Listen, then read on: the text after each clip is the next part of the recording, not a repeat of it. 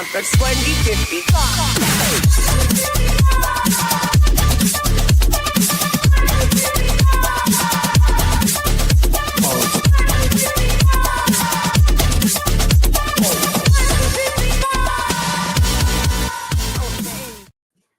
How's it going, everyone? Welcome to the Pulse Conference 2055. This feels weird saying it. Usually I'm like, welcome back to the show.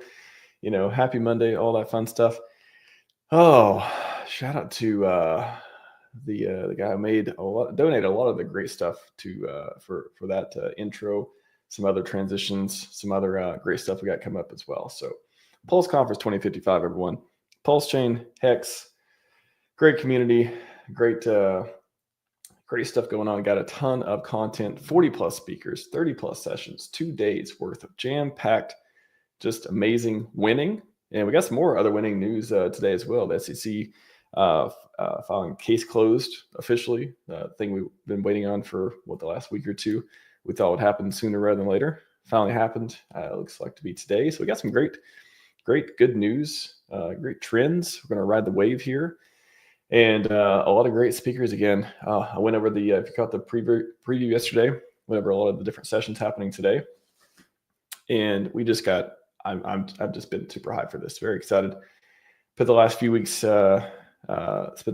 putting this stuff together, and really just want to make sure we have a place to, again, pump up our community, to provide a lot of content for onboarding, a place to, we'll get the questions as we can. I know the chat's going to be popping off all day for the next few hours or so, but I really want to cultivate a space where we can ask questions, we can learn from other people, we can motivate, we can inspire each other, and just really keep the excitement going. Again, these are, whether it's sunshine, whether it's rain, whatever it is, we're here, and we're here. You're here for whatever mission you're here for. I've explained my mission 10,000 times. Pun intended. And everyone's here for a different reason. So let's come together every once in a while, share some ideas, talk to each other, have some debates, have some friendly conversation, have some learning times and all that stuff too. So I'm going to get to chat. Don't know how many times I'm going to get to chat today. But again, feel free to get all your stuff in. Speakers, please be on standby. I think we got coffee coming up in a few minutes. Again, I started a few minutes early today, but coffee's up first with the keynote in about 10-15 minutes or so. And all the other speakers, please take a look at the conference schedule. I'll put that in the chat to make sure everyone has it, but it's also pinned to my Twitter, which is at RHMax. Just the way it sounds, but I'll put it in here as well. Let me put it in the chat, and I'll pull up on the screen just to remind everyone. We'll take a look at the agenda real quick. Then I'll get to chat. And then I'll get into opening remarks just for a few minutes. We shall start winning hard. Restart the winning today. Happy Cinco de Mayo, by the way. Happy Cuatro Cinco de Mayo. So today, first off, let's see. Again, we got coffee coming up with the keynote in a few minutes. And then after that, we got Crispy Man. It's going to be up. Hex 15 minutes or less. We got KG coming up. Blockhead, marketing the memes. We got Crypto Calm coming. 4.2 million PLSX prize. So you want to stick around for trivia around 2:45 p.m. Hopefully everything goes well with the schedule. We don't have any delays, all that stuff. Things may get shifted around about a few minutes here or there, but we'll try to keep on track as much as we can. But we got some trivia there. 4.2 million is around $100 in PulseX. What if that's worth $1 million one day? What if it's worth $10,000? Could be worth a lot more in the future. We certainly hope so. So appreciate our donations there. And we got the Sci-Vive panel and debate coming up as well. Actuator protocol. You got C3 Works. I think that's Bill coming up to talk about that.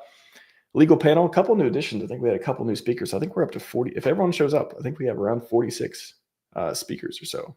So we had a couple late additions. I'm like, okay, well, yeah, if you want to come by, you can. So we got a little bit more on the legal panel and the I think PulseChain panel, which is happening tomorrow, as far as the schedule goes. Got PulseChain infrastructure again with Chris and Van coming up. Project Pi longevity panel. Aubrey DeGray is going to be here along with a great panel on that as well. Then we got Top Gun coming up. Community panel is going to be rocking, and then we'll close out the day. Should be pretty fun. lot of good stuff in between. You know, I got a few surprises or just fun stuff here and there, and then also, yeah. So stick around. Should be fun today and tomorrow. A lot of great stuff happening. But that is it as far as the schedule and stuff goes. Let me get to chat here in just a second, and we'll get into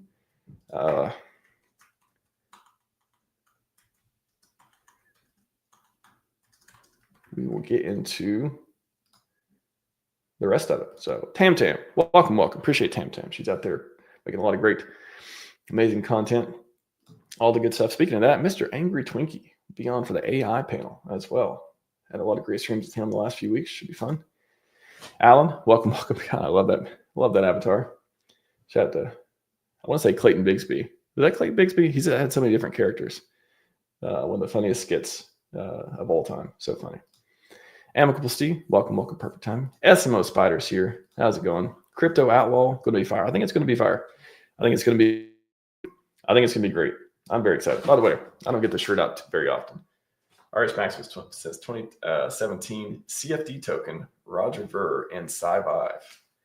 This is one of my favorite this is the first shirt I ever made.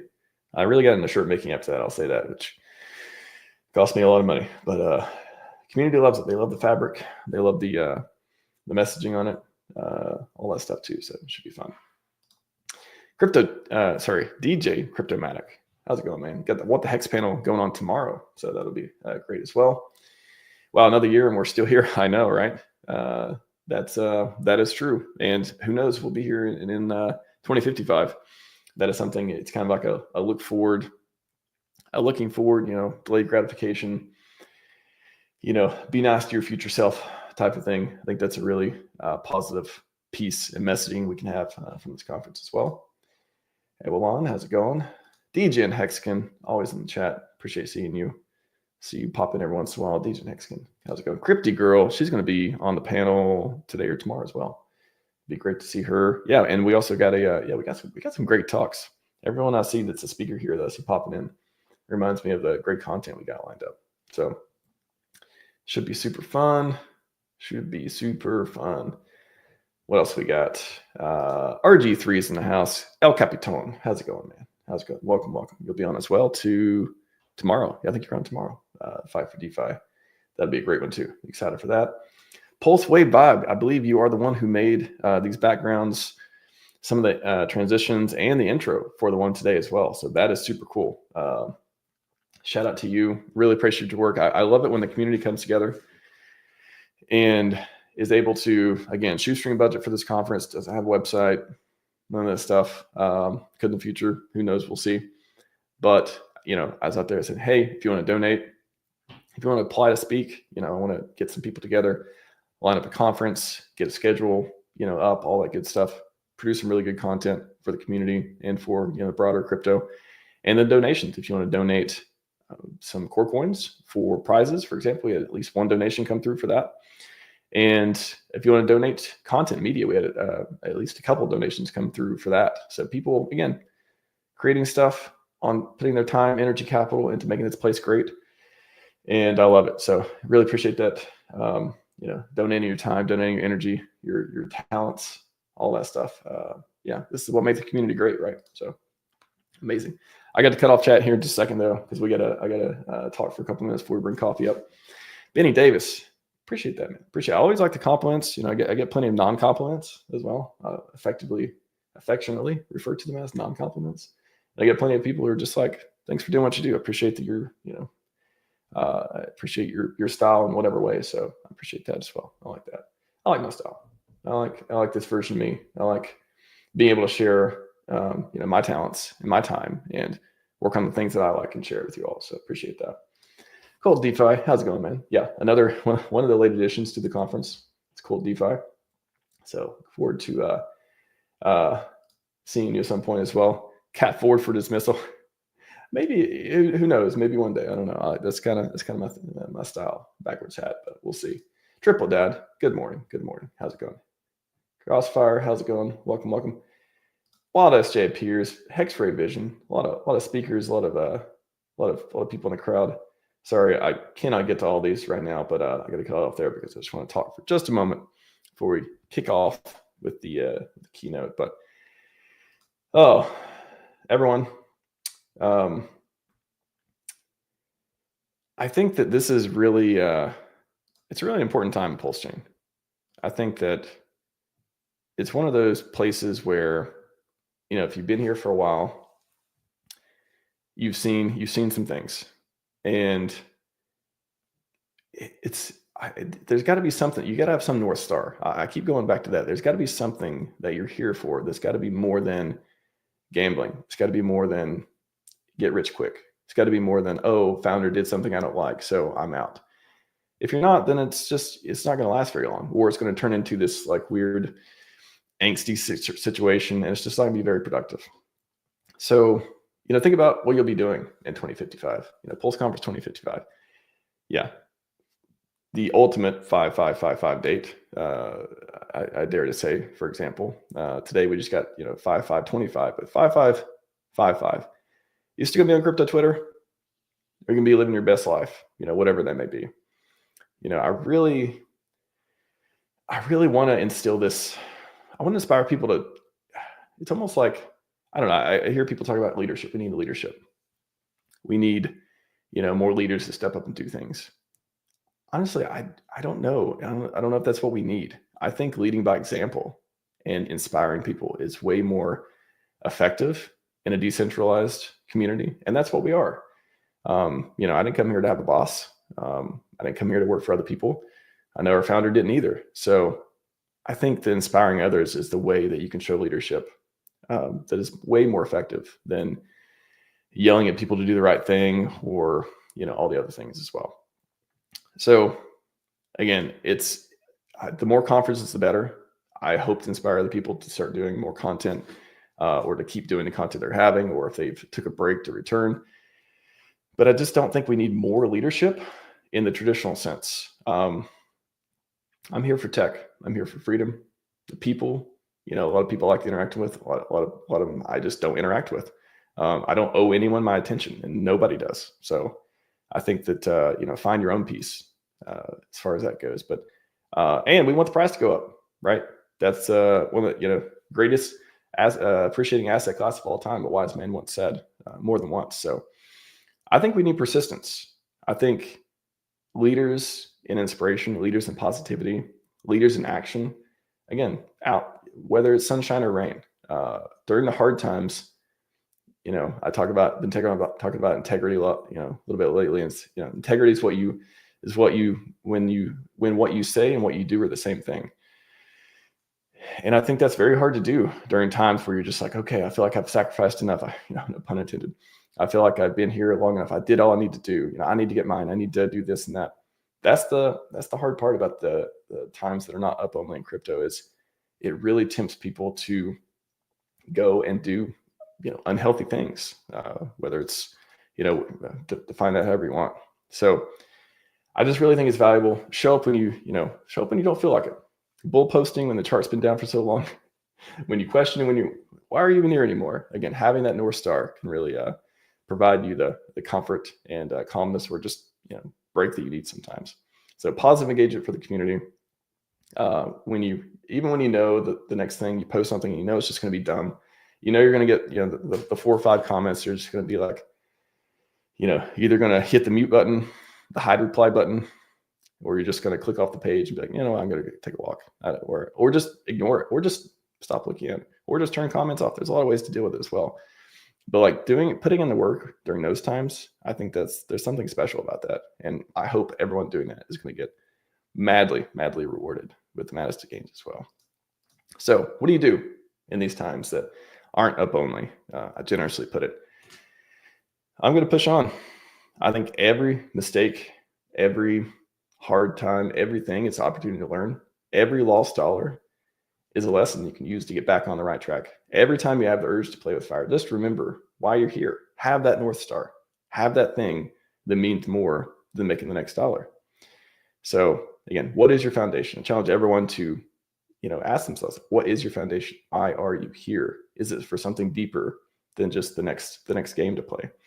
I hope it's not a quick hit. I hope it's not a quick hit of dopamine. Resist the temptation. So, resist the red candle syndrome. That's new people coming to PulseChain need to see an amazing brand. They need to see the new amazing website. They need to see the big community, not the disappointing people angsty about price action. Show them the good stuff, right? I don't think they came here. I don't think they care about the history. And if they do, tell them about it. But like, hopefully that won't be the first thing to see every time they open up X or get on a channel and just hear a rant about how we've been waiting too long and how, Richard, fat man or something like that. So, and I mean, there's plenty of comedy to be had there. There's plenty of great jokes and memes and stuff. And there's a way to do it in an artistic way, but try to be artistic about it. I'd say that there. So hopefully they'll be in, new people coming in, they'll be able to get the X's. Hopefully you've got some dry powder. And if you think the prices are cheap enough, you'll be able to buy it and make some good stuff. But again, outside of that, there's so much more you can do to make a contribution. And that's where I try to lead. If I'm going to lead somewhere, I'm going to lead in a way that shows people what is possible. That shows people the hard work they put in, they can get rewarded outside of instant gratification. And some people come here to work on the projects they want to do, and permissionless innovation is one of the things I respect the most about this place. And I think that you can come here and you can, be anyone you want to be, do anything you want to do. And that's special. Like, you forget how special that is when, you're poor, right? You forget how special it is when you don't have constant things to entertain you and good news all the time and all that stuff. You forget how special that is.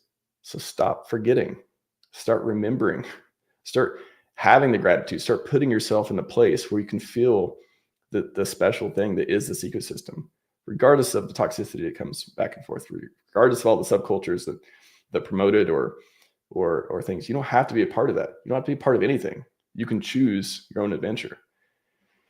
And again, that's my rock is based on principles. I'm here to win. That's why I do what I do. I want everyone else to win too.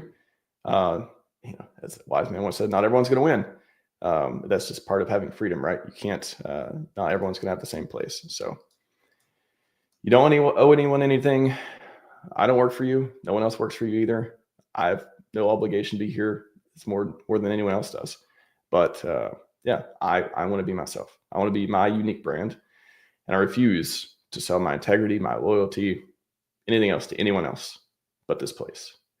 So maybe one day that'll change, but today ain't that day for sure. So stop wrecking yourself. How about that? I wrap up on that. Stop wrecking yourself. Believe in something. I believe in RH. I believe in this community. I believe in the code. I believe in the products. I believe in the ideals. I love the core coins. I like some of the community coins too, but some think I'm too maxi. Some criticize me for not being maxi enough. I don't care. It's not what I'm here. I'm not here to be the most popular. I'm not here to follow the trends. I'm here to put forth the effort, promote things that I believe to be true and that I think will help people. And winning is the only sound my ears understand and the only thing they want to hear. And it's a beautiful language. So it's time to get fluent in it again, for real. So I'm exactly who I need to be. Hopefully everyone else can kind of reflect on that and figure out what they want to do. But stop complaining. Let's get to work. Let's go, PulseChain. Let's go. All right. There's my monologue. There's my opening remarks.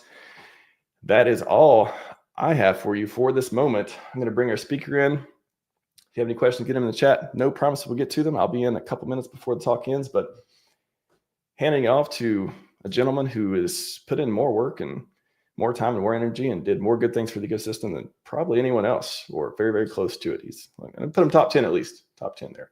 Welcome to the conference, Crypto Coffee. How's it going, sir? Thanks for having me, Max. How's my audio? Your audio is fantastic. I know we don't have a green room. All right. But you're doing good. You're doing good, man. Yeah. Take a drink every time you hear the word shoestring budget. No, I'm just kidding. I know. We just had a video about that. So when I say it, I think I said it more on that show than anything else. So yeah, I hear you. Well, thanks again for doing this. Good opening remarks, and I guess I'll be doing the keynote. Are you gonna? How does this work? I'm gonna pop. I'm gonna leave. I'm gonna leave it to you. I introduce you. I'm gonna leave, and then you're gonna take it over. I'll come back in about 25 minutes, and you give the people what they want, man. Sounds good. All right. See you soon. Yeah.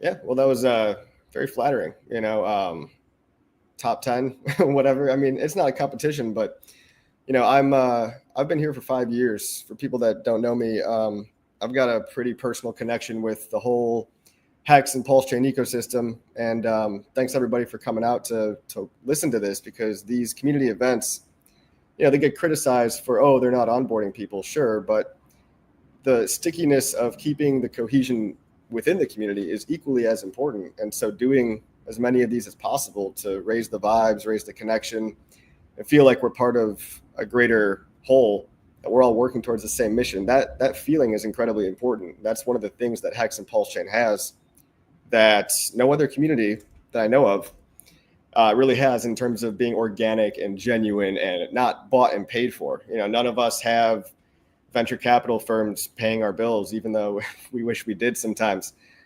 We all have either built our way or marketed our way to kind of the spots that we're at today. And everybody adds some valuable content in one way or another. And PulseChain is really the last remaining bastion of grassroots organic cypherpunk ideals. And I know everybody here has some level of respecting that. But we've got everything that a thriving community should have in order to, like Max says, in order to win. And it's about more than just crypto, right? Obviously, it's about making money, but it's about belief, common morals, common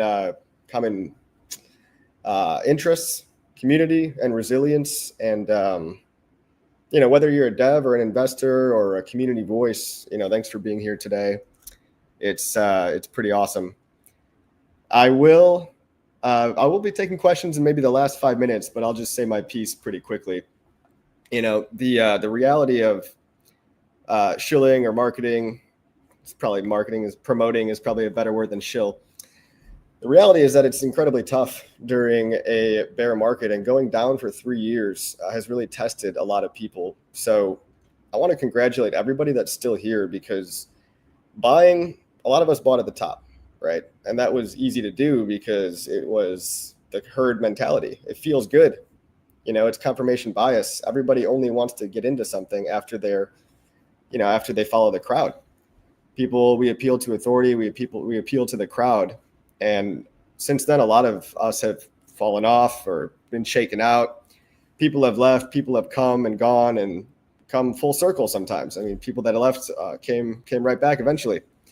But it takes courage to hold and stick by your beliefs and double down when times get tough.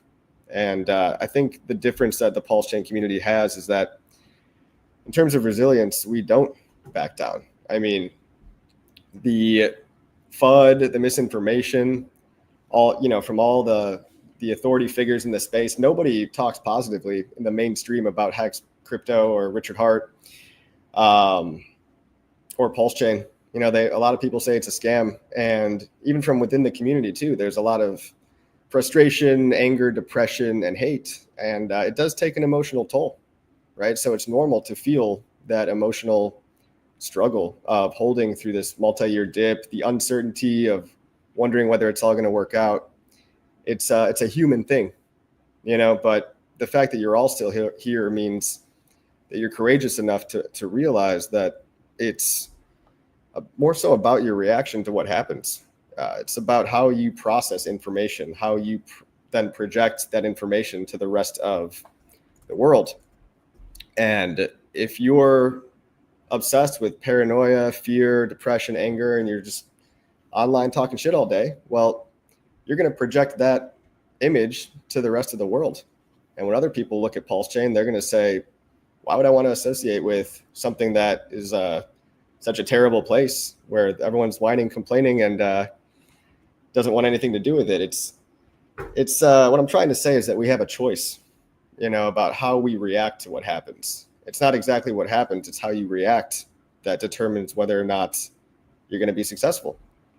Sometimes it takes a shift in identity. Sometimes it takes having to really take action. And taking action, whether or not you're certain that it's the right action in the long run, any action is better than no action. And, you can really choose two sides. You can choose to get overwhelmed and complain and whine, but that doesn't add anything. And in fact, it just takes away not only from others, but from yourself as well.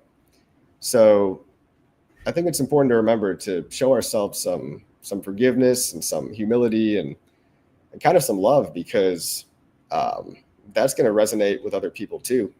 And you all deserve it, right? I mean, being here 3 years in a bear market and doubling down and working harder than ever to build this empire. This is something that, it's only going to be rewarded in the end. And people are only going to come out of the woodwork at the end to congratulate you. But we've got this core group of believers at the bottom that is diamond-handed, that's sticking with this thing when the prices are down. So it's like I tweeted this the other day. It's cliche, but your vibe does attract your tribe. And the more, I feel like everybody watching this stream right now understands that. It's that persistence is what wins at the end of the day. There's a Calvin Coolidge quote about persistence, and that has to do with the choice we all make. We could choose to quit, give up, complain, or double down, create rather than consume, to build rather than destroy. So shout out to everybody for really actually realizing that. I see a lot of people come and go, whether they're in the community or from outside of crypto. And I think that's the reason most people don't make it, is because they just can't handle it. It's when times get tough, a lot of people give up. But the PulseChain enthusiasts, the Pulse tards, the hexicans, we're too bullish. We're perma-bulls at the end of the day. We're over a long time frame. We're all staked for 15 years. And so we understand that yes, you can be optimistic and realize that there is much work to be done, because that beats the self-defeating, self-victimizing alternative of being pessimistic and just sad. And that's the reason that, again, a lot of people, they drop out. They buy crypto high, they sell it low. Sometimes they get scammed, but sometimes they kind of scam themselves with their lack of conviction. So we're a special kind of crazy, special kind of delusional. And, the only difference at the end of it all is going to be the price. The price goes up, they'll call you a genius. But because the prices are down, they'll call you delusional. I think we've hit critical mass. I don't want to say it's time to rest on our laurels and just sit around, and you can be too optimistic to a degree where, it's all going to work out, I don't need to do anything. But what I love about the Hex and PulseChain is that we realize that you can be optimistic with the drive and ambition, and realizing that, yes, there's optimism, but yes, it does require action. And over a long time frame, we will reach whatever vision or version of the vision that you have internally. And that kind of leads me to my next point about just the developers, the builders, right? This whole conference, this whole chain, it's the developers and builders are kind of like, where else would you have an environment where software developers are like the rock stars of the show? Everybody building, they're kind of, you don't see their faces a lot because they're busy building the actual stuff that we just yap about, or that I do. But this conference is like a tribute to all the dApps, all the community, even, the moderators and Telegram, the educators, the people that didn't disappear when the green candles stopped coming. So I could go on and on. It's like we've got exchanges like Coast, wallets like Internet Money, hundreds and hundreds of apps that I would probably be here for literally hours trying to remember and talk about all of them. But you guys aren't working just to get a quick pump and dump, right? Everybody's working towards a legacy, a long-term vision. A lot of us are staked in Hex for multiple years as well. And so we're doing it for more than just, social media likes or pump and dump meme coin stuff. And that's all going to happen on the chain anyway. But there is an underlying cohesion that we all want free, open, peer-to-peer digital money, and we want to get rich and we want to get free in the process. And again, I see the writing on the wall. I think that critical mass has been achieved, especially in PulseChain. When the world adopts crypto, when everybody has a wallet baked into their phone by default, what's going to matter is who's built the best infrastructure and who still has the attention economy in their favor. And right now that's PulseChain. We're regularly the top 5 chain. which is incredible by volume and stuff that's harder to fake. If you look at Dex Screener, we're less than 2 years old, and we're beating out all these other chains that most of the time just had a bunch of VC money. I mean, you've got some of the winners: Binance Smart Chain, Solana, Base, Ethereum. These are all winning chains, but they've proven over 5, 6, 7 years that they were the winners or more. And PulseChain is up there as a contender after not even year 2. So we're on the right track. Let's give ourselves some credit, because it's easy to focus on the downside, right? There's, why isn't the price pumping? Everything is going great. We've got all the DeFi, all the meme coins. We've got all the NFTs. We've got exchanges coming. We've got fiat on-ramps. We've got Banksa coming up. Shout out to hexscout.com for getting a Banksa listing. We've got all this stuff, but why isn't the number going up, right? It doesn't happen overnight, and there's forces outside of our control. So, it's good to give ourselves a little bit of grace on that end. Trump tariffs and global uncertainty. Fed rates are still high. I mean, crypto's never had to exist in a quantitative tightening environment. And this is kind of us dealing with the aftermath of all this money printing, all this hyperinflation during the COVID cycle and everything. We're still paying for that. But nothing is permanent, and everything is cyclical. Everything really is cyclical. Things will come back, and I just want to be in the right place when that happens. And I'm sure, like all of you watching this, you realize that PulseChain is the right place where we kind of take things into our own hands. And if you're here watching, you've already passed the hardest test, which is just not quitting, right? That persistence thing, not giving up. It's tough. There's a lot of toxicity on X, a lot of scammers, engagement farmers, just tribal stuff. And I feel like we're at the point in the cycle where everyone's even just so depressed beyond that it's become so apathetic that people don't even have the energy to be angry anymore. We're just actually depressed. It's not even panic. It's not oh, sell everything. It's just trudging along sideways or at the all-time low. And it can get really easy to be sucked into that. I find myself doom scrolling a little too long sometimes, and it's okay to protect your attention, to protect your mental environment, right? So if someone is a net negative to themselves and others, feel free to curate your feed by muting, blocking, and just choosing the vibe that you want to project to ultimately onboard more people. Don't let someone else's fear basically hijack your vision of where you want to end up being. There's a saying, misery loves company. And it's it's easy to get sucked into that. I totally understand. I do too. I get sucked into that stuff all the time.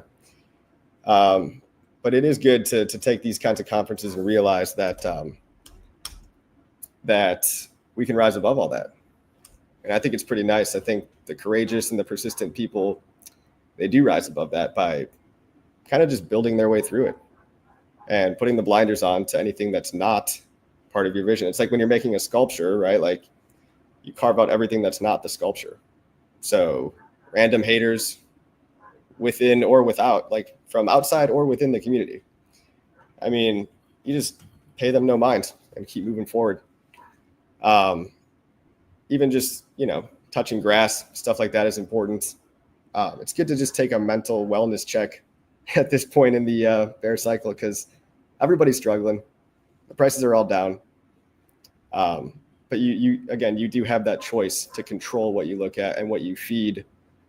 And if you feed the trolls, you feed the egregore of that's kind of like a boogeyman, right? Of this, it's all made up in the collective consciousness is what I'm saying, right?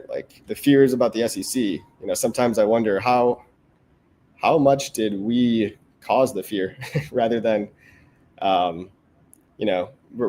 actually help it.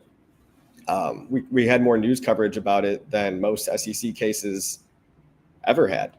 And that shows incredible passion, right? But then there's two ways to look at stuff like FUD like that. You could say, oh, well, we're going to beat them one day and it's going to be glorious. Or, oh, woe is me, this is terrible.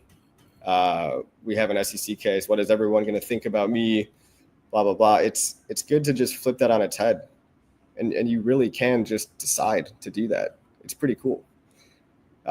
Yeah, you can just do things. Sam Altman. So what is in your control, right? Learning, building, connecting and promoting with other people, and protecting your mental health. All that stuff is in your control. What's not is like whatever Trump decides to do, or whatever wars break out, or if there's like some black swan COVID. Like, we can't beat ourselves up for that kind of stuff. And sometimes that comes with the danger of just zooming in and creating more than you're consuming, more than you're creating. Like the danger of like obsessing over like the charts every day, or the X feed every day. It really does get a lot easier when you're crafting the narrative, and when you zoom out and aren't letting your emotions get caught up by whatever the daily price candle is, which, you know, I should take my own advice sometimes, because I'm probably, not much different than everyone else in terms of waking up, checking the price, and feeling defeated. It just comes down to that internal locus of control, like knowing that you have a lot more power than you might think that you do, and remembering that. And that's all I got for you. It's kind of just winging it here. You don't need to be perfect. You just you need to be aware and present, and don't let attention thieves steal all your attention in a negative way. And we should celebrate the fact that we're all surviving, right? We're all surviving, not just surviving the bear, but like preparing for the bull market as well. I don't know how much time I have left. I suppose I could take questions, but Max is back. We can riff a little bit. We can riff a little bit. Yeah, the opposite of what is it? The enemy of good is perfect. I know you remind me of that one as well. So I think that's everyone out there looking at their portfolio and it's like, oh, it's down. It's like, well, again, you have the power to frame this however you want. You can frame it as, oh, I got scammed, or you can frame it as, oh, the whole community is aligned for glory. So like, let's go up. Maybe we got to wait a little bit longer. Maybe we got to push harder. Maybe we got to wait to better conditions, but you have the power to control that stuff. So you can make yourself sad all day long. I would prefer not to do that. Yeah, X is a sadness machine, right? Like, it's not even just crypto stuff. It's like, it feels like everything nowadays is race baiting or like rage bait, basically, of like people, unfortunately, for better or worse, that they can now make money on monetizing your anger. And they're coming after like everybody that's gonna like decide to get in a Twitter argument. Like, you don't actually solve any problem. You just feed the one guy that's sowing division through this really dark kind of black hat money making method, which is like, the Jews or the blacks do blah blah blah. Like, people just try to make it's black versus white, or it's a lot of it's male versus female or something. And they'll try to just pit people against each other.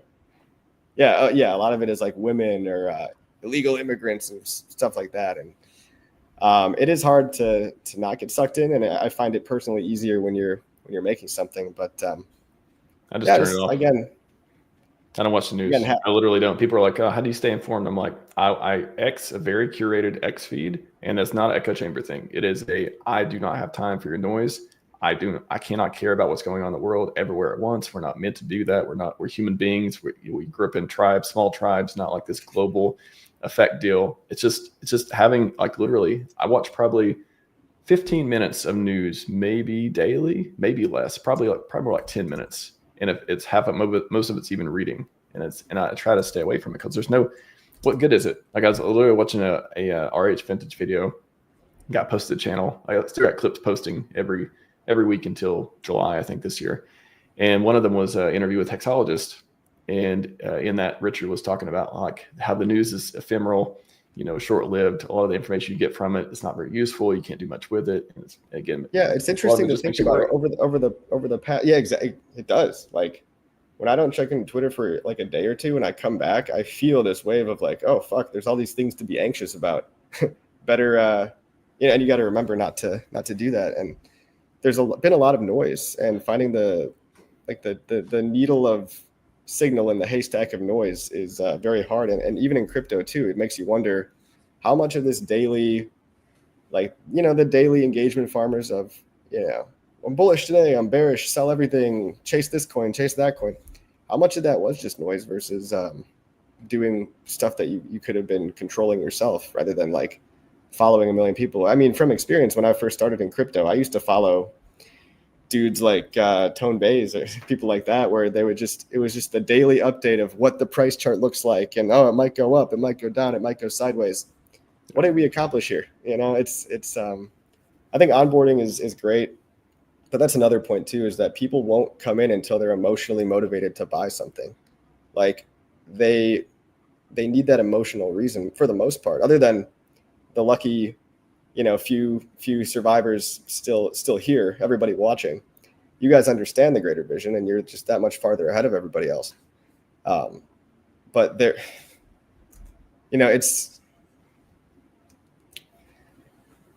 why would you want to be on a chain where like everything sucks, right? If you're a new person coming in and you're coming in and you're seeing all this negative sentiment of how bad everything sucks, you're not going to really be emotionally motivated to buy. And so it is hard you can't force it. You can't force feeling good. Like I can't just pretend everything is great right now. But I don't think new onboards, again, I speculate, I don't know for sure, but I don't think new onboards, like when they come on board, they've bridged over to PulseChain for the first time, or they bought Hex and they go to stake it or whatever they do for the first time.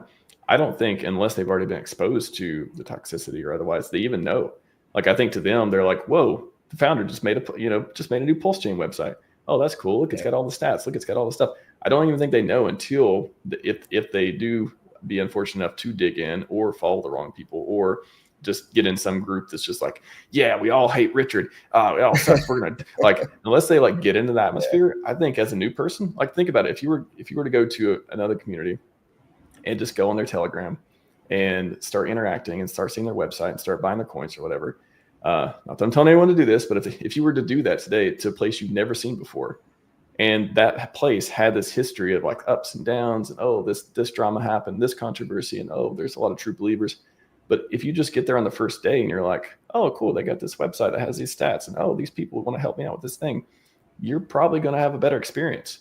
And it's like everyone else who's trying to reinforce the pain that they felt throughout the last couple years or so, and all the angst or grievances or stuff they have. That's what's like making it like the new people have the worst experience. It's not a natural thing. We can be positive and people can have good experiences. And I don't think they come to the chain. Honestly, I don't think they come here and say, oh, this place sucks. And unless they see a bunch of stuff that does suck. And that's what we're creating. So stop creating that like that. That's what I'm saying. It's hard though. I mean, again, that goes back to the personal choice of you actually can change your mental state by just choosing. But a lot of people haven't discovered that yet. And I think it's awesome.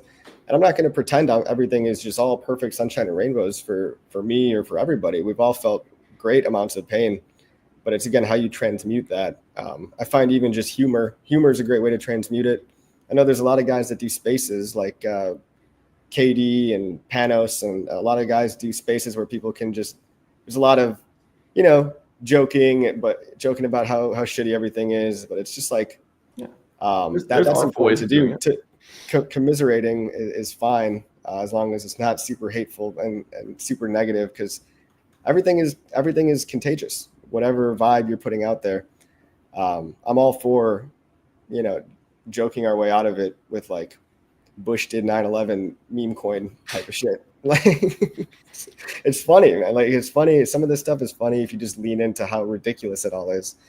But I think there's a line where if you cross it, you're actually doing more harm to not only to yourself, not only to others, but yourself as well.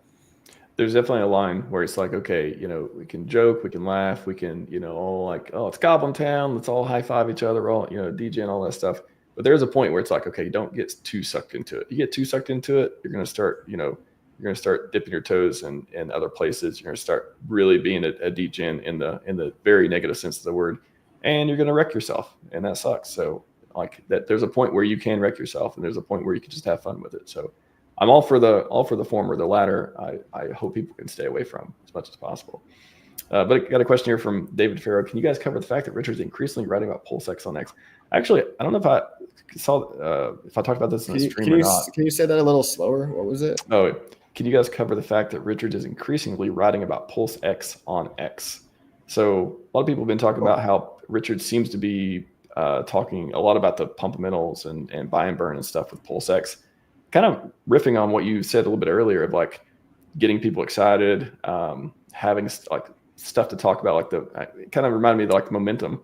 Do you think that combined with other things we've seen that changed recently, turning on comments and SEC stuff, winning and all that stuff recently, he's trying to promote the coins away? And if so, like why PulseX? Like why not? Why hasn't he been like banging the drums for Hex as much as PulseX, for example? Well, PulseX is, I do start, there is the argument to be made of what's got more sell pressure. Hex has an entire cycle of bag holders that are potential liabilities for the price. PulseX also has a giant sacrifice set, and that's always a liability, but it's been, maybe he's reading or picking up on the fact that most of the paper hands in PulseX are actually out.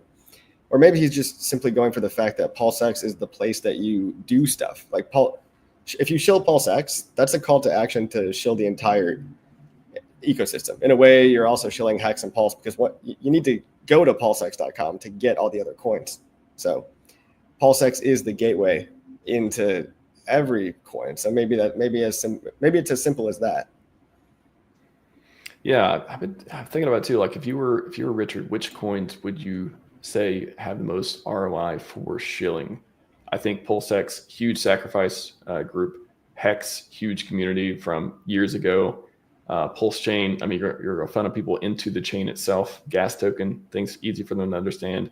He's talked about ink before, leverage pieces, and then most, and he's talked about some of the pump tire stuff as well.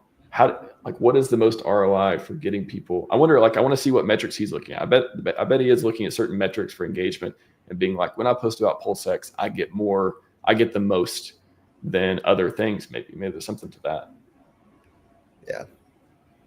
Yeah. Awesome. Are we at time here? I'm not sure. We're pretty much at time. But any closing thoughts? Any final words from Keynote at Pulse Conference 2055? Hex, PulseChain, PulseX, all the other coins, all the meme coins and stuff.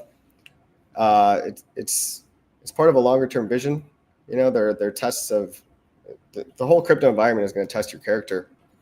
But everybody in PulseChain that's still here is strong and mostly positive, and understands that building through this brutal bear is the only way the only way out is through, right? So if we can just stay kind to each other, motivated, and focus on the vision, then we're gonna get there, and we're all in it together. So do the hard thing.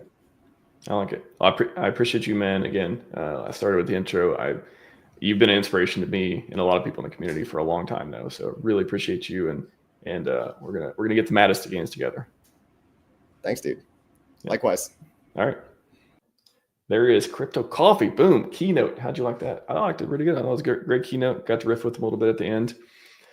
We're continuing on though. I got a quick transition video before we get into Crispy Man's 15 minutes or less for Hex. Very excited for this one. But first, let's show you our strong founder. Shout out to Richard Hart. So you're in trouble when your extra large road weight belt doesn't fit no more. I guess I haven't been lifting on the cardio machine so much. So I'll give lifting this heavy crap a try. Let's give it a shot.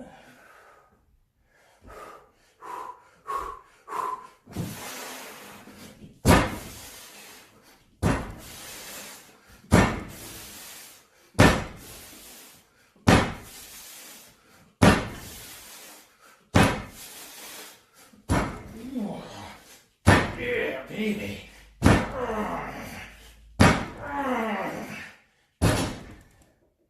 Pussy hands are giving out.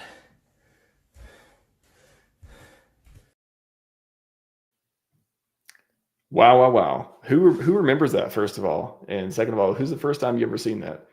If that don't get you pumped up, I don't know what does. That guy is strong. Honestly, sitting in a chair, when I see him sitting in a chair all the time, you don't look super strong. That's the strong man. That's a strong man right there. Strong hands, strong brain, billionaire founder, genius guy.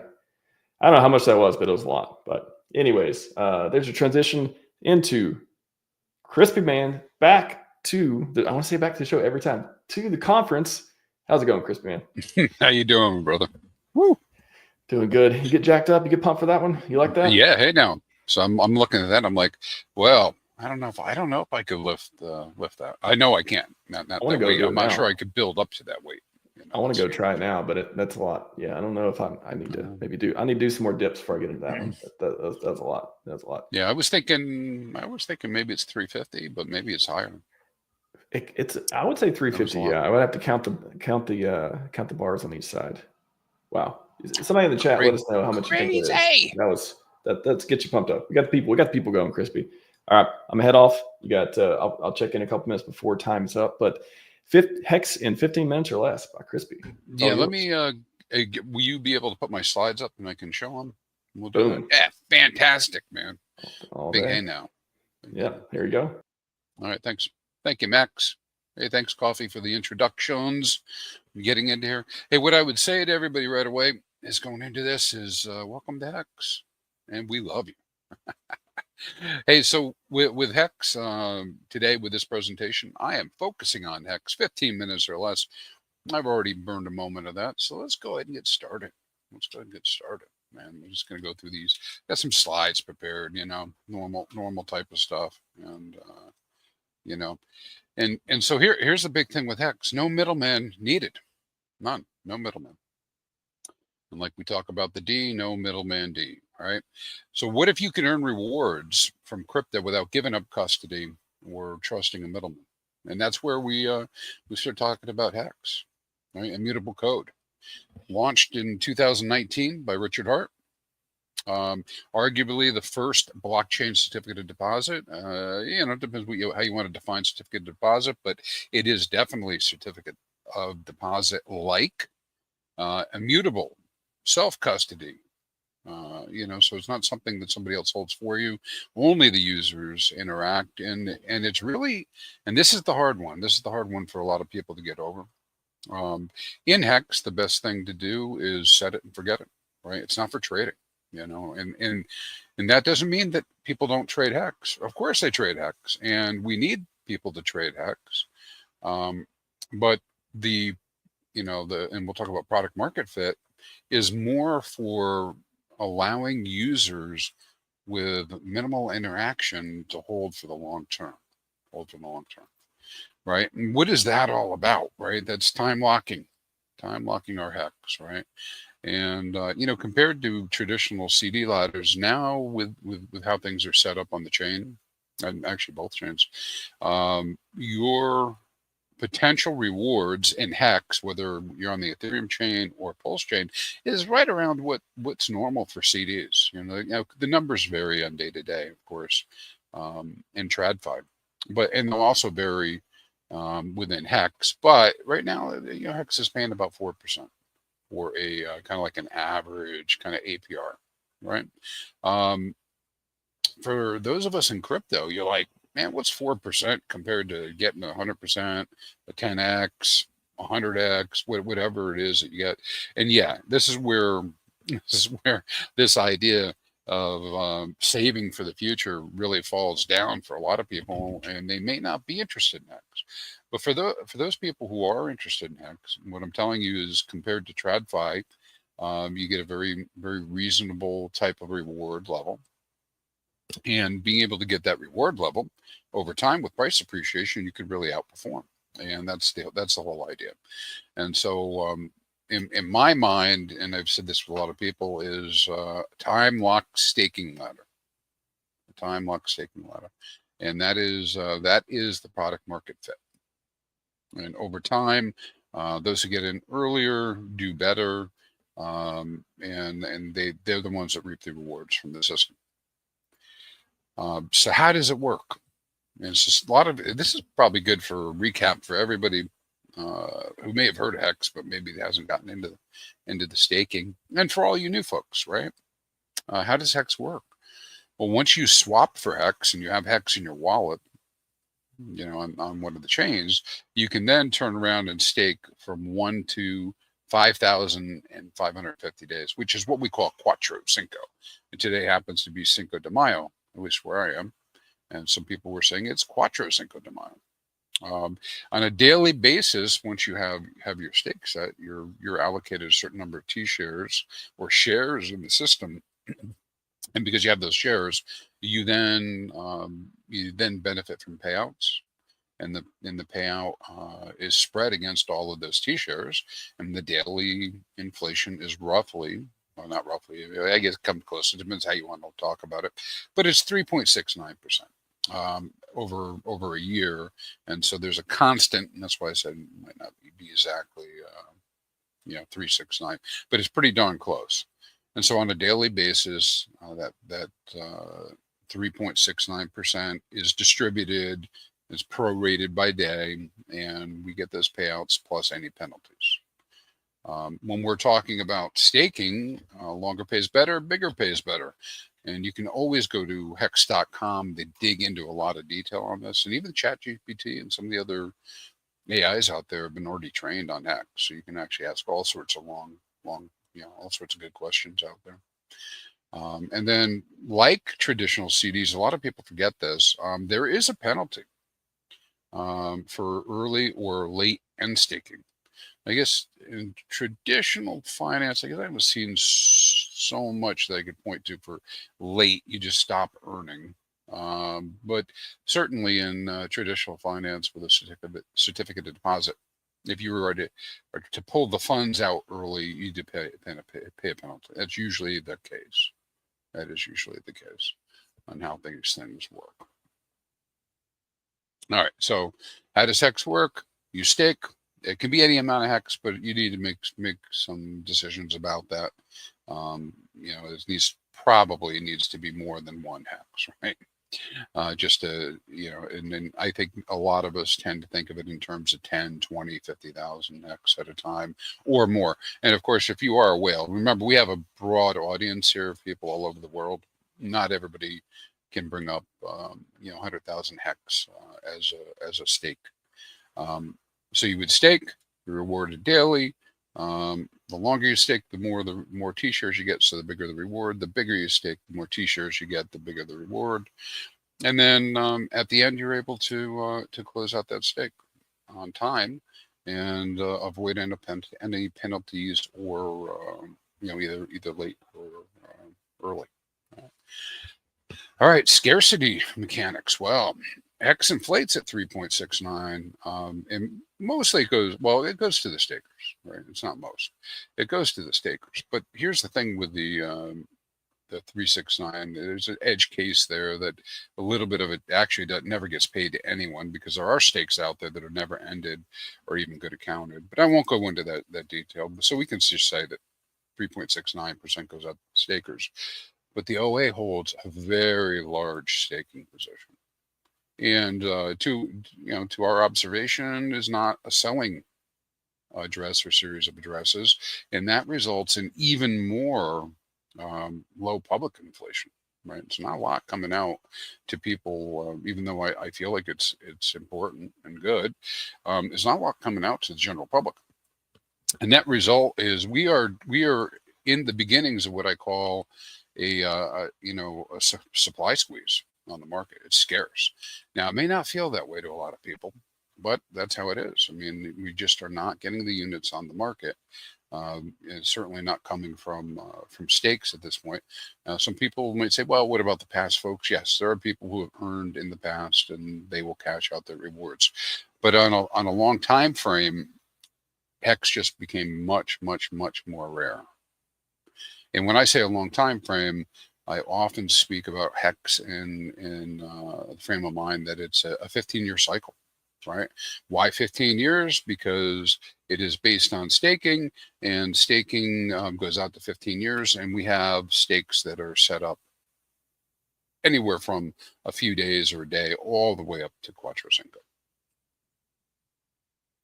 All right.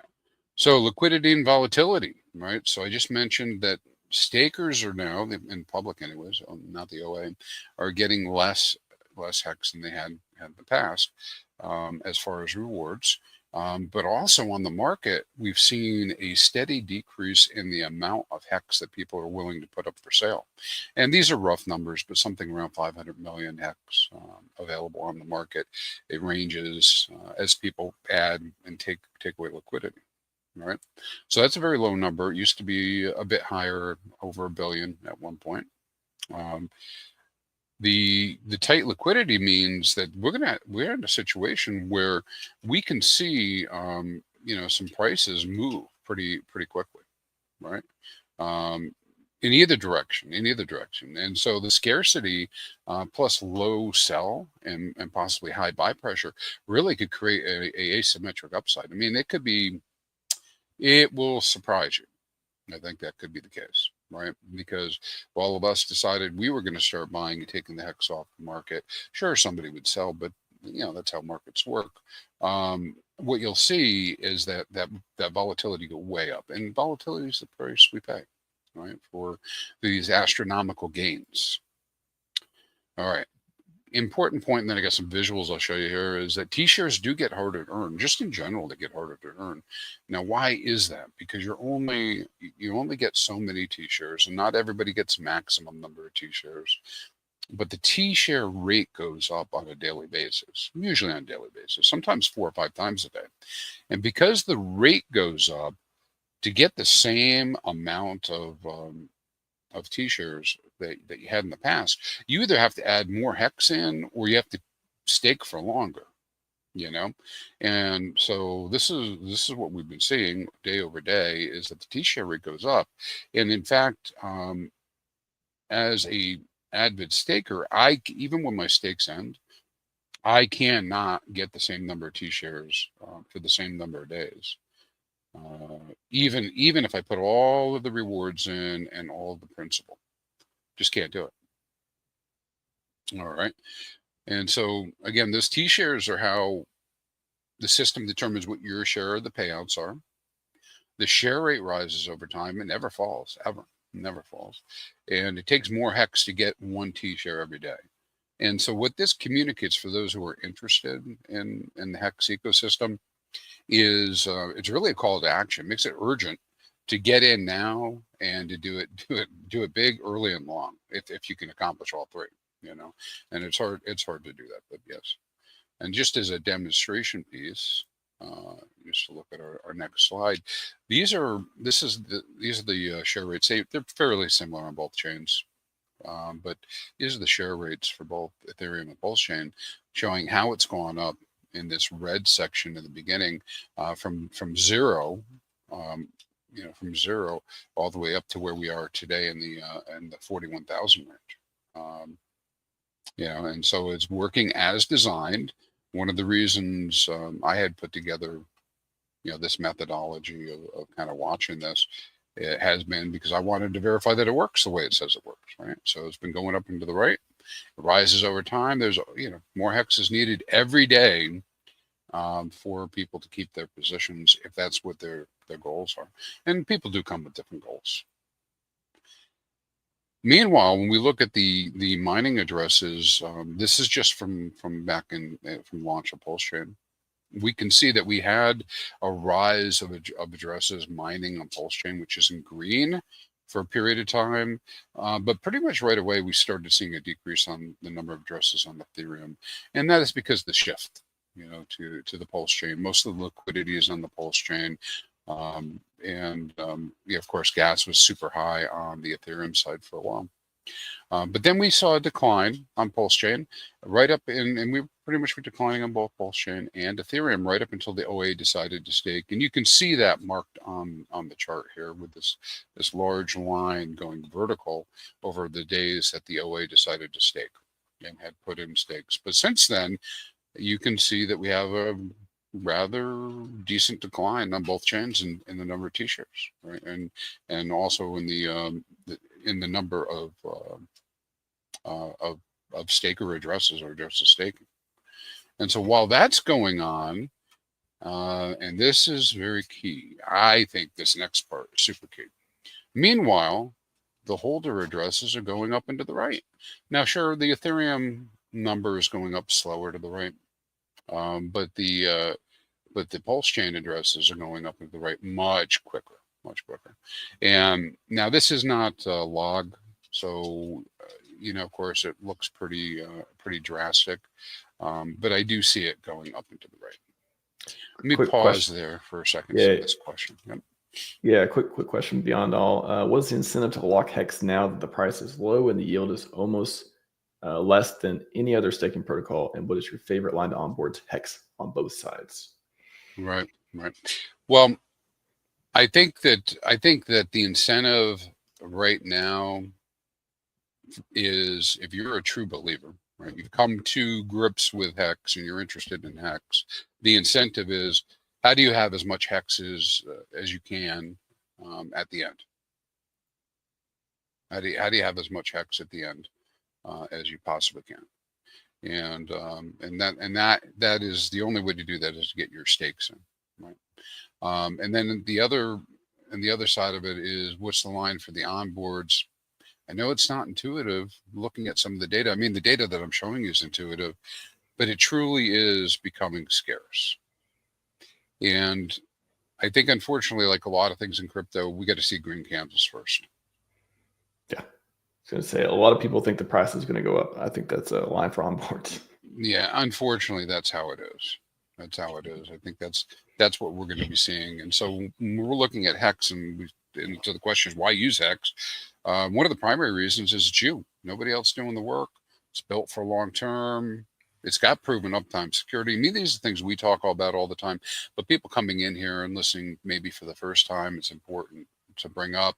And it aligns with delayed gratification, the idea of saving, and most importantly, some people might call them first principles when we talk about design, but when we're talking about blockchain, not your key is not your crypto. And that is an alignment with that, self-custody, peer-to-peer, to the extent that we can have it. Now, that doesn't mean we don't have a few risks that are out there. We know market volatility is there right away. If somebody was going to criticize, they'd be like, yeah, but prices aren't up. You're right, they're not up. So there's volatility in the market, but a cycle has tops and bottoms. And as Coffee pointed out, the cycle's got a cycle, right? So you can't just assume things will never move. We're not mind readers. In this case, there's extremely low smart contract risk. Contracts audited, no admin keys, runs by itself. You can validate that yourself. The other part of it is, if you're looking for a quick, hey, I'm going to get my 1000x, perhaps it'll happen this time around. But really, to benefit, you got to go long term. You got to be thinking long term. And then the other thing, Max, that's really taken off for us has been this idea of ecosystem growth. I don't know if we could have envisioned it in the beginning.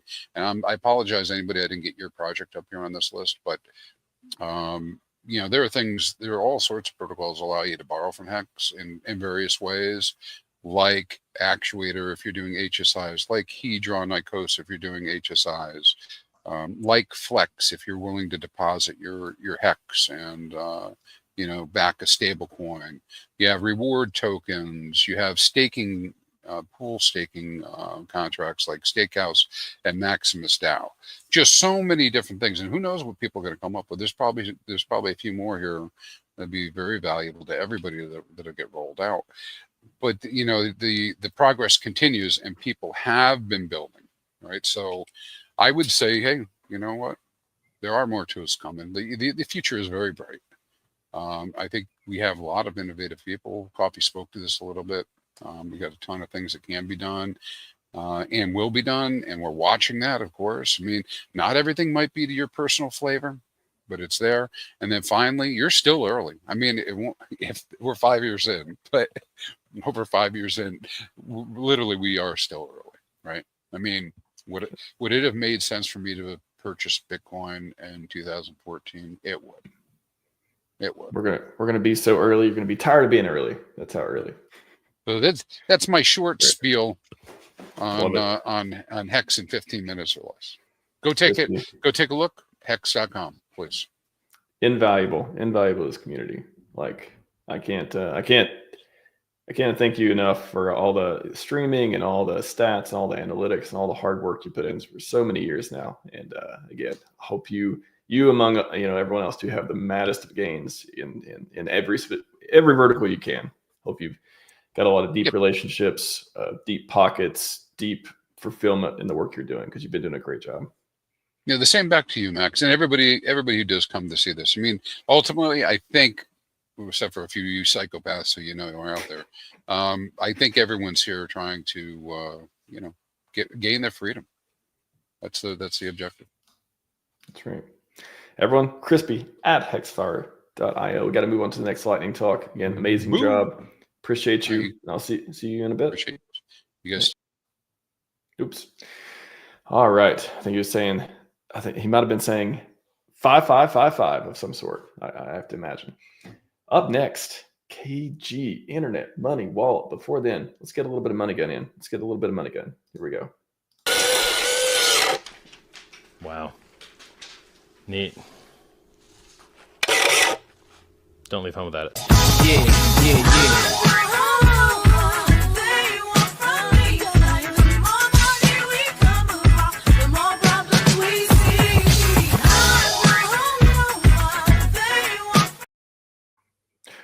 Any peers? I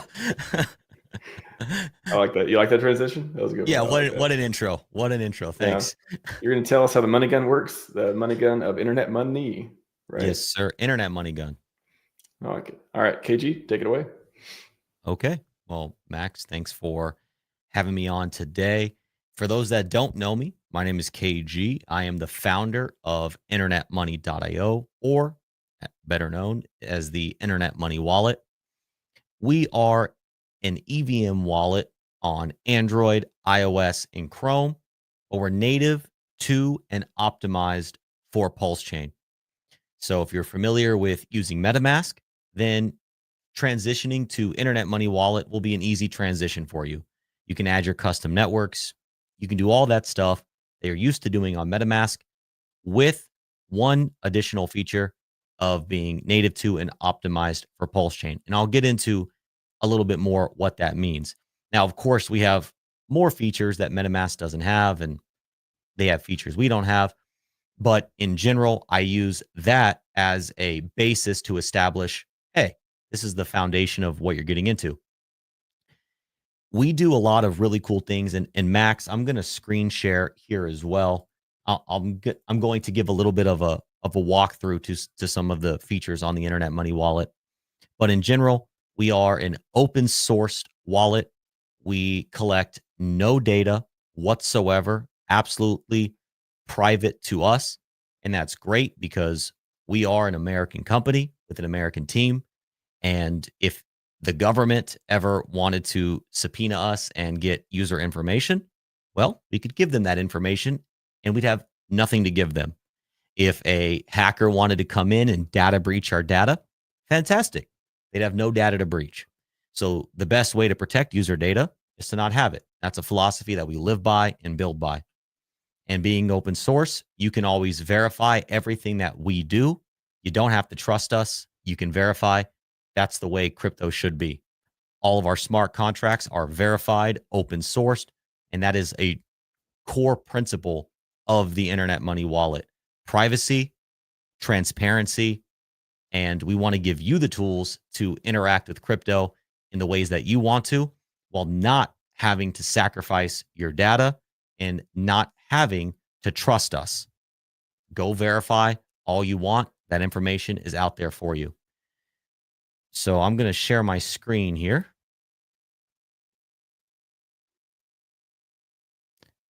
Fantastic.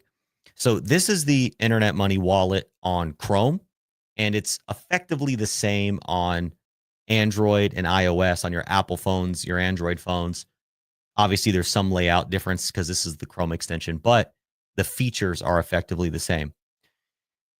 So one thing that's pretty cool that we added relatively recently is up here in the header, you can, at a quick glance, see the price of whatever native coin for whatever chain you're on.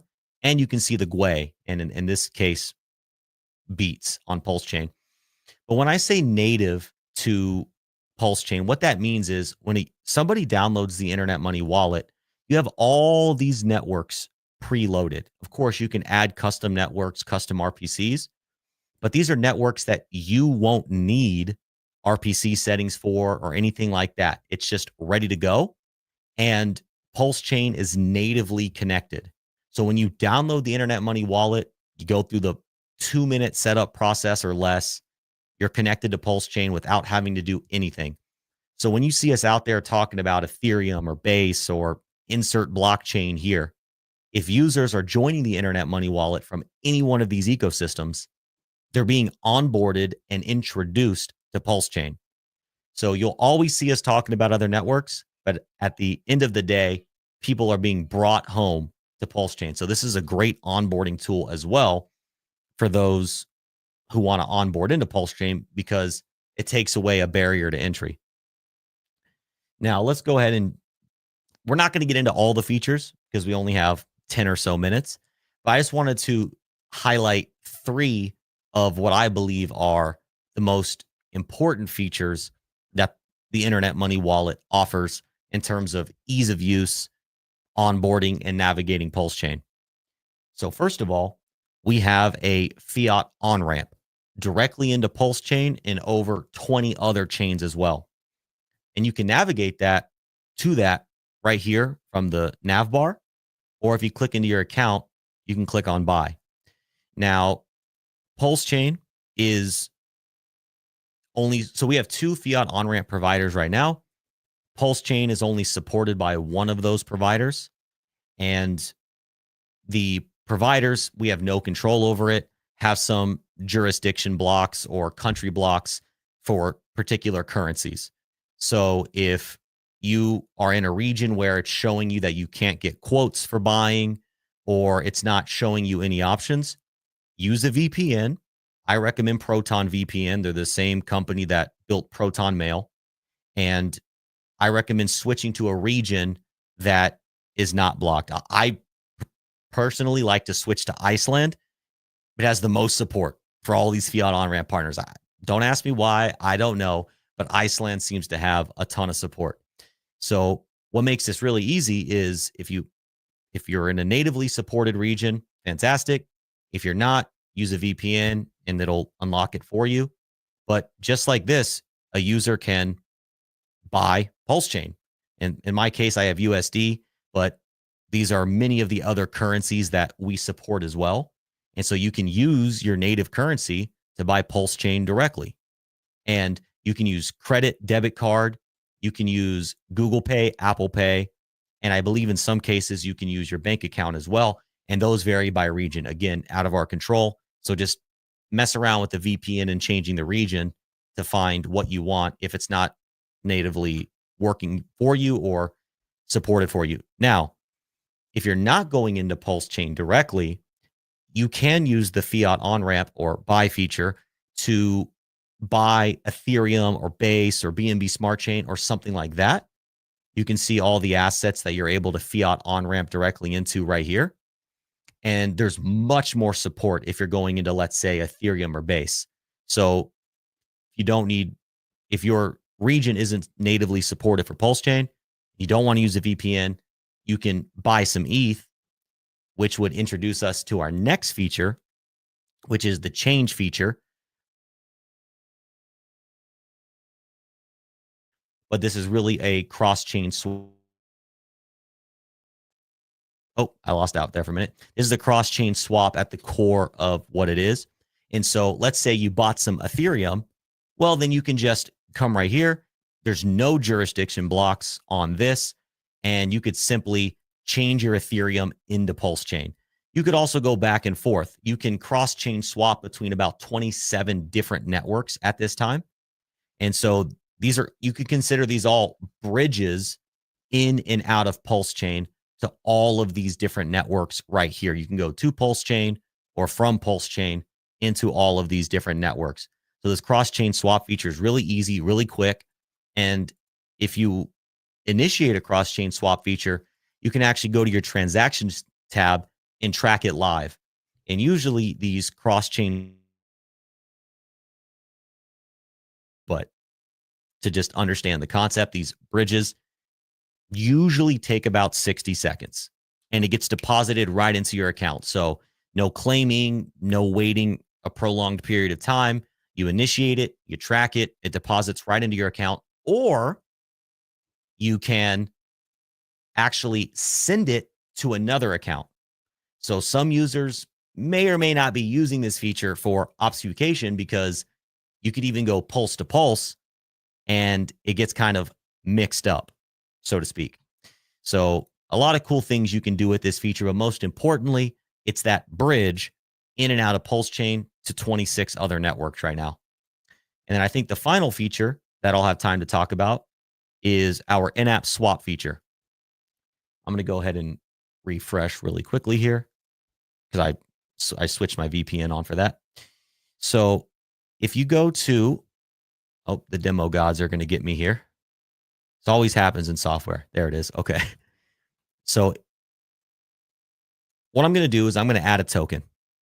So I'll add some hex for this purpose.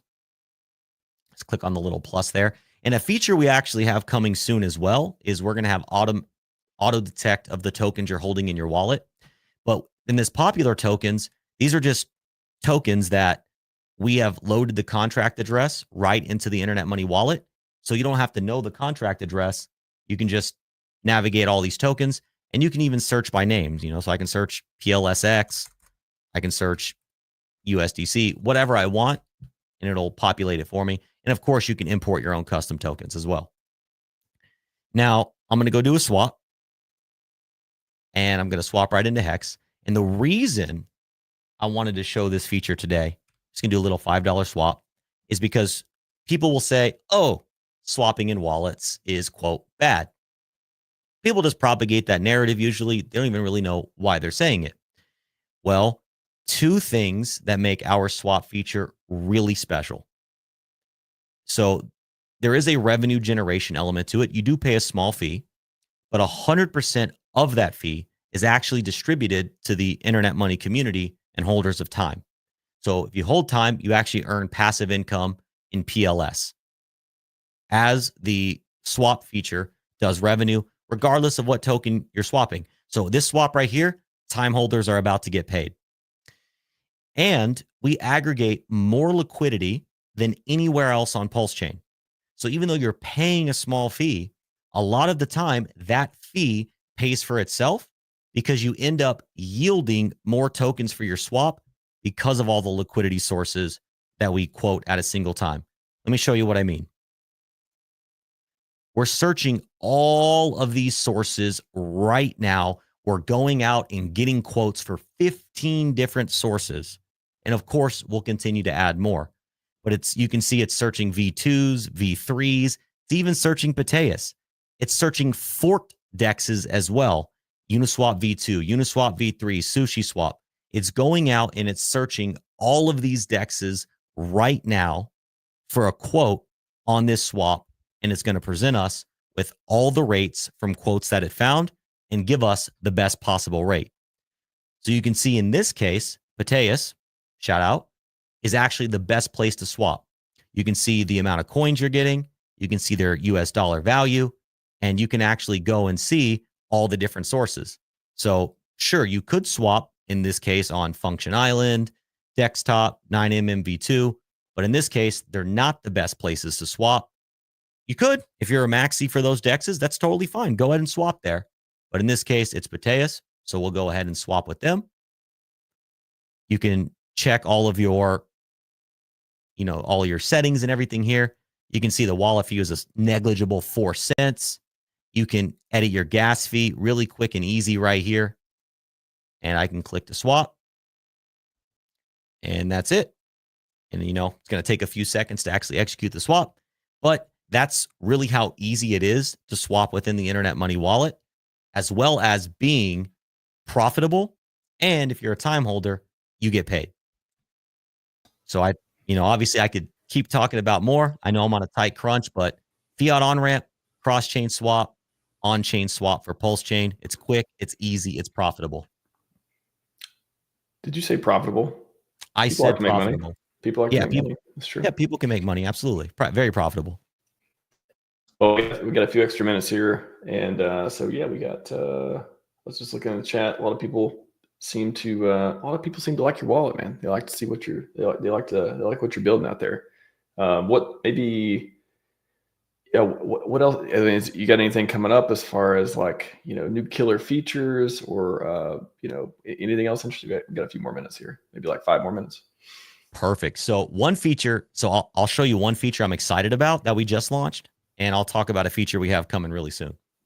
So if you go to your settings and go to choose currency, we actually just launched this for about 80 different currencies.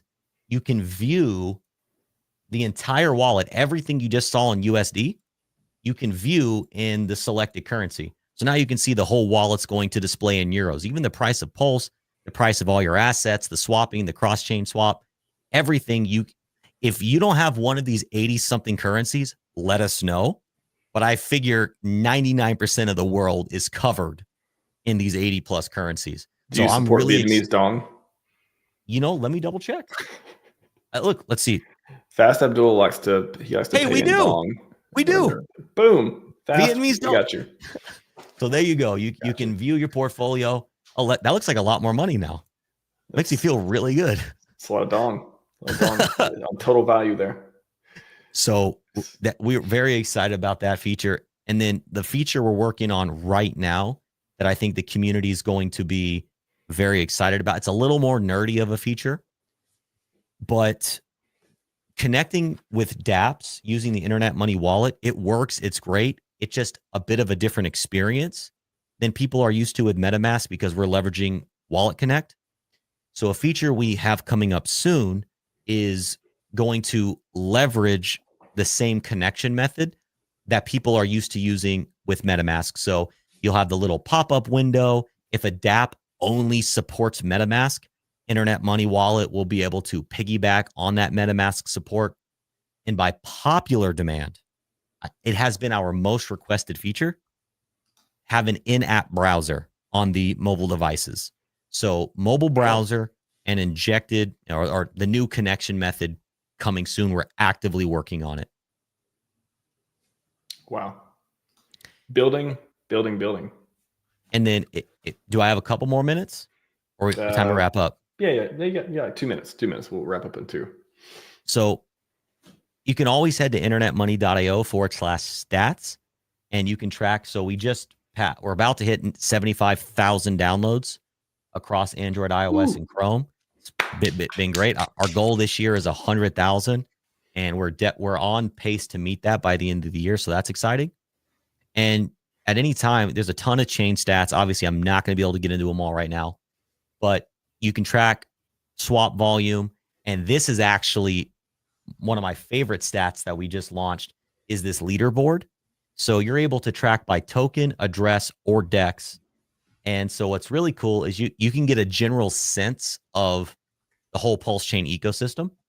So I can select my network to PulseChain. I can select 24 hours. I'm actually able to see, this is through Internet Money Wallet, but we're a microcosm of the macrocosm. So you're able to see how much volume was done per token and if it was sell volume or buy volume. So I've been addicted to watching this table because you're able to see like, oh, the community's moving in this direction. The community's doing that. So even if you're not an Internet Money user, you're just a stats person, there's a lot to be gained from this leaderboard here. Leaderboard. And it's is that something that you mentioned in-app browser and stuff too? Just maybe hit on that one more time real quick. What can people do with that on the mobile app? What's that going to enable? So what that allows is a more seamless dApp experience. The way Wallet Connect works is you have to use like Safari or Chrome or something, and then it's a switching back and forth between the app, Internet Money Wallet, Chrome, when you do your transactions. What the in-app browser allows for is you're just in your Internet Money Wallet on a browser within the wallet, and the connections and the transaction requests and everything are just seamless. It's no app switching. It's just everything's right there. So people that have used MetaMask Mobile for years, they have that, and that's a feature that people were used to. And so, again, by popular demand, if you request a feature from us, community, we are more inclined to build it because we are building by the sentiment of the people. We're a wallet for the people, and your voice truly matters in what we build. Awesome, man. Question in the chat. We don't have time to get to them right now, but follow up with KG afterwards at brother KDG on the X platform, internetmoney.io. Appreciate you, man. Thank you for building on PulseChain. Doing awesome work out there. Hey, thank you for the conference, Max. Appreciate all your hard work. And again, everybody, internetmoney.io only. Lots of imposters, lots of scammers. That's the only official link right there. Thanks again, Max. Boom. Appreciate it. All right, everyone. Moving on. We got some, man, this place is on. We're on fire already. We've only been going for about an hour and a half already. Boom. All over the place. All kinds of good stuff. Next transition coming up, we're going to get into PulseChain in 15 minutes or less. Crypto Kong, he likes the PulseChain. A lot of fun stuff. We're going to give him a great intro in 3, 2, 1. Let's go.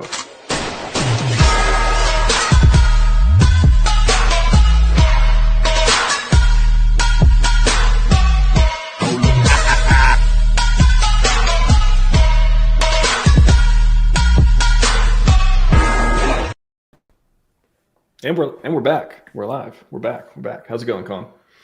It's going good. How are you? You need some sunglasses? Do you need, the brightness of the candles? What we anticipate will be turning green, neon green, and uncontrollable, just going to Pluto or going past Mars. Do you feel like you'll be okay? You'll be okay? I don't know. Yeah, I might need a few extra pair of sunglasses for that. I'm scared, like when those solar eclipse glasses. Yeah. I think that those would do the trick for the green candles we're gonna see. But yeah, I like it. Well, I mean, there's the prep work. Everyone, if you don't know the PulseChain, you're about to find out. Kong, take it away. Yeah, thanks for having me on the Pulse conference. We're doing PulseChain in 15 minutes or less. I'm gonna try and cover as many of the things in the ecosystem in terms of the kind of PulseChain. I might miss some things, like maybe even if, maybe we'll have like 5 minutes at the end, and maybe Max can come back on, and maybe I missed something, maybe I didn't. But in terms of what I would start with, and I'm gonna share my screen here as well. But I would always point people to gopulse.com, and I think there's a lot of other sites as well. And I think this is one of the greatest things about PulseChain as well, is we have things like pulsecoinlist.com, and then we have things like gopulse.com, and then I think there's even more like emerging ones, like for example, I'll name PLS Folio. It has been a kind of a new one that I've seen emerging as well. But in terms of PulseChain in 15 minutes or less, I think I would start on GoPulse, and I would just kind of take a look at the bridge stats here to even start. So like you can kind of see how much value right over here is bridged into PulseChain. Currently $81 million, and you can see the distribution of these like bridged in assets. Like majority of a lot of these tokens are stablecoins, right? Or even Bitcoins here. A lot of Ethereum, and then a lot of eHex as well has been bridged into PulseChain. So like there is a lot of like kind of value backing everything on the chain. So like I would say probably one of the main ways in and out of the chain, especially if you're trying to move perhaps like larger amount of funds, is through that main bridge avenue. And yeah, you can see people have essentially backed the chain with $81 million as of right now. And I want to like put this in perspective of where PulseChain is right now relative to, even if you look at like the macro markets with like Bitcoin and stuff. PulseChain, relatively speaking, is at the lows or near the lows, right? You have even things like Bitcoin looking like they're about to get thrown into a bull market. We know that we have these kind of like massive whales coming into I'm saying massive whales, but I think we know that there's some large addresses tied to even like the PulseChain stack and like different OA wallets and stuff. And like they're usually somewhat active coming in and out of the ecosystem. And kind of the point is like we're at the lows here, $81 million, and like the chain is just kind of getting started, just kind of, I would say just kind of growing here. So that I would say is extremely bullish. Like even if you go look at, if you go look at a lot of the other chains, like and I think last time I was looking at some of these stats, and it might be a little bit different now, but even PulseX was within the top 10 of like some of the most liquid dexes in all of crypto. Now, this might be a little bit different now that we've had some liquidity changes on the chain in terms like people that like look, it looks like a lot of the value still on chain, as you can see here, but it's just not as much as sitting in PulseX anymore, which we can also, I think we'll also get into moon math and a little, we'll do like a little bit of moon math and stuff. Just because now that we're talking about low liquidity and all that type of stuff, like essentially the theory is that when you have, or the theory is that Richard kind of prompted the people to lower the liquidity on some of the different trading pairs. And what this causes is essentially an environment where it's easier for price to move up, and it's also easier for price to move down. But we've done these different calculations throughout the community for like quite a while now in terms of looking at if X amount of dollars was injected into the ecosystem, how much would the price theoretically rise, right? And this is most likely looking at like your X times Y equals K sort of constant product formula that these dexes and like particularly PulseX V2 and V1 use to essentially determine price on the different for the different pairs and on the exchange and stuff. But here we have the reserve. Currently it's $310 million, and like that's just given the current ETH price. So what it's doing here is I guess it's doing we'll do an even split between Hex, Incentive, Pulse, and PulseX in terms of like if we were to see this theoretical reserve come inside of the PulseChain ecosystem, what sort of PNL, I guess, or like what sort of price appreciation would you see or not? I think I just killed that tab for some reason, but here we click the button. I think we'll take a second here to calculate, but if you guys have been in the ecosystem for a while, you might remember the numbers in terms of these values were likely a lot lower than what you're seeing here now. Like they were probably before in the range of about a 200 to 1000x, maybe 2000x at the kind of top end of that range. But now you can see with this kind of lower liquidity environment, although like I said, we still have all of these stables backing the chain, we have this lower liquidity environment on the decentralized exchange itself, which can cause essentially more volatile price action. So you can see here if this reserve at the current price it's at now, right? So we're assuming Ethereum's kind of down bad here. You could see the type of prices we'd get for PLS, 5 cents, Hex, $45, right? It's very close to like, I think the $55.55. That would be, what is that?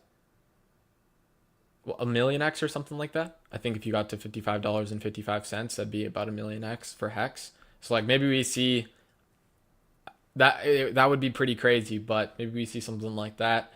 Even here for PLSX is like almost shooting almost 10 cents there. It's given out a price target for PLSX. And then here, look at incentive, $7,000 for INC. And this could partially even be because now like INC is always inflating, right? So like maybe if we assume like even the market cap of this value stays the same, like if there's more circulating tokens, like maybe the price is a little bit less in the future and stuff, but that's still like the amount of X's that you might see could be quite extraordinary, right? And then even if like, for example, here, we'll say Ethereum, I have no idea what Ethereum's going to get to, but we'll say Ethereum gets to $7,000 and we have the reserve at, maybe we'll do moon math, might as well just do the moon math. That might be too much, but we'll say ETH is at $14,500. And keep in mind, like, this isn't financial advice. I'm not saying ETH is hitting this or anything like that. But it's just looking at like kind of the numbers of like kind of what we could theorize potentially happening, right? So ETH at $14,000, the reserve here, and again, if you're not entirely sure what the reserve is, they do have a tooltip here, and essentially a part of the sacrifice, and people theorize that it's going to be used to potentially buy back some of these tokens and stuff. But yeah, if I calculate an injection of this almost $2.5 billion reserve, you could see how many X's these tokens would do, right? And like even this is like quite extraordinary, right? And you can kind of get the sense of like the chain doesn't need to do this many X's, but kind of the point is like it can be supported to that like kind of extent, right? If there was a $2.5 billion whale that wanted to kind of support the price, like you could probably absorb and pump these prices like quite substantially. So also we'll see, I think there's some cool other stuff on this site, but oh yeah, you can see even the steps here. Well, that's pretty cool. So I don't want to go, I don't want to like not waste time, but I don't want to use up all the time watching this go, but I think it's pretty cool. You can kind of get the point of like how this liquidity injection would happen, and then this is honestly really cool, but we'll see if I'm not even entirely sure how to configure the sell pressure here. Let's turn it up a little bit. Let's say 50% sell pressure. Let's do a little bit or let's do a little bit less for Hex, and then maybe people sell PLS more. And I'm just kind of throwing random stuff out there. And maybe we'll do a high one for Ink just because I know people are like earning it, but not to the same extent as they were before, right? Like we had a little bit of a reduction in the farms, but yeah, let's do some of the sell pressure here. We'll see what happens, because I think this is a really cool calculator. But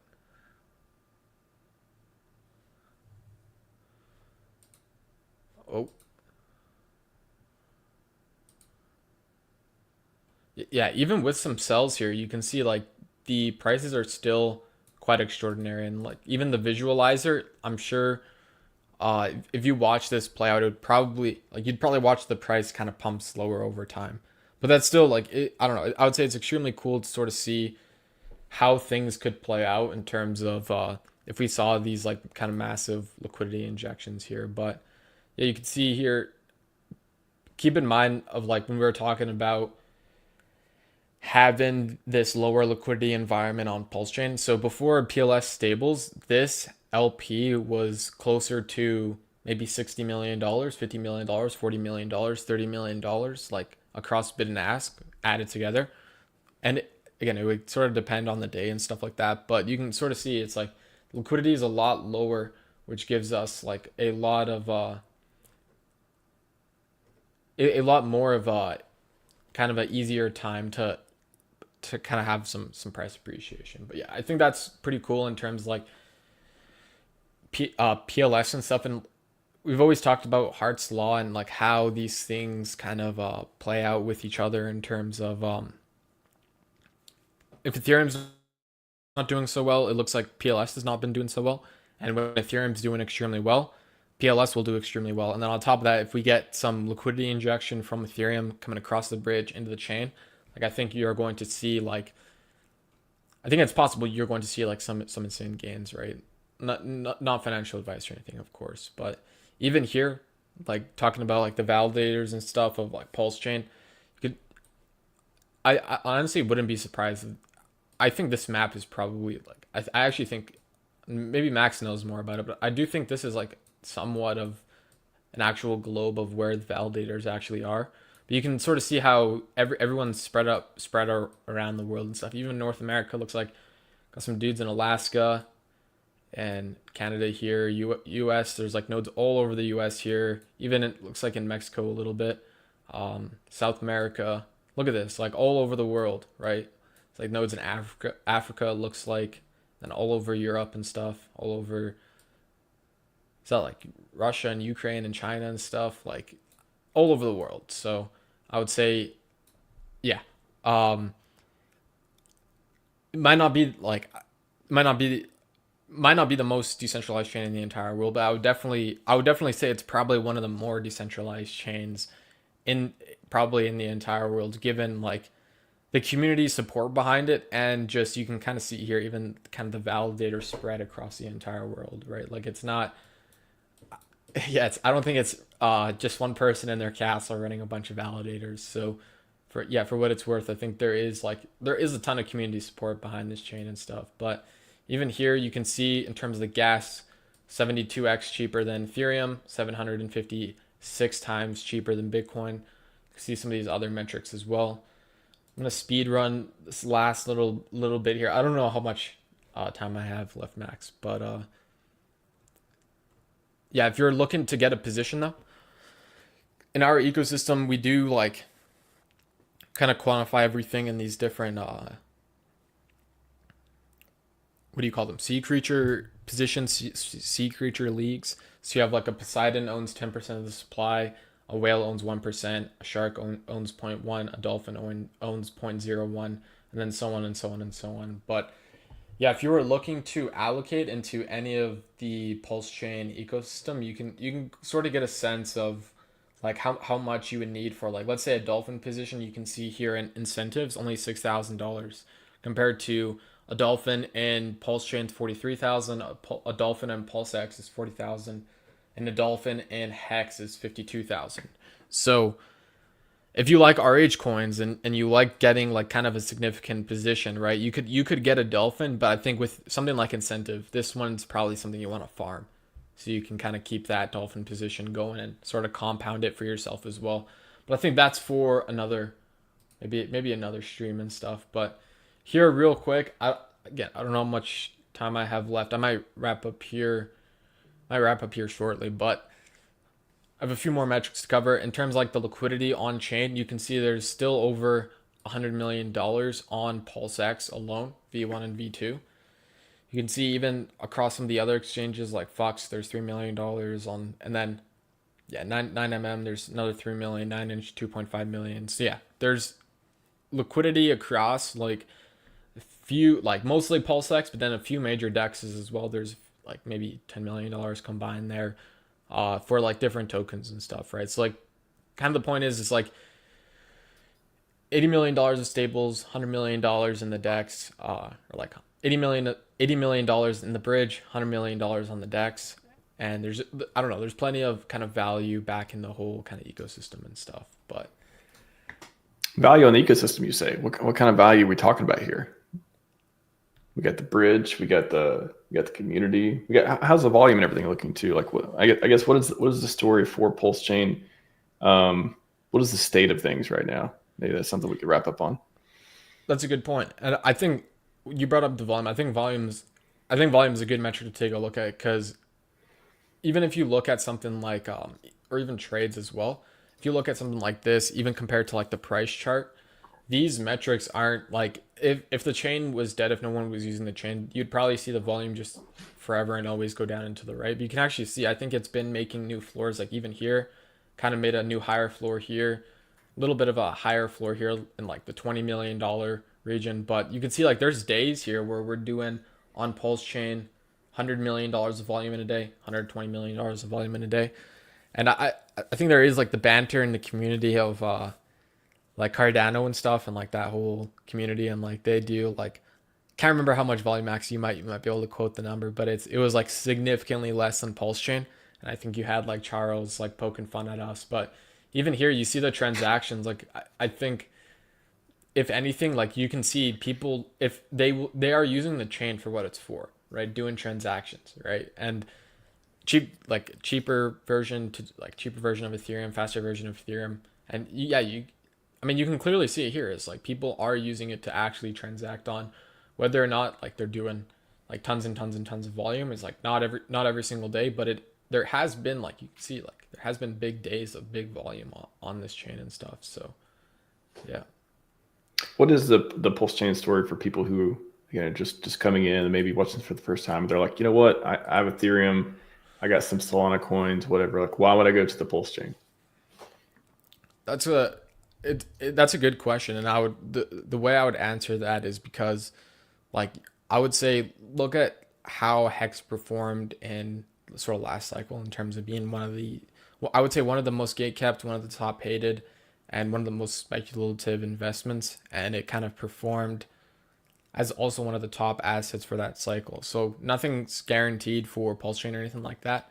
But what I would say is that you are like you're not in anything mainstream yet, right? If you're, let's say, moving from Solana into something like PulseChain, everyone's heard of Solana. I feel like there's a lot of like saturations and even ultra competitive, like probably people like on Solana who are probably ultra competitive trying to trade against you and whatnot, where I think PulseChain, maybe you have some of that, but not to that same sort of extent. And you get the still bonuses of, you have the speculative chain, you have the price appreciation potential, and you have like kind of Richard Hart as the founder, which I think is a huge bonus as well. So I think it's a highly underrated bonus. I think that's a point that it's a lot of people want to distance themselves from RH, or they're like, the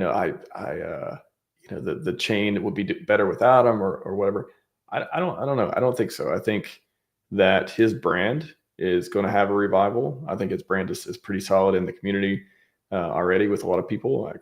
I said, I spoke many times before on a different RH stuff, and I'm a maxi for his ideals and all this stuff too. And I think when he comes back, when ready, and all that stuff, that his brand will only grow even further. I mean, he's literally someone who went from almost no Twitter following to a huge one, almost no YouTube presence to crushing all the haters, to bring your heroes here to die. And I think glory, in my opinion, includes him coming back and claiming it in that way. So I think his brand will be exponential rise and maybe pick up where it left off a couple years ago or so. And yeah, I think it's also we've had some bullish news recently with the whole like case and stuff being dismissed and everything. Like I think Richard's kind of let off the hook from the SEC and stuff, which I don't even know why they attacked him in the first place. But at the same time, I think we've talked about this on stream before, Max, of saying like it might have been a good thing in the long run of like, now it sucks, now it hurts, it's risky or whatever, but when we see the results, when we see Richard kind of take them on and win, I think it's going to be kind of a net positive in the long run, and it'll likely be like give more regulatory clarity for our ecosystem and stuff. So genius billionaire founder guy got even more powerful and less muzzled with the sham SEC case going away. Hopefully Interpol goes away soon too. You never know when he's going to be like, hey, how's everyone doing today? I want to see that comment. I want to see it again. Hopefully just 2 more weeks. Crypto Kong, everyone. Look at the ptgc.com at Crypto Kong. What is your handle again? 369 or something? 145. I don't know why. 145. Okay. To be honest with you, but it's kind of a random number. Those are good numbers too. Those are fine numbers. We like, it could be 5555. It's got a 5 in it. So there we go. Thank you very much. Great 15 minutes. PulseChain in about 20 minutes or so. We got a little bit of extra time, and I got the trivia coming up again. Everyone, pay attention. PulseX trivia coming up in just a minute. But Kong, I will see you. I think got a couple more sessions either today or tomorrow. And killing it, man. Always appreciate it. Yeah, I'll catch you later. Thanks for having me on, guys. See ya. First. That's Crypto Kong, everyone. Are you ready? Right before we got the Sci-Fi panel debate coming up soon. Very excited to get into that. But beforehand, there's some money. There's some money on the line. There's some money on the table. Crypto coupons money, that kind of money. So here's how it's going to go. I got a few questions. Going to ask you all a few questions. Fuck, I'm an investigator or something. I'm going to ask you a few questions. Please answer honestly and directly. And the first one, so here's how it's going to work. You see the question here already. What is Richard Hart's favorite quote? Put the answer in the chat, and then we'll go through maybe 5 or 6 questions. So the person who gets the most right correctly in the chat will be on the leaderboard, and they will win they'll win the 4.2 million or so PulseX worth about $100. So 3, 2, 1, go. The first correct answer in the chat gets on the leaderboard. It comes in on my chat. No one else. There's no debate. I will see it. I will see it on my chat, and I will accordingly count it if it's correct. So looking in the chat, got a few good answers. Oh, looks like SJ won it, though. Yeah, of course, SJ is going to win this one. She's a RH historian in a way. Nothing in this world can take place of persistence. Talent will not. Nothing is more common than unsuccessful men with talent. That is Calvin Coolidge. That is a quote from Calvin Coolidge on persistence. Super good quote. If you haven't heard it before, I definitely recommend you look it up, put it on your wall, memorize it, internalize it. Really, really good stuff. So that is the persistence quote from Calvin Coolidge. So we got 1 point to SJ. So we got SJ 1. All right. We got a few more coming out. I see in the chat. I don't have time to go through each one, but a lot of great quotes from Richard on that. But this is his industry quote, his one that he really enjoyed from famous people out there. But he's got a lot of great other great quotes, which I see some of these may be similar answers to some questions coming up. So next question, though, let me find the next one. So this should be a fun one. I don't know who's going to get this one. I feel like it's a little bit, you got to be a little bit of a historian on this as well. But what was the original name for PulseX? Who remembers that? The original name for PulseX. Go, go, go, go, go, go.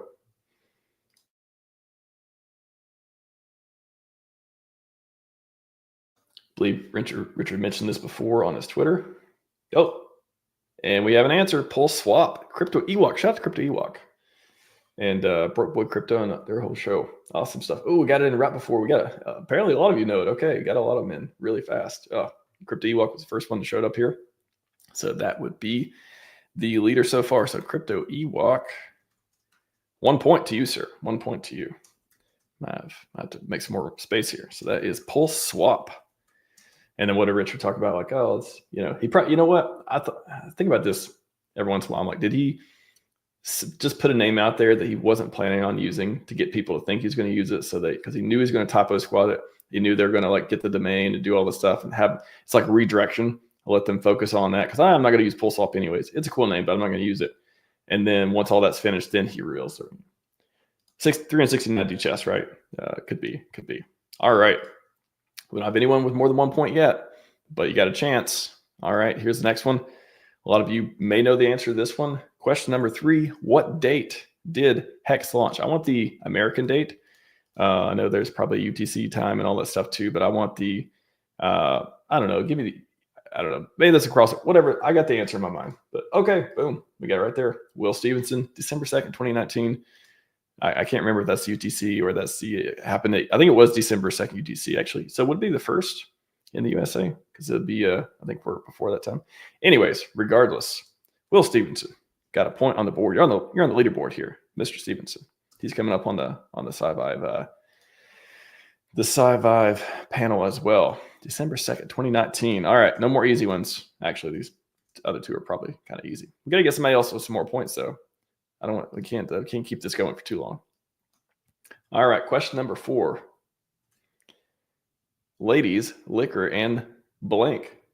Fill in the blank. Fill in the blank. One of Richard's quotes that he said many, many times. Let's see who's first in the chat here.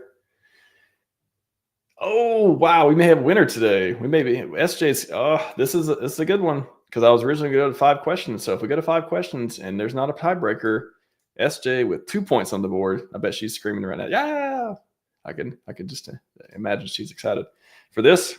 Could be getting closer to win. I can't think of a better person to win if she does. However, we're going to be fair. We're going to be fair and play it out though. So SJ with 2 points on the board. A lot of great players here. Last question. Ewok, Will, step it up if you want to tie it and do the tiebreaker if needed.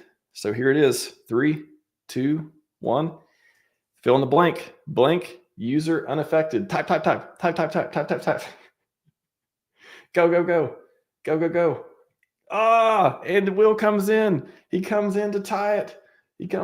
Man, your keyboard is like 0 lag too, I bet too. You're killing it over there. Killing it. All right, Will Stevenson, 2 points on the board. I got to move you up to second place here. Sorry, Crypto Ewok.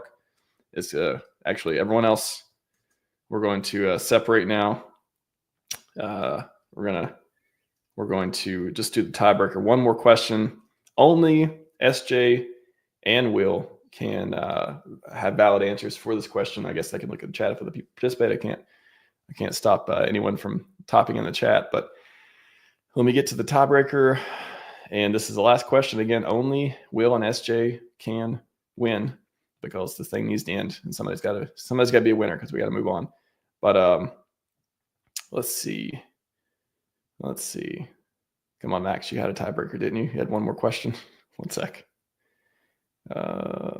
Gosh, did I only come up with 5 questions? 1 second. 1 second. 1 second. Oh man.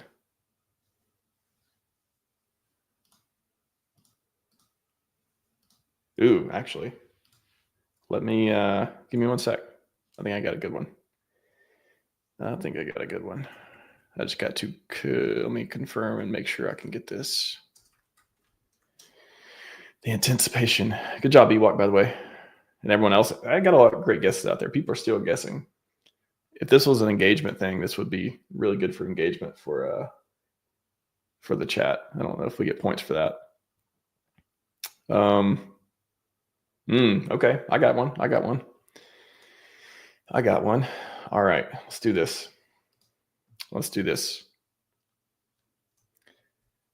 Tiebreaker. Name one other crypto that Richard liked before Hex, not Bitcoin. Go. Oh, and we have the winner, SJ.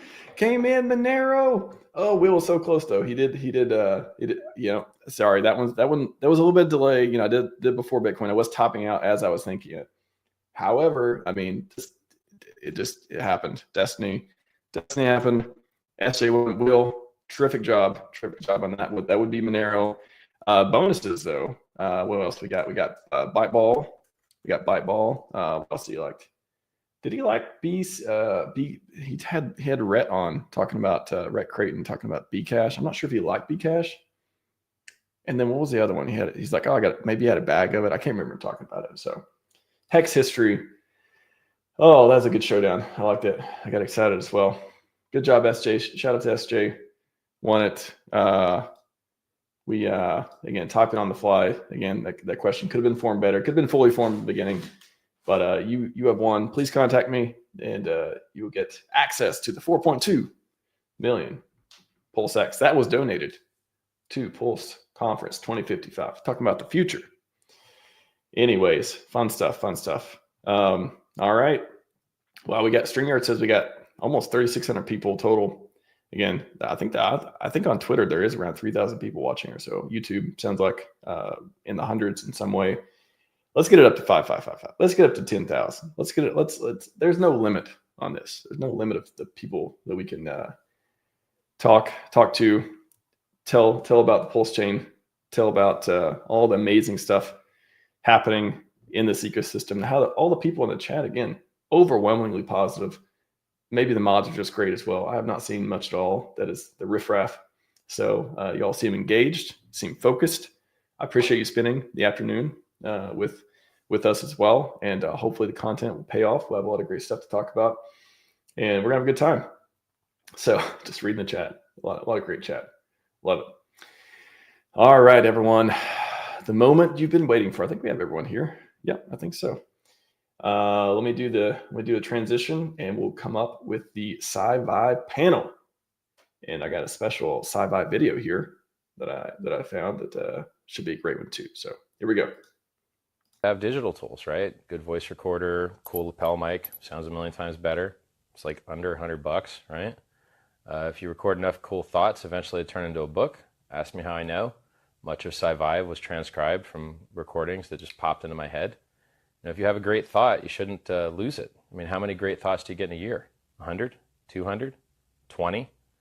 Well, if you're in the shower and you're coming up with great thoughts, man, you better capture those. or you'll, all of the best ideas you've ever had will be lost to just forgetfulness. If you don't care so much about recording the great ideas you've had, maybe your offspring and your kids, or, one day you become a thought leader.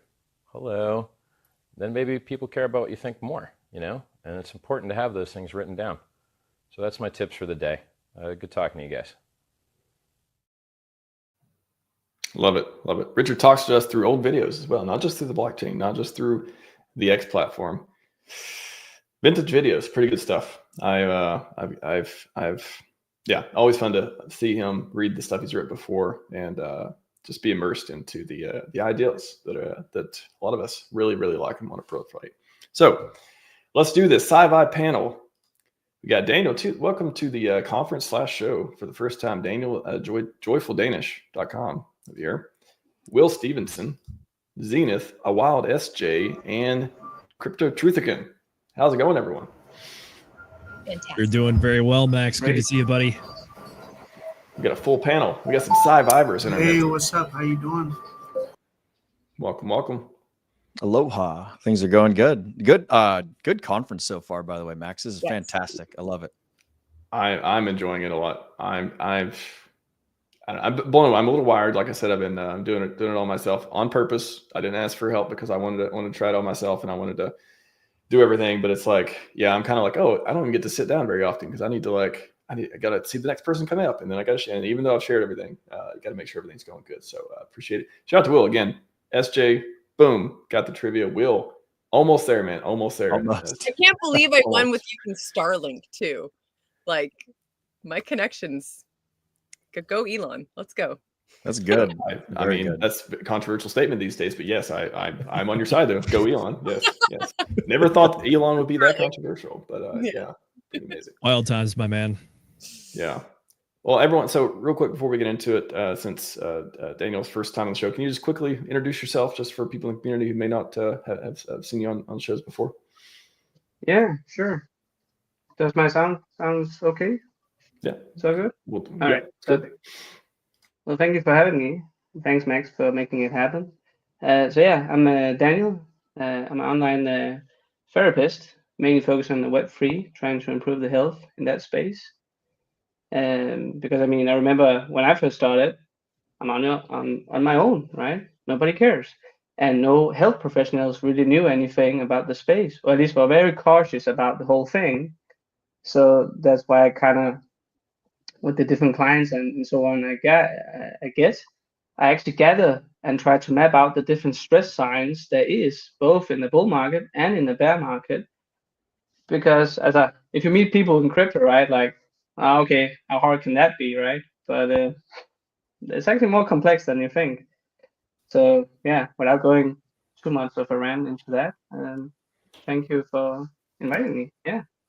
Of course. Welcome. Well, it was the conference was acceptance or rejections only. So technically there were no invites that I could think of. I mean, I made it that way specifically because I wanted people to be like, okay, what do you want to talk about? What panel do you want to be a part of? Is there something interesting you want to share or otherwise? And in that way, I got a lot of new people. I got a lot of people that would maybe have conversations that they, wouldn't have felt like the need to go out of their way to like really think about and commit to and show up for and stuff like that. So great to come across new people like such as yourself and making contributions and all that. Glad you could join us on the panel today. Thank you. All right. So I think we'll do the first 15 minutes or so. We can just talk about whatever you want to talk about Scivive. Maybe SJ can do maybe introduction. What is it, especially for people watching for the first time? Where can they find it? Where can they listen to it with a beautiful voice and like tone that is audiobook quality, all that fun stuff as well. I'm sure she's got some references on all those pieces. And then the second half, I want to do a little bit of debate. I think the risk diode has sparked my interest lately too. And I've definitely heard Zenith and Will talk about it before, and maybe the rest of y'all have an opinion too. But I want to riff on that a little bit. But I'll pull myself out for a moment. Let y'all let SJ maybe do an introduction for Scivive. You all riff on it for a little bit, and I'll come back in. Sound good? Gotcha. All right. See you soon. Yay. Hi, everyone. Welcome to the Scivive panel. Very excited to be here.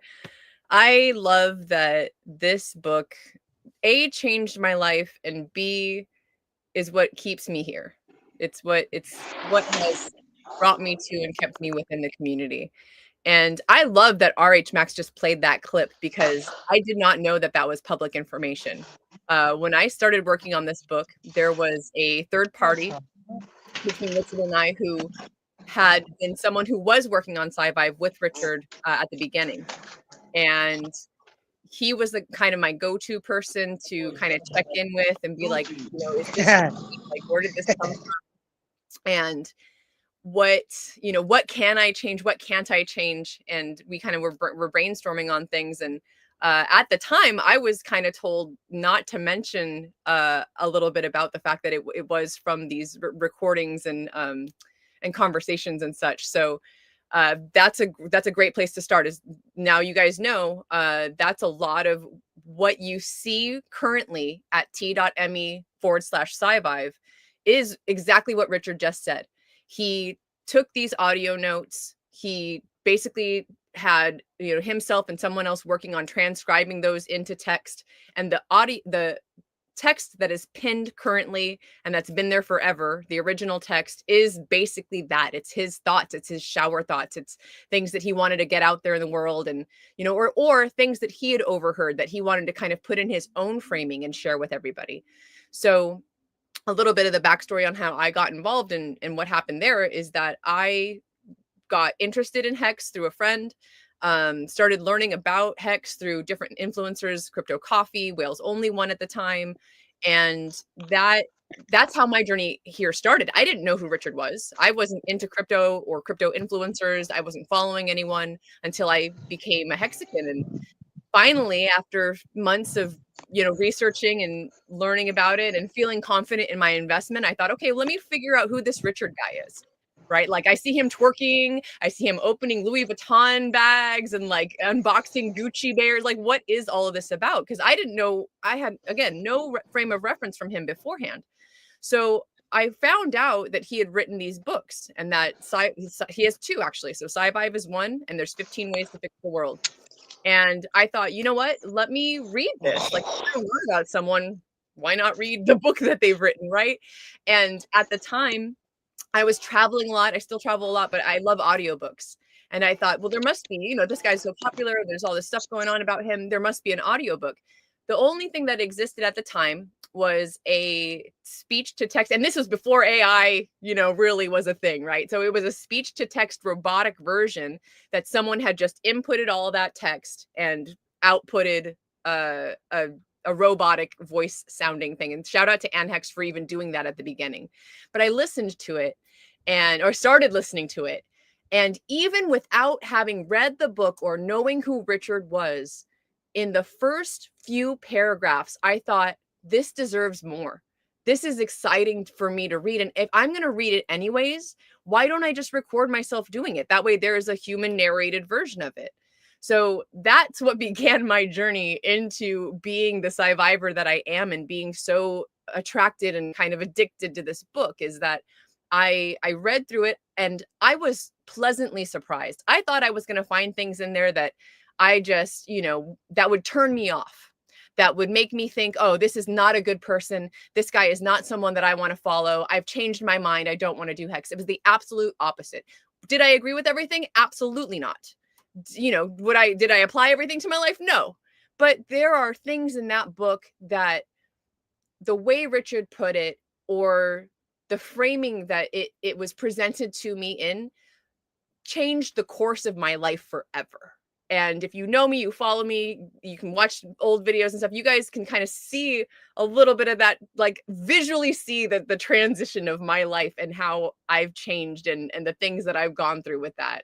And I won't get into that, but that, you know, that's why I do what I do, and why I believe so much in this ecosystem, and why I'm always positive, because I know at the end of the day that Richard has a heart to see others win, and he's not going to give up on that. His glory, he wants that glory to come from building up other people and seeing other people succeed. And that's all of what Scivive is about. It's about teaching you how to succeed, how to put those processes and steps into place, versus just listening to something over again, or, you know, just, I don't know. That's That's one of the most important things that he talks about in the very beginning of the book, is the book is not designed to give people information. It's designed to evoke action. That's like the whole point. We don't need more information. We don't need more data. We've got all the data. We've got all the info. We just need to remember the important stuff and put it to use, because if you just go around your whole life learning stuff and never actually doing anything, then you're wasting all of your valuable time to make a difference all over the place. Yeah, you reminded me, one of the quotes is, he says, if you haven't changed something by the time you finished reading this book, read it again. If you haven't done something different with your life, then read it again. There's something in here that you should be putting into practice. Yeah. Well, correct me if I'm wrong here, but I think it's, 21 hours for the audiobook version. I mean, I would hope that there's something in there for everybody. But if I could give a description of the advice that's in there, Richard Hart does advertise this as a self-help book, and there's definitely a lot of practical help for yourself, so that makes sense. But the one that really differentiates this book from a lot of the other stuff that Will and I have covered in our own book club is that Richard really tackles a lot of the problems from a very rational and logical perspective, almost a utilitarian way, which is that you are trying to kind of squeeze the most out of all your energy and your efforts in life so you get the most effect. That's what you see when it comes to a lot of the health and wellness stuff, including the personal relationships and then also the business. I think that Richard does have a very good understanding of the financial system and businesses and whatnot. And then all the interpersonal stuff is a good layer on top of that. SJ, like he said, not everything in there is going to be for everybody. It is 21 hours long, and what is it, 10 chapters plus an epilogue for 15 ways to change the world. But overall, yeah, it's a good way to get steps towards improving your life and honestly just stop wasting time. I think that's one of the big things that he keeps harping on, especially when it comes to the education section.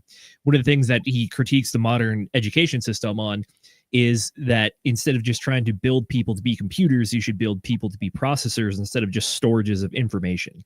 And actively encourages you to utilize tools that are available to you now.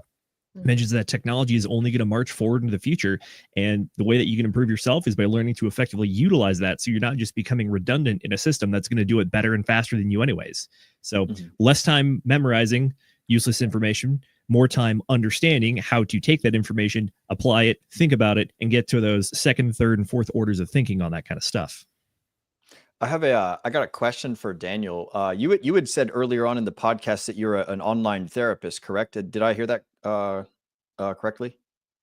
Right. So, what have you taken anything from Scivive and applied it to the therapeutic stuff that you offer your clients or that you counsel folks on? Is that something that you've incorporated into your practice since you've started doing that? Indeed, yeah. Funny you ask, because I thought, okay, it might be funny to actually find some of the quotes from Sci-Fi and then some of the quotes from the ongoing book that I'm creating, because it's like also like sort of like an ongoing data study. Because again, most people are, on their own. It's like one-man army. And they don't talk about this stuff because it's sort of like a taboo. I don't know how it is in US, but in Europe, it kind of still is. So you can go to crypto meetups and so on. Oh, is everything so good, right? Because now it's finally some green candles. Yeah. But what about the last 2 or 3 years of hell, that nobody talks about until I get them one-to-one? Then they suddenly open up. Like, what? Different conversation. So one of the quotes, for example, I found was like, he talks about exactly like what you talked about, Senite, as well. Basically, knowledge without action is like a car that runs out of gas. I think he also said it at some point, similar with the IQ. Like, sure, you can have a high IQ, but if you don't know how to drive it, the car with a big engine is the equal to the same. So what I try to do in my practice, back to your question, is actually to always look from 3 levels: physical, psychological, and a behavioral standpoint. So this is also how I gather these different stress signs from that perspective, in a bull and a bear market aspect. And in that way, add certain practical suggestions and exercises that we then can customize. So I kind of funnily say that it's sort of like a menu card, but for anything you could imagine that can affect your mental health in the crypto space. And then we simply take it from there based on what your motivation is and what captivates you right now. What would you I want to ask a question here to the whole panel, and it's kind of teeing off of what you were talking about there, Daniel. Like if you had like a one-on-one conversation with somebody and they were familiar with the concept of Scivive, but they didn't know anything in it, and they were asking you like, what is the thing that stood out to you the most in Scivive, and like what would be the story that you tell them in order to convince them to like emotionally take action and potentially change their lives or read the book or something like that? Is there a lesson inside the book that really spoke to you and that you would use as a as like an advertising spiel to interest other people in reading the book? And while you guys think about that, I'll go ahead and answer the question myself. The thing that I thought was the most powerful in Scivive was like the way that he teaches people how to make an apology. That's something that I think a whole lot of people in life really don't know how to do. They don't know how to properly communicate to someone else that they are genuinely sorry, and how to actually make a difference after you communicate that. Because there's two parts to communication, right? There's the sender who is sending the message off, and then there's the receiver who's taking the message in. If you send out a message and you mean it perfectly well, and you have like great intention and noble ideologies and everything, but the person receiving it is speaking a different language and they're not taking it in, then you're going to be basically just like Zenith. You say this from time to time on our podcast. It's like you're standing on your soapbox and screaming into nothing. So you're just sending emails back and forth to yourself. So like the thing that I thought was the most important is the thing that stood out to me, I guess, if somebody were to ask me like, what's the thing that I like the most about this book, is it teaches you how to communicate well with other people, and specifically how to communicate to others that you're sorry and that you're going to do better, and that there's actually like a hope on the horizon for bright prospects and like beautiful futures and things. So that's the spiel that I would give them. Do you guys have a thought? Zenith, I see you've come off mute. What you got, bro? For sure. I think that one of the things I like the most in this book is that in every approach for the issues that Richard Hart tackles, he largely tries to start it off by getting you to identify what are previous like kind of emotional or traditional attachments of the arguments of like, this is the way we've always done things, therefore we must do it. Traditions have a place for sure. The wisdom of the ancestors makes sense for sure, but at the same time, you got to understand when it applies and when it doesn't. So I think he encourages people to take a very rational approach at things and like really dissect why you do the things that you do and how you can improve them. And I think that is one of the core concepts in the book that can be applied to pretty much any part of your life. It's understanding why you're doing things. I know it wasn't Richard that said this, but I think one of the books we covered said that traditions are effectively just peer pressure from dead people. So keep in mind, are you trying to adhere to traditions, or are you trying to actually maximize your life or maximize the efforts that you're trying to put forth? So that's the part that I really like, the ability to break it down rationally and set the emotions aside and tackle the issue at hand. Esther, What do you got? I'll kind of piggyback off of that because, I agree, obviously, with both of you. I think that one of the things a pitch or a selling point would be that because longevity is, it's the final chapter there. And if you know or have, watched Richard or seen him and understand how big of a issue that is for him, what I see over and over again in the book, and I think one thing that really stands out is that it's not just improving. To me, it teaches you how to improve so many different areas of your life, so that in part so that you want to elongate it, right? Like if you're going through, if you're a person who focuses on the negative, and I think that this is my favorite part is the flipping everything to the positive. Right. I've taken that so much to heart that when I write things, instead of saying, let's not do, I don't use negative term. I try as little as possible to use negative terminology. I try and figure out in my mind, how can I say this in a way that doesn't use can't, not, won't, don't, shouldn't. I take those words out and I flip it into a positive setting and a positive mind frame. So all that to say that to me, it's what he's wanting to do with this book is to get you to appreciate your life, to improve your life, and to elongate your life so that we can work together for longer and build this world and make it a better place. I like it. That reminds me of the and I put it in the little private chat notes, like the quantity times the quality of your life times the quantity of your life is the ultimate goal. If you have a ton of quantity of life but no quality, then you're suffering for a long time. And if you have a ton of quality but no quantity, then it's the tragedy of the people that pass away young or things of that nature. What about you, Mr. Daniel? Do you have a favorite part of the book that you would talk to other people about as a selling feature? I would probably say the lens you use affects how you feel. Because it directly, when I first read that part, reminded me of like when he get asked in the movie, like, why do you do this?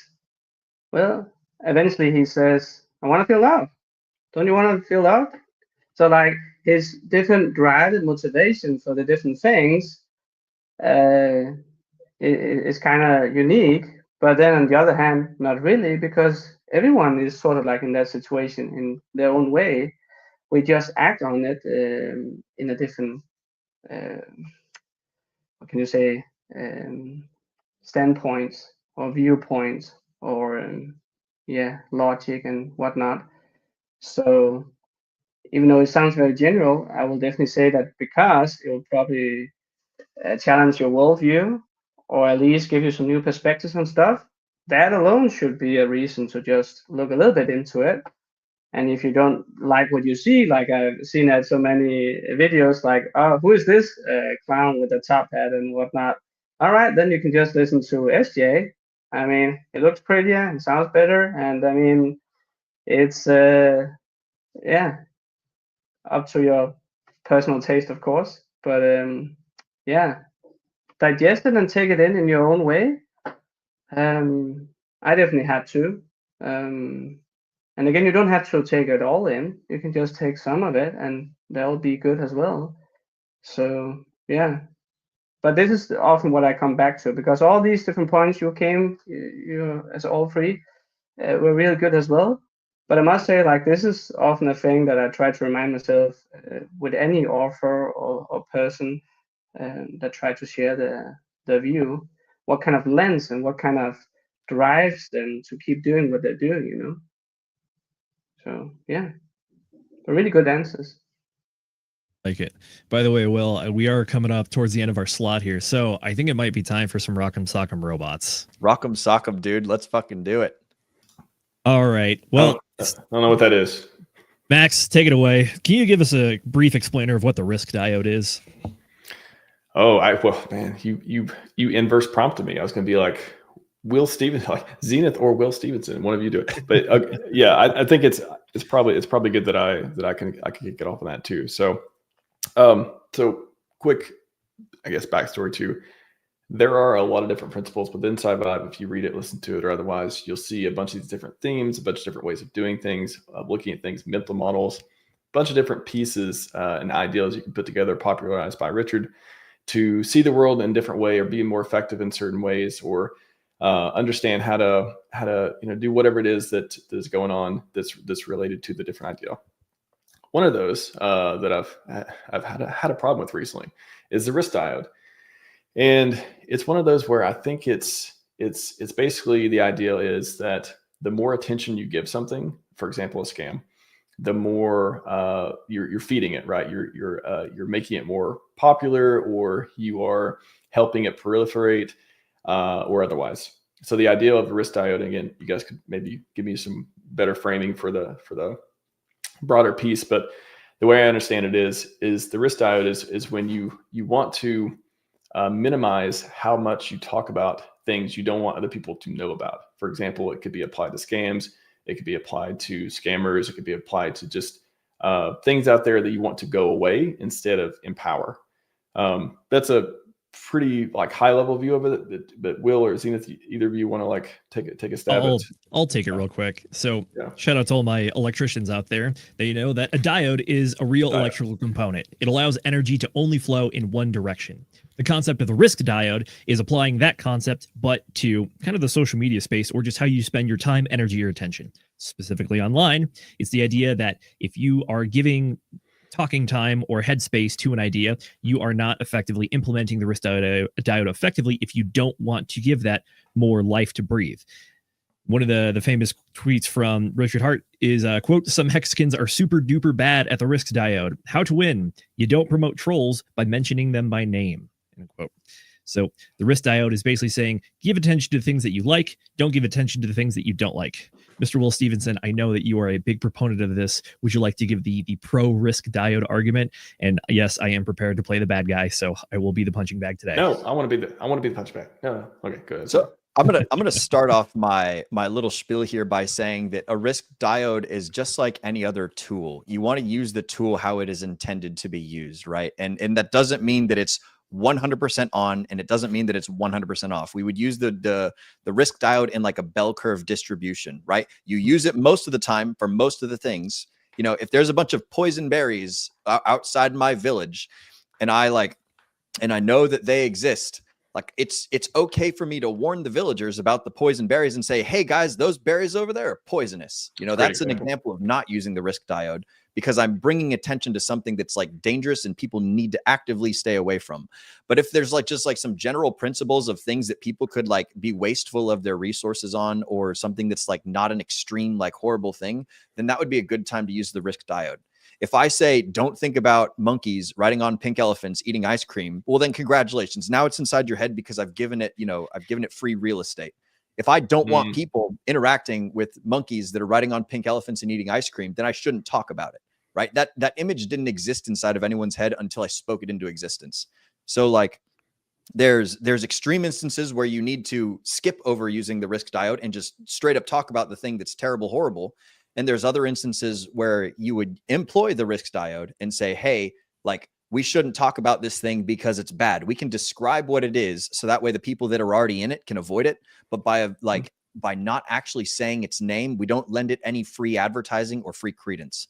So that's like, I'll start off my spiel by saying that, like, I don't think that you should always employ risk diode. You should do it again on a bell curve distribution. You should employ it most of the time for most of the things, right? Well, we can't agree too hard, otherwise it wouldn't be a good debate. So that's true. Yeah, I'm going to go.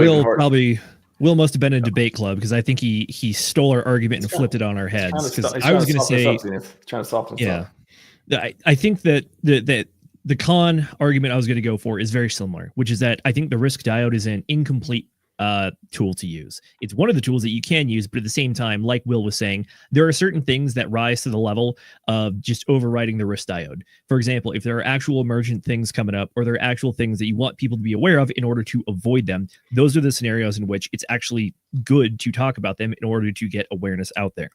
I think what Richard really talks about with the risk diode is the idea that you don't want to give trolls airtime, especially because all they want is you to say their name. So if you do that, they are automatically winning. So the risk diode can be useful in those like social media scenarios where there might just be a firestorm of people just trying to sling crap at you. But at the same time, I think that if you're talking about legitimate topics and you're talking about things you actually care about and see as potential risks in the world, then the risk diode is not the correct tool to use for this one. Yeah. I think that most things in life are medium or very low danger. And that's the stuff that you want to employ risk diode for. The things that are like extreme or like catastrophic or whatever the heck, that's the stuff where you kind of need to skip over using the risk diode, and you just speak directly about it, and, you know, you educate people properly. But like, you know, we live in this cryptocurrency sphere. Nobody's living or dying on, you know, scam tokens that exist. People might lose their life savings because they're not very good at risk mitigation.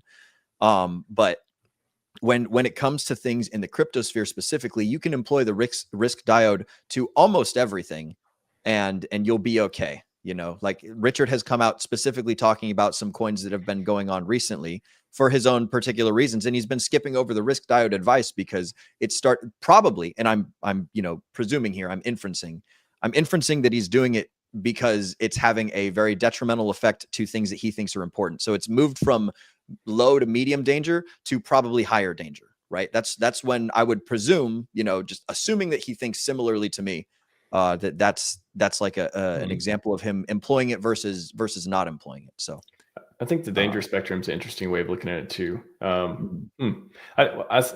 think, you know, when I was thinking about this a few days ago and when I had this conversation, I think the way I want to frame it is to be effective with risk diode.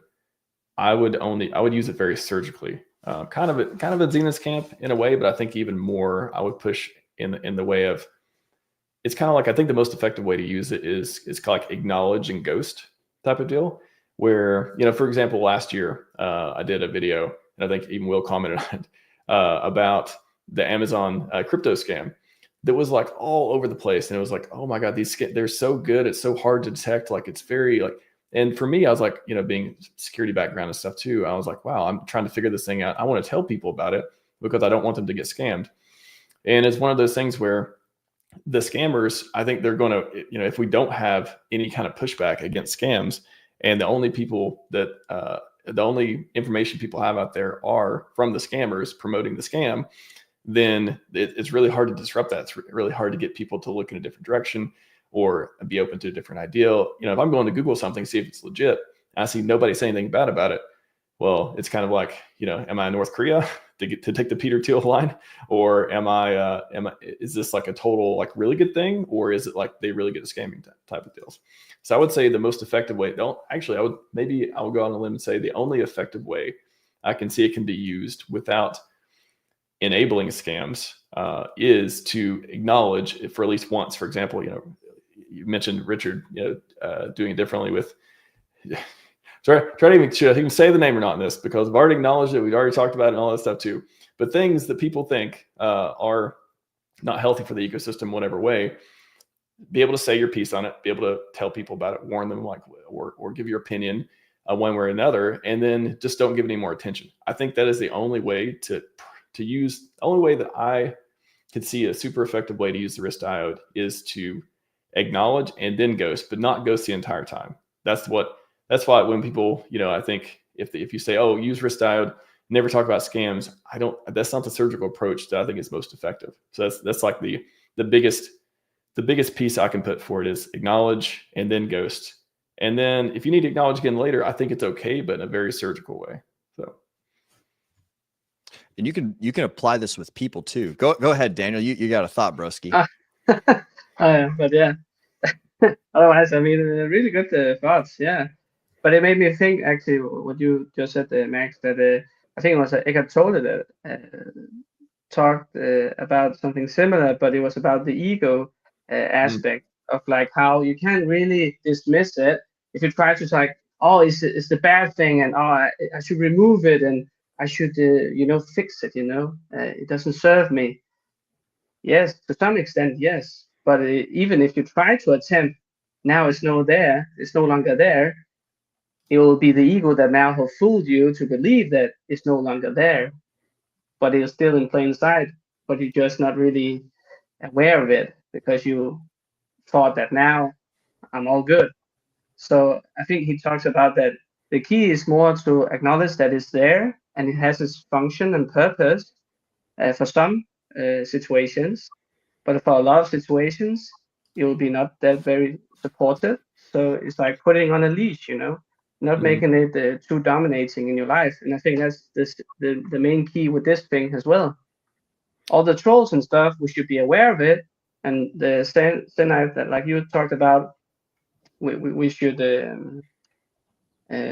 what was it? That, educate and become aware of it, but not giving it too much. Acknowledge or expose and then ghost it, I think is the way I was talking about it. Exactly, yeah. And that's kind of the key things that I also try to focus on with my clients, that it's very important that we actually do get knowledge and awareness about these things, but not spend too much focus on it either. Just know what to avoid and what traps are there and what are usually good signs and what are usually bad signs, and then the more you know, the better decision making you can make. I want to touch on something that I think Will was about to bring up when it comes to people, right? Because to me, that's where I connect with this the most, is when I get that comment from that dude telling me that, I'm doing something wrong, or that, and it's just whatever their opinion is. So much of me just wants to state my piece and tell them they're wrong and justify who I am and my actions. But that's the part where it's like, okay, is it worth me putting in this energy, this time, this effort, and this emotion into trying to correct someone who probably won't even listen, doesn't really care, and has their own opinion and is going to keep it, you know, and probably or thrives on that validation that you even interacted with them. That's the thing. It's like, I don't even want to interact. I don't even want to have a conversation. Yep.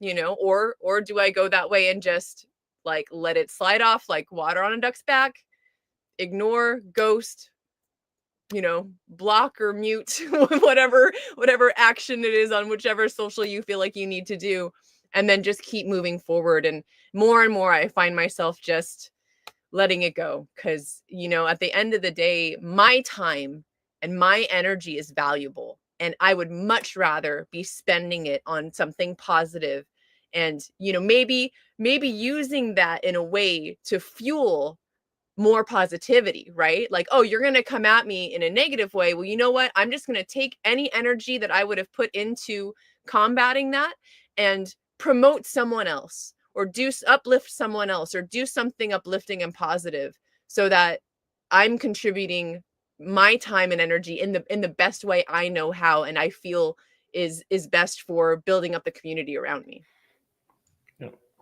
Yeah, I think just to summarize on mine too, I think pure ghosting is less effective than not pure ghosting, not the just constantly talking about it, but basically the acknowledgement or the expose or whatever, and then ghost, like leaving the trail of, hey, this is things that I don't agree with, or I don't like, or it may be a scam, or whatever it may be, and then just not giving any more attention. I think that's the most effective way to use risk diode.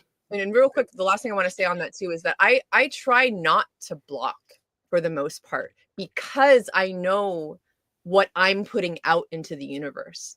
Because I hope at the end of the day that that person who I feel like blocking, or I want to just never hear from or see again, I hope that there's something in my because they're watching. They wouldn't have commented if they're not.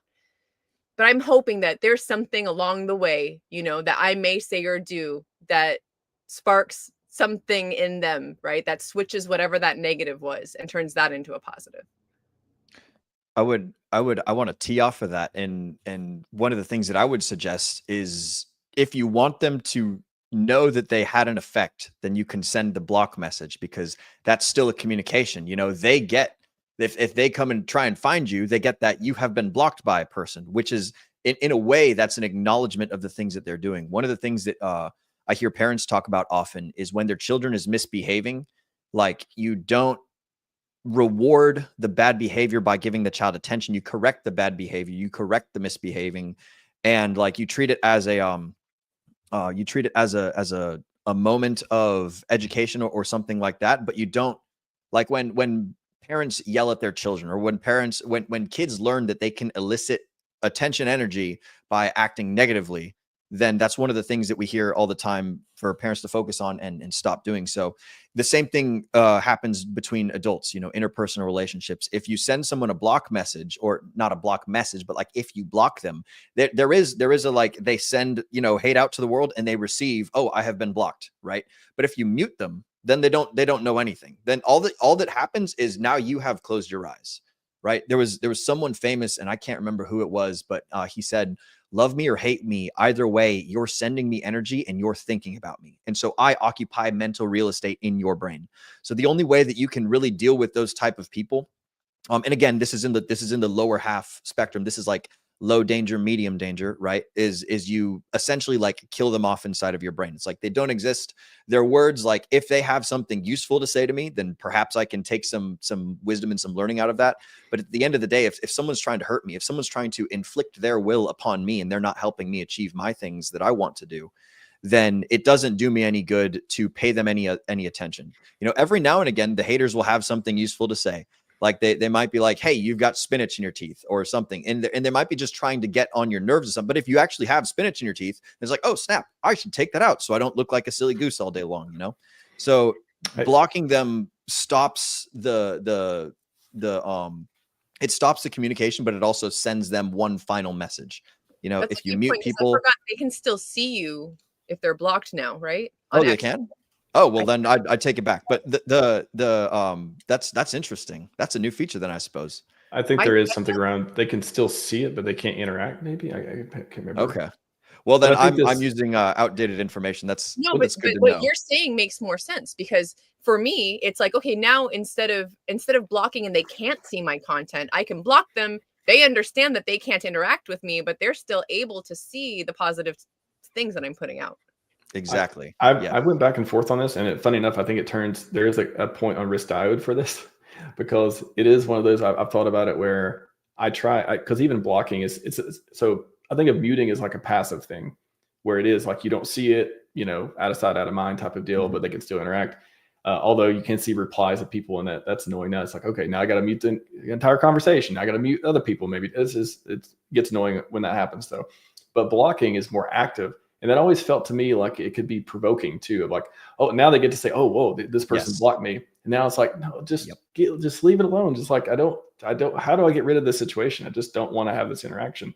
So I think that's the part that's kept me away from blocking as much, is because I don't want it's like I want to ghost. I don't want to feed the attention type of deal, which kind of leads me into like the pros and cons of using the risk diode in this too, funny enough. I think it ties in pretty well with the risk diode, because if you block them again, you're in some way, shape, or form, you're giving them ammo which they can use later. And if you just pretend they don't exist, or if they don't exist, then like in your mind anyways, if they don't exist, then they occupy no mental real estate. They don't take any of your energy. And another part of this that I'll like refer back to my nuance, where you only use the risk diode most of the time, not all the time, is if things escalate to the point where it's like, okay, now this is becoming an active problem and they're road blocking stuff that I'm doing. Then it requires addressing. Then it requires, you to essentially go to war with them, right?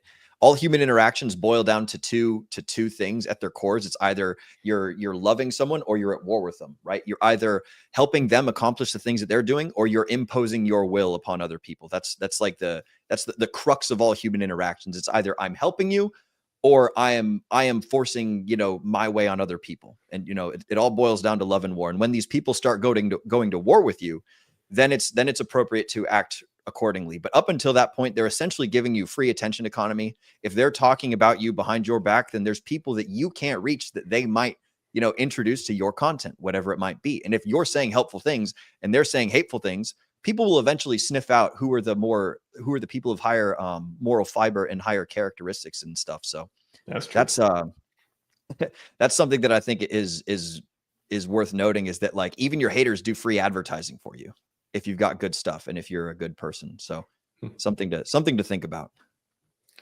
Everyone, panel's coming up on time here in a minute. So glad we got to have these conversations. Really good stuff. I feel like everyone should know risk diode at this point. If you haven't heard it before, you should see the pros and cons and the different ways of looking at it. And so I really appreciate the conversation on that. I posted a link in the chat to SJ, again, putting in the time, energy, effort, reading it for us in a very, very amazing way. 2 different renditions, I believe. There's 2 different playlists on that as well. What final thoughts on Scivive? Fix the world. What people who are new to it or haven't read it or aren't interested as of now, what can we tell them to maybe pique their interest and why it's going to be useful to even flip the pages or hit up SJ's playlist, whoever wants to take it. I'll go. Please do. So I feel like, to me, if you're in this ecosystem financially and you're invested here, it's the greatest asset to me. Like, to me, it's greater than the coins. Like, knowing who Richard is at his heart, pun totally intended, is what has kept my spirits up and my positivity through this ridiculously terrible, brutal bear market. Right. This is that, and that's all I've known. I was born in the bear. Like I got here at the top of the last bull cycle, not even knowing that's what it was, not knowing there were cycles in crypto. So I've only known down forever. And you don't see me bitching or complaining or whining ever about where is Richard, what is he doing, blah, blah. Like because I know his heart, because I've read this book multiple times, and I continue to see and to know that if that's who's at the core of this, we can't help but succeed. Like, we're going to win. His name is Richard Hartwin for a reason. Thank you. True. Not to be too much of the critic here, but I do want to give some reasonable expectations for this. Folks, I've called this book a 50th percentile book in the past. What I mean by that is that this book has a lot of very good practical information to improve your life, improve your efficiency, and improve your output to a degree. Fair warning, Sci-Vive is not going to get you to a mastery level in anything. It's largely practical advice on how to make sure that you're utilizing your time the best that you can. But at the same time, it's not going to get you to mastery in anything, and it's not going to really help you build a worldview. That's something you're going to have to figure out and live on your own. But the book is absolutely going to help you make better use of your time and hopefully help you improve some of those interpersonal relationships. So the reason I want to preface all that is that you have reasonable expectations going into it. It is a little bit long, but at the same time, I do hope that you find something valuable out of it. It is a long book. It's got a lot of good medium of the world advice. It is definitely not like you're absolutely right, Zenith. It is not something that'll take you from like 104 to 105. This is from 0 to 1. You know, this is like a you read my mind. I was gonna say it's 0 to 1. It's a great 0 to 1 type of yeah. literature. Yes. And again, like not a whole lot of the stuff in Scivive is like crazy, like, wow, I never would have thought of that. It's just a repetition of all the things, of many things, not all the things, but many of the things that are good for the folks at home. So I think that that's a good analysis, Zenith. And I would say, like, if you guys haven't read Scivive, or if you haven't listened to SJ read it, then go ahead and do so, or like find some sort of note-taking device or some AI that can summarize it for you, or consume the information however you will. But there's a lot of good stuff in there.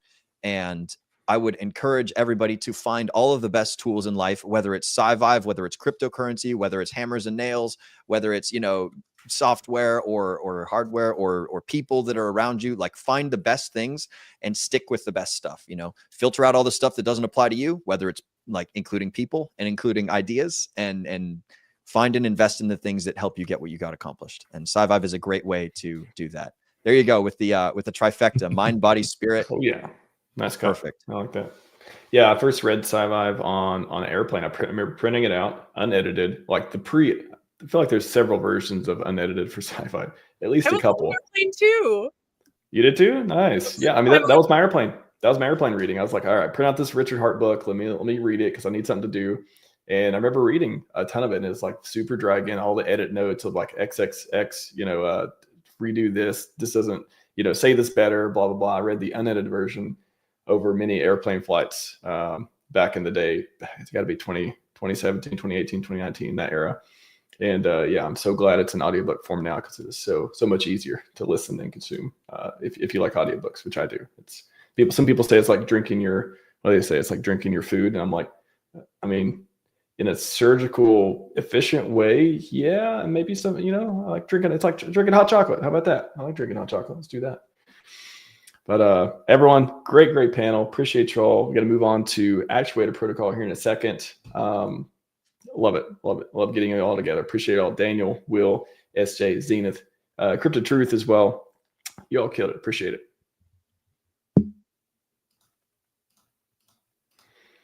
All right. Coming up next, let me get a hexy transition here. Let me get a hexy. I think I need to add some more videos here in a minute. You know what? We're gonna do the RH. We're gonna do the dance video. Here we go.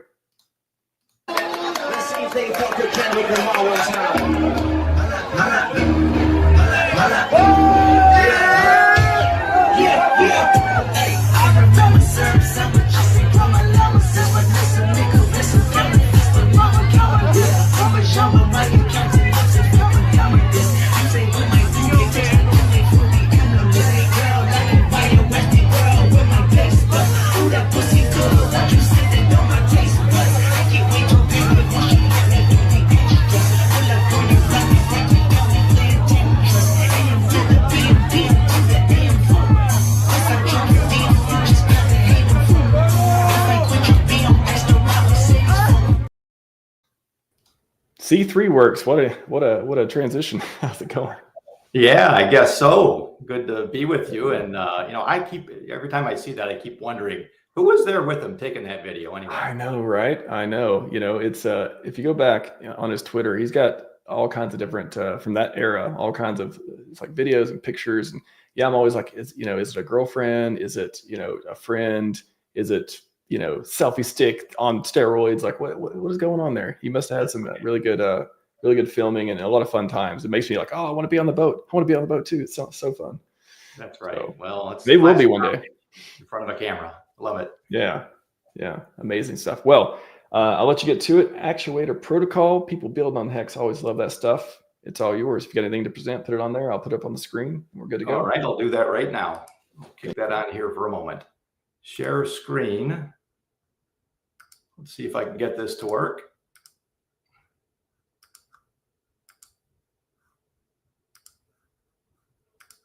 All right.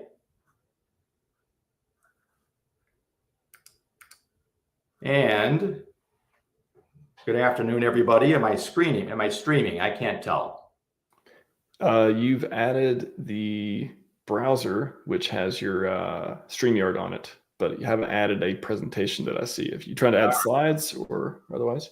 Yeah, I've got slides. So let me do that again and press the Maybe right. click the wrong one. Yeah, it's all right. So we'll StreamYard share. can be tricky. And we'll click the, I guess, window is what I click. I think to be safe, I'm going to go entire screen, and then I'm going to select this mode. What are you seeing now? Haven't seen anything shared yet. Again, but if you click, if you do present and then click like slides and PDFs, it also has that option. If you see that. All right, let's try that. This worked pretty easily last time. Yeah, that's all right. StreamYard could be funny sometimes too. Yeah. Let me try the, oh, here, it's got a spot for PowerPoint. Let's see if that does it. There you go. Is that working? I don't see anything prompted to share yet.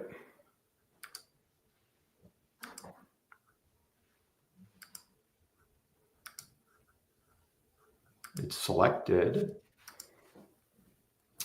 Sorry about this. I don't know. No worries. Why it's not behaving.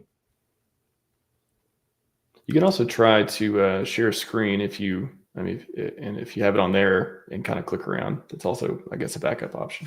But I haven't seen anything prompted for me to share yet. Huh. Isn't that unusual?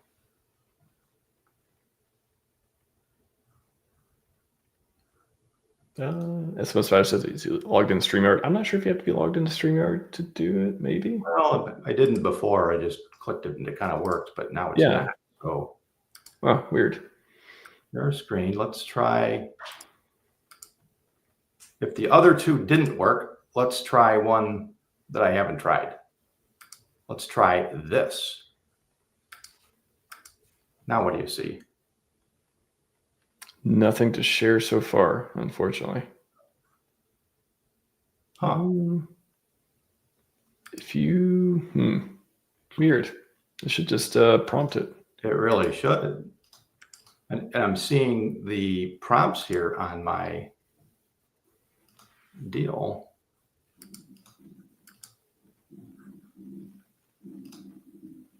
Chrome lost permission to fix it.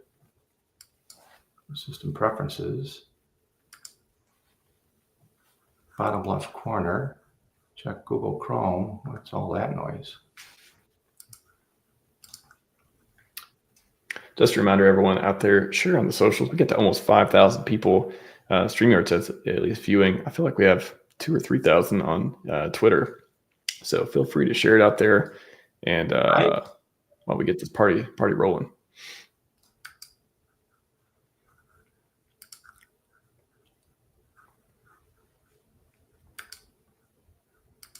Well, I get to you want to try to leave the stream, come back. Maybe it's like a StreamYard thing.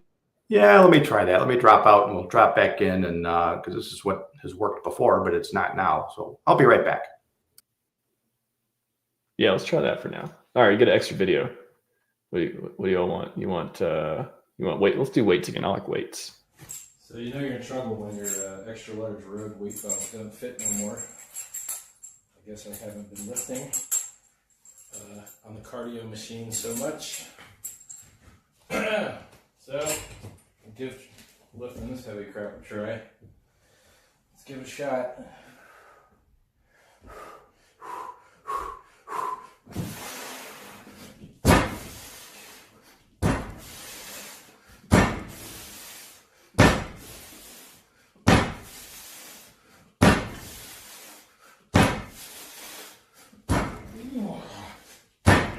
baby.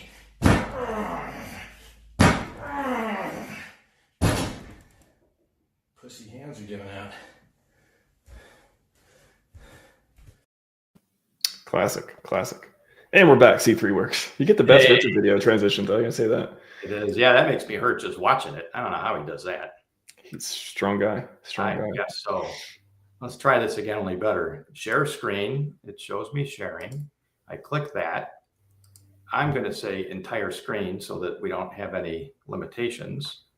It says entire screen. I click share.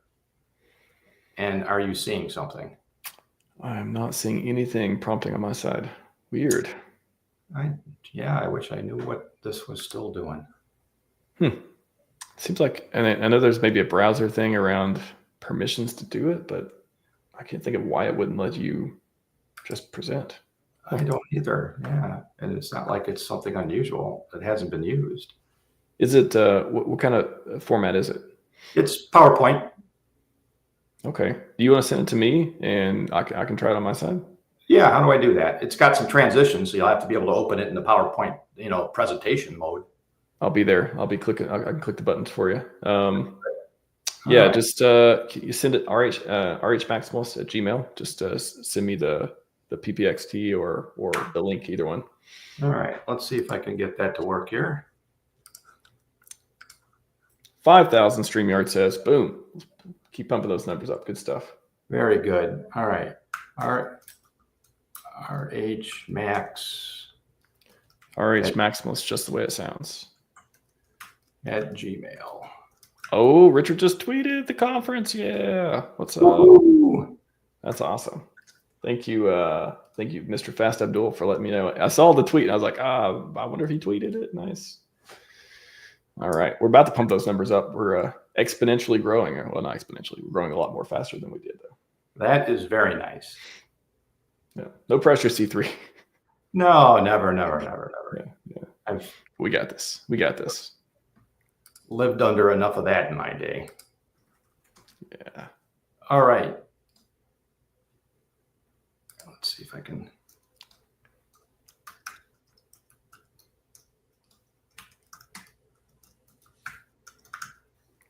Let's see if that arrives. Send. RHMaximus@gmail.com. Maximalist. I'm not sure if you said it the way you spelled it. Maximalist. So I'll put it on here. RHMaximalist. How about I copy it? That's always fun. There you go. I'll put it in the private chat as well. Yeah. Maximalist. Copy it from where it was. Yes. You will have the most viewers of today. I will say that. Great time. We're going to give them some stuff. Yeah.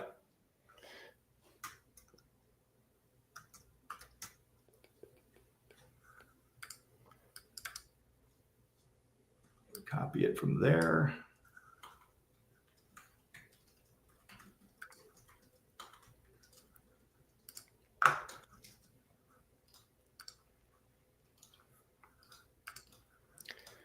Hang in there with us, everyone. We will be amazing content coming back very, very soon.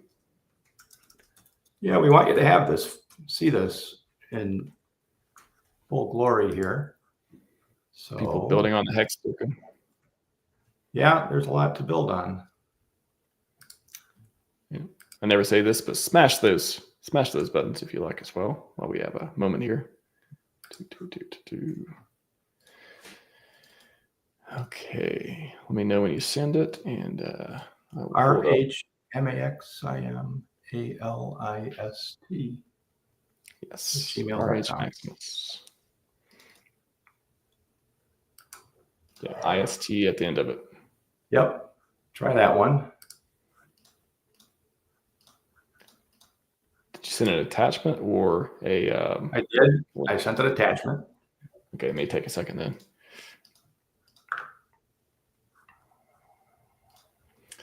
All right, do one more video for the people.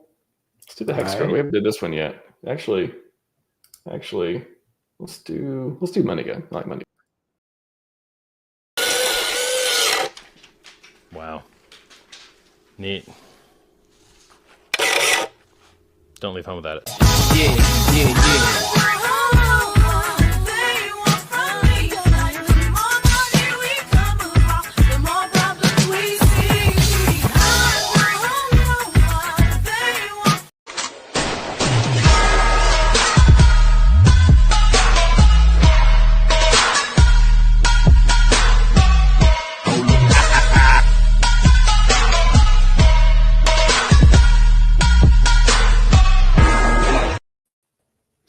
All right, still checking my email. Do not see it yet. Does it say sent on your end?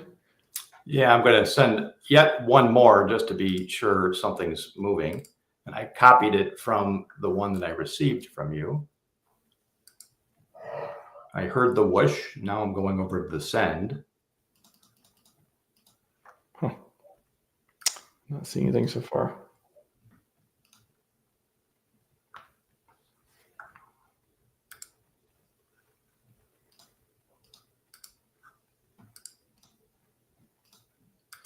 Oh, there it is. Got it. We have something. Well, that's progress.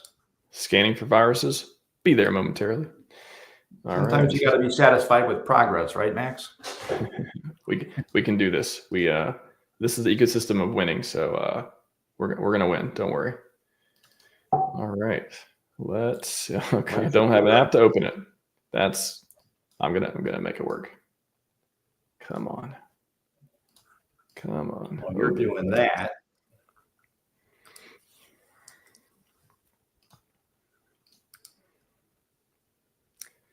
I'm going to have to convert it real quick. Hang in there, everyone. We are so close to starting this next session. Very, very, very close.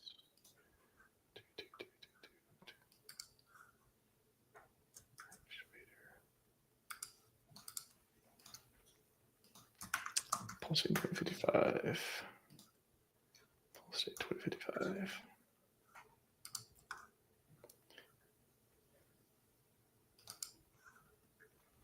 Shout out to Richard Hart, by the way, if you're watching. One more format in case that's helpful. PowerPoint has a show format, which I'm hopeful means you don't have to have the app, but let's see what you can find. Yeah, I don't have a PPX one installed, but I think I can do PDF. I'm trying to convert to PDF real quick and then try that. At least I can flip through a little bit. It won't do animations or anything, but if it's just static content, right?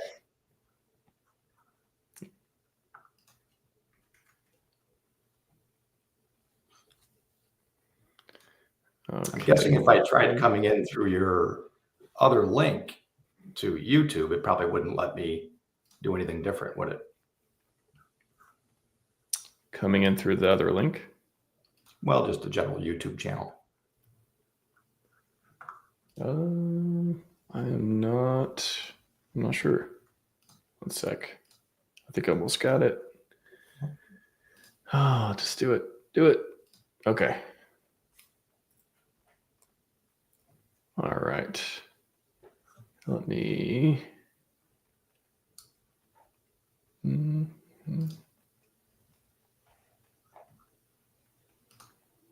Almost done here.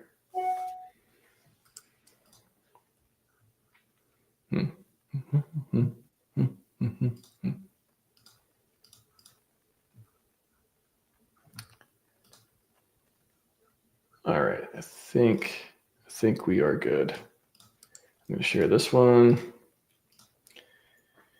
Actuator protocol. Boom. We got something. Progress. Yeah. Hit the presentation mode and see what happens. It's not in presentation. It's only it's a PDF. All right. Well, we're going to work with it. One of those slides will be a little wrecked, but we'll just live with it. Yeah. And I'll open this. So let's start right here. I'll move through some things. I'm going to cover this in 3 parts. By the way, good afternoon, and thanks for having me on, Max. I appreciate it. Of course. So we're going to cover 3 parts. We probably have some folks who are brand new to Actuator. I assume that you probably know something about Hex. I'll speak to some basics here real quickly to understand the basics and what HTTs or Hex time tokens are. Then we'll spend a little time on beyond the basics. That will be a little tricky with the loss of transition slides here, but I'll talk to you about a more advanced use case. if we can make some sense of that for you with the slides as they're formatted. That's going to make a lot of sense to people who have got 4 or 5 reviews of study on the Actuator protocol and are ready to take on some more advanced understanding of what can be done. And then we'll finish with some of the things about the days ahead, because quite frankly, again, I'm C3 Works, Bill Laprise, and I'm a co-founder of the Actuator protocol. The inspiration behind the protocol was all forward-looking. So it's really great to be a part of this conference because it's the forward-looking nature of what we would love to help contribute to on PulseChain and with Hex that drove some of this innovation. So we'll talk a bit about that. So let's move on to the next slide, please, and we'll start with some basics. If you can slide up one more slide. Here we go. So some highlights. What is the Actuator protocol? It's a protocol designed to give some access to stake liquidity. So if you have Hex staked, and this is only for tokenized stakes, by the way, this does not apply to native Hex stakes. So only for the what used to be known as HSIs, the Hex stake instances, or HMIs, Hex mining instances, they're tokenized stakes. Then this protocol gives you an ability to access sort of a market disciplined amount of liquidity from it that lets you do whether it's life happens types of activities or more interesting types of investment situations. There's a lot of ways you can utilize that and increase your yield in Hex terms using the protocol. You are able to also just be the buyer of HTTs, as we'll talk about, which are just simply Hex in the future. You're buying a claim check on a future Hex, but you buy it at a discount. So that becomes another way to earn Hex in native Hex terms trustlessly. So we'll see that. This protocol involves no counterparty risk. Fast overview on that. This is built in the Hex ethos, if you will, in that it's operating on PulseChain, 2 security audits, a financial audit. It's immutable, open source code. People have reviewed this in the community, no admin keys. And where we're using the HSIs, it's using the proven code. We didn't make up new code for that. So it's got all the right types of pedigrees that you'd want in a trustless Hex-based system. So next. Let's talk about this critical piece at the basic level called the HTT, or the Hex time token. It's important to get your head around this first, both as the minter, staker, and seller of one of these things, or as the market participant that just wants to buy these things and earn native Hex. So there is a 2-sided market. So what is a Hex time token? If you start there at the top, it's an HTT is a Hex at a future date. That's what it is. It owns this Hex that it's going to give to you and unlock to you at the protocol level on a specific day that it's told to do so. Right now, that there's a day 3,000, 5,000, and 7,000. You can trade these. These are ERC20 tokens. So you get something by buying it or by minting it, and you have something that is now fungible in a marketplace that's active and allows you then to have some liquidity. The yields, because of the nature of how they work, they're much like a zero coupon bond, if you're familiar with that. For those that aren't, it's like if I were to hold up a $20 bill and put it somewhere and say, I'm going to sell you this button, and this button is directly the owner of that $20 bill that you're going to get in 2 weeks' time. This button will automatically give you the $20 bill. Well, what would you pay for that button today? Well, I don't know what the number is, but it would be less than $20 because you're going to require some discount to wait for the week or whatever it's going to be until you get the $20. So that you buy the claim check, if you will, at a discount that represents the value of increase you want to wait until that day to receive it. So in real terms, if you look at the bottom of the screen, if you buy one HTT 5000 and the number represents the Hex day on which the protocol will issue you the Hex. So Hex day 5000, at the case on the bottom there, is roughly 8.3 years away from now, and that's all listed on the app itself. And so if you buy this at a discount today and hold it till that point, you get a full hex. That means today you might only pay a half a hex. I'm making up a number, but if you buy it at a half a hex and you held it until day 5,000 and got the full hex, what did you do? You doubled your hex bag, right? You went from buying it at 0.5 hex and now you got a full hex. That's a real yield, and it's a fixed yield, right? Nothing is going to change that number because you bought it where you bought it, and you're going to get 1.0 when you get it. It's directly redeemable by the protocol. It is not dependent on trading pairs and markets and any of that stuff, though you can trade it if you wanted, but you don't have to. You can wait until it's redeemed, and then you would be able to go to the protocol and get it back. So it's a very pure time value of money return. And at the moment, on the site, which you can see it at app.actuator.finance, that's where the application is, the UI that will show you access to all of this, and documents are there at actuator.finance as well. But all the analytics are there for you to look at. And at the moment, interestingly, the yields you can obtain on HTTs are actually higher than those from the hex staking mining that you could do right now. So that makes them very attractive as one way of earning hex, right?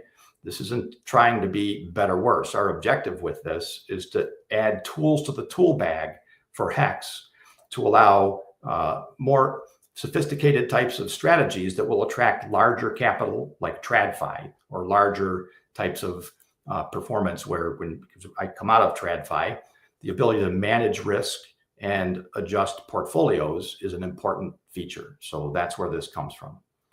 So let's go to the next slide now. And now we're going to go to some beyond the basics, which go ahead and flip ahead, and it's going to ruin it just a little. You're not going to see. So only stare at the 4 stars at the top. I'm going to have to talk you through this for today, though it's worth taking those 4 notes and seeing after we're done, if you could go to app.actuator.finance and step through and see how you would carry this out mechanically. The slides that aren't going to show here right now would have presented that for you. But let's go through the steps of this intermediate use case so you can see what could be done. It's called a curve swap. It starts by noticing that there's a particular point in time where the HTT 5000 discount from hex was the same as the HTT 7000 discount to hex. So think about that for a minute. If I could buy an HTT 5000 at 0.6 hex, and I could buy an HTT 7000, buy or sell, at 0.6 hex, could that be a tradable thing? Not just like trading, but could that be something where you could enter an investment position that gains advantage in growing your hex bag from that market condition? Turns out the answer is yes. So as I step through these 4 points for a minute, that's what the first point was. Notice that the 2 HTTs were trading at similar discounts. If you'd like, you could probably right now on the side, or when you get a moment, go to app.actuator.finance and look at it this minute and see they're pretty close still. They were closer at the time I did this, but you'll see that they're both in and around just over 60% discounts. So the condition is similar. Point 2, how could you take advantage of that?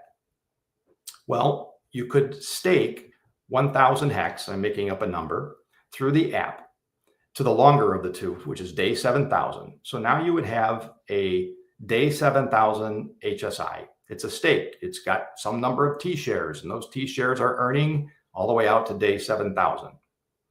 But you could then come to the app and extract the maximum amount of HTT 7000s from your position. And that there is a 1% mint fee that you pay to the Actuator token holders when you do that, and it would leave you 990 left from your 1,000. And that reflects the principal you just put in. So what you can notice is here is you can immediately access effectively all of your principal back for use however you would choose to. The last piece you do is, so now that you'd have your 990 HTT 7000s, you swap it, which you can do through the protocol app, which is a PulseX trading pair. So it's just operating through PulseX and also some of the other platforms if you want to use an aggregator. You swap your HTT 7000s into HTT 5000s.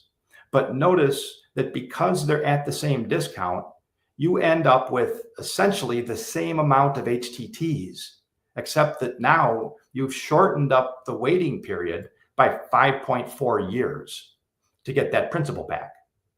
So what's the end state if we did that? Now, if you have to squint at the stuff there on the screen, fortunately, at least the end state data is there.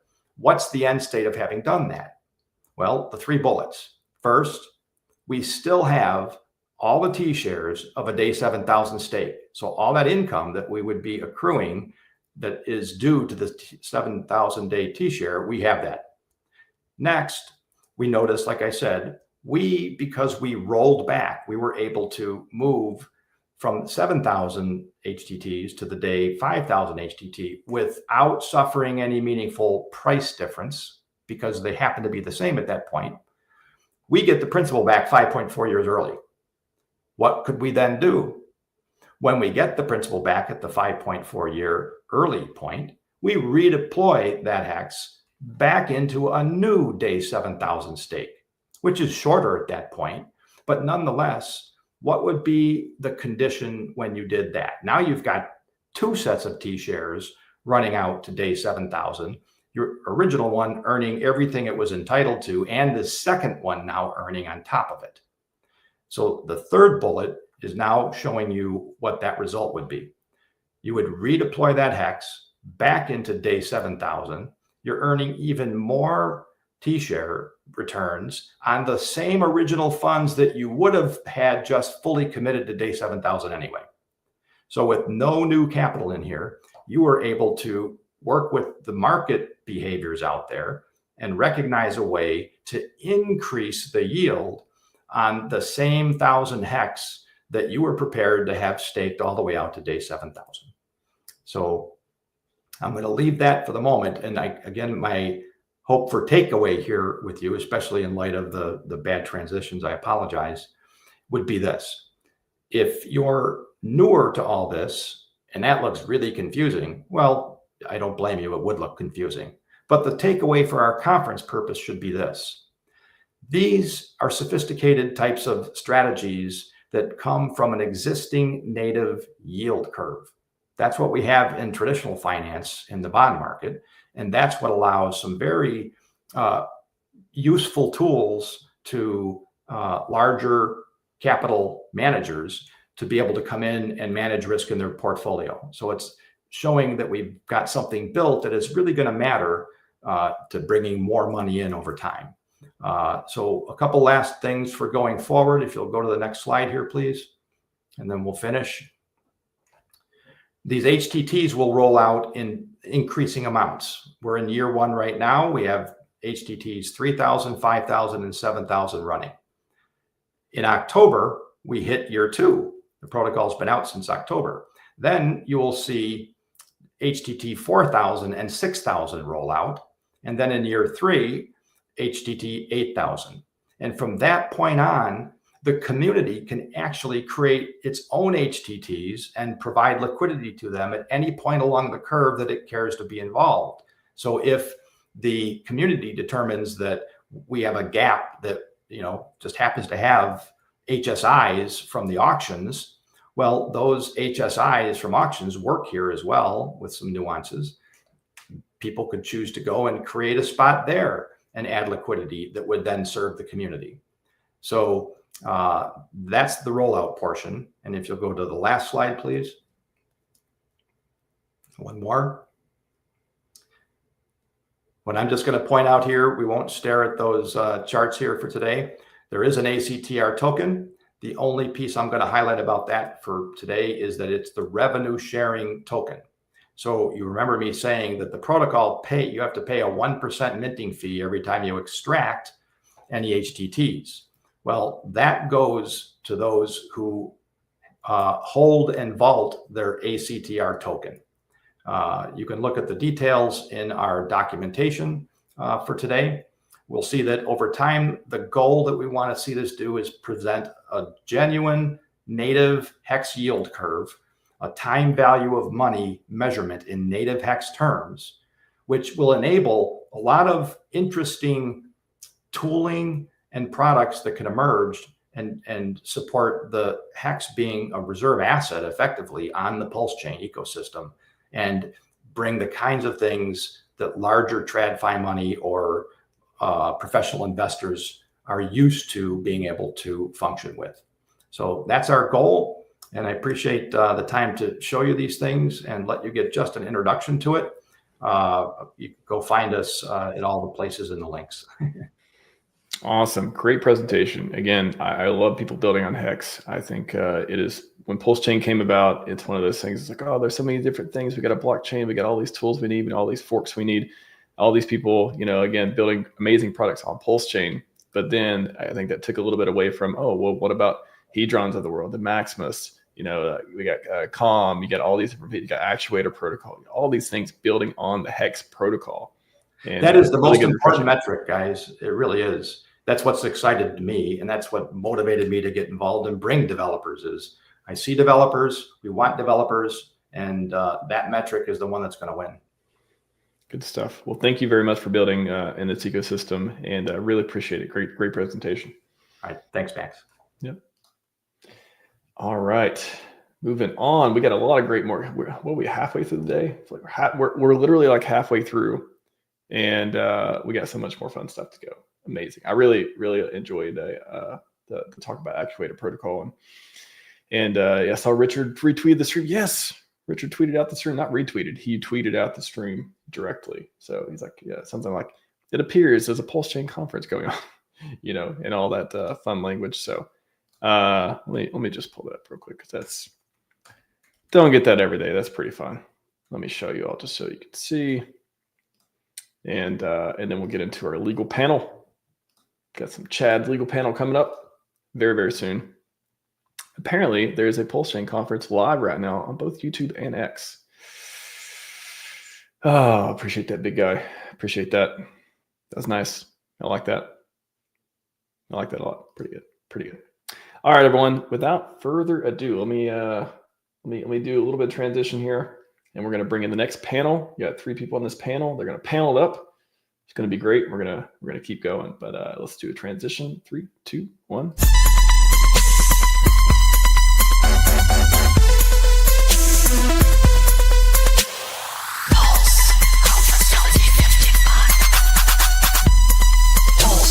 Conference 2055.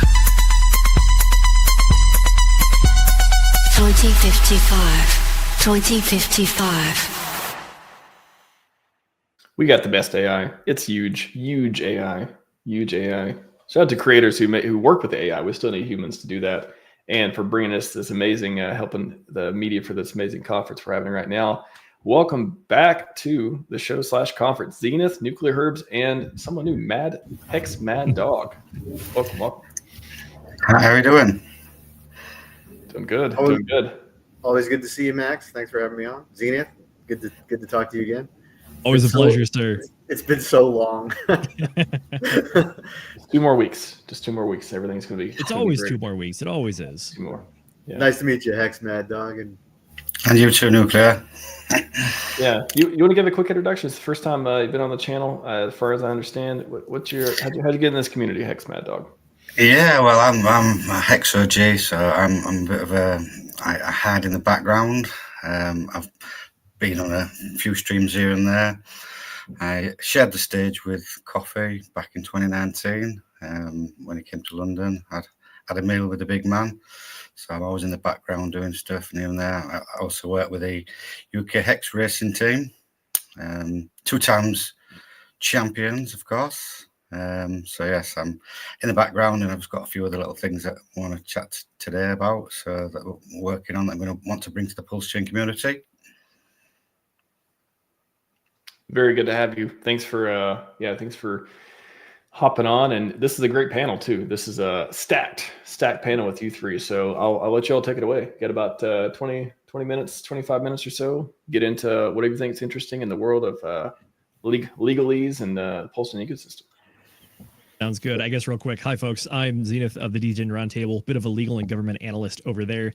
Did about 5 years in the Coast Guard doing some contract enforcement and also the sexy job of chasing drug runners in the Caribbean, doing international maritime law enforcement. But I'm not the heavy hitter. That is actually this gentleman right here, Mr. Herbs. Who are you and what's your background like?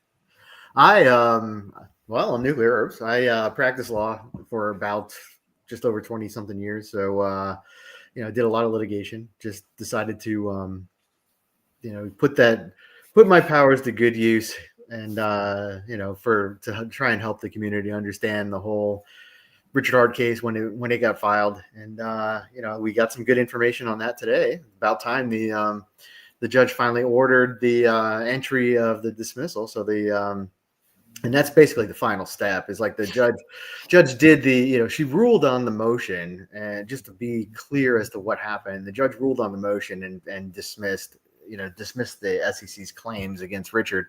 But in order to formalize essentially close out the case, formalize it, there has to be a formal written order. And that, once we kind of expected that to happen really quickly after the SEC said they weren't going to file an amended complaint. But, courts do things at their own pace, as we very well know. And, it took 2 weeks, but she finally ordered the clerk to do it. So I guess now it's wherever this thing lands in the clerk's inbox is when it's going to get done. So hopefully they don't have very much in there. I mean, it's really not a complex procedure. It's just basically a one-page document saying the case has been dismissed, and there's some official language in it, and that basically starts the 60-day clock for the SEC to file a notice of appeal. But it just seems really unlikely at this point that they're going to do so. I mean, they didn't even bother to amend a complaint. There's not really an issue of law that got addressed wrong in her order. So I just don't see any viable appeal options for them. So just hang the 60 days and we're good, I think. Sounds good. I guess as a quick recap, yes, we did have the SEC drop their original complaint on July 31st, 2023. It took about 2 years to get all the way through the process, but we had oral arguments back in November in New York City for the Second Circuit Court where this took place. And then after that, I want to say it was February where we actually got the entering of Judge Amon's decision to officially dismiss the case. Since then, we had the extension periods that Mr. Herbs mentioned, and now we officially have it in the record. So 60 days. I know it's a bit longer than 2 more weeks, but 60 days to file an appeal. The good news is that an appeal is really not, you can't really file one against whether or not you like the outcome of the case. You have to pretty much say that the case was not handled properly. And by all accounts, I would say this one was done very much by the book. That's accurate. The appeal can only attack legal issues. You can't introduce any new facts. You can't say, well, we didn't get a chance to argue this at the trial court level. You can't bring up anything new like, oh, we just found this old video of him saying, whatnot that might have helped us in the trial court. You don't get to go there. So you basically have to say the judge analyzed the law wrong. The facts that she had, she applied them to the existing law wrong. And that's why we're appealing. And that just honestly didn't happen here. The law on personal jurisdiction is not new. It's been around quite some time. It started basically in the 40s. Got a big kind of a big expansion overhaul in the 80s. But this is nothing new. This judge has seen many, many, many cases with personal jurisdiction law, and the analysis is spot on in my opinion. So I think we're good here. Excellent. By the way, I know that myself and Herbs, we are US based, but Mad Dog, I believe you mentioned you are UK based, correct? That's correct. Yes. Excellent. So slightly different systems about how everything works. But the good news is that US law is primarily based on good old English jurisprudence. Absolutely. Yeah. One of the first cases I studied in law school was Regina versus Dudley and Stevens. It was like a 1600s 1700s case, and I think it was 1600s where there's like a murder case from good old England that because we borrowed a lot of your law. Absolutely. But I think the great thing about yourself, Nuclear, is what you've brought to the PulseChain community is an actual interest in law, and people actually taking note and taking an interest in the law. And a lot of people prior to this, they obviously look at the law and say, oh, boring, yeah, not interested. But this is actually when you've got the law and it affects yourself, and you can actually read into it and look into it. And I think it's brought it all together. And again, along with the crypto industry as such, is like, yeah, let's fix the money, but also you need to learn about all these other things as well. Learn about the law and how you can protect yourself once you've got your crypto wealth. So it's all part of the same bucket, really. Yeah, absolutely. Definitely. Yep. And to keep it rolling a little bit, so the SEC case is pretty much closed at this point, but we do have one outstanding issue, and I do want to pass it to Mr. Herbs, because you have been doing the deep digging journalism that some of the journalists have been failing to do, and that is, of course, the red notice that was put up by Interpol, and the case is based in Finland. So, sir, what have you found, if anything? Yeah, I really still have not been able to dig up anything other than I was talking to Zenith about this yesterday. We when I started pulling the string on this sweater, I would contact some of the journalists directly that had written articles, and their response to me was like, well, I relied on this other journalist article to write my article. And then I contact that one, and it'd be like, yeah, well, I relied on this other journalist article to write my article. So like, if you tracked it all the way back, you finally got to the one detective in Finland, and I contacted them or him directly, and he basically just told me to go pound sand. They don't have any public information there whatsoever. So yeah, it's just very difficult to pry any information out of Finland. This is so unusual to me, because I can walk into any courthouse or just log on to Pacer and pull a criminal complaint for literally anybody that's ever been prosecuted by by a federal court, or if I walk into a state court, I can do the same thing, find out all the facts in that case that are listed in the complaint, and say, oh, okay, here's what it's about. I can explain it to you now. I just can't get that out of Finland for whatever reason. It's just not a public document, which just blows my mind. So we're stuck. But I find it interesting that what it just came out recently. Somebody, I wish I could credit them, but I cannot remember who it was. But they were able to find a press release by Quinn Emanuel saying that, yeah, we help clients with red notices. And I'm like, oh, okay, then let's just wait and see where that goes. But yeah, as it stands right now, there's really not that much available information to the public. That's just how Finland operates. Again, we're US based. Cases in Finland, so different procedures wherever you go. But I do want to throw it over to Mad Dog here shortly. If you go on the Interpol website and you look through the red notices, you'll see Richard Hart's mugshot next to a bunch of other people. But the big difference, though, is that it appears that Richard Hart is on there purely for what appears to be a simple assault case and tax evasion. Meanwhile, everyone else that is on that same list as him are there for much more egregious reasons that are probably not even YouTube friendly, to be honest. What do you think about Interpol's actions here? Oh, absolutely, criminal, funny enough. But yeah, it's a political toy that they're using to try and get Richard. Obviously, there's no substance behind them. It's the same as when the court case came out. A quick read of the blurb, and anyone with the slightest bit of logical or critical thinking will go, that's an absolute load of rubbish. But again, it's like it's just it's a tool, it's a political toy bandied about for people who they don't want. But the very fact that he's on the Interpol red notice means that he's ruffling some feathers at very, very high levels. And there's someone, so he's doing something behind the scenes that somebody wants to stop him. So that tells me he's on the right track. There you go. It does appear, based on everything available, that there's larger forces at play, because it appears that the amount of attention they're giving this for what is alleged doesn't quite match up there. No, it doesn't match. Regardless, I agree with you. Like everybody, I don't know how many people have ever fought off a have ever been told they owe money from whatever revenue place, whether it be the IRS or your local state revenue seeking organization or whatever, but they don't throw you on a red notice for not paying taxes. It just seems like what happens is you have a conversation with them and you work something out, and that's the end of that discussion. So I don't get it. And then the other thing is if it's a simple assault that we're talking about, like, we don't even know the other side of it too, right? So, because we haven't been able to see the facts of the case. So, I mean, it could be literally self-defense and we have no idea.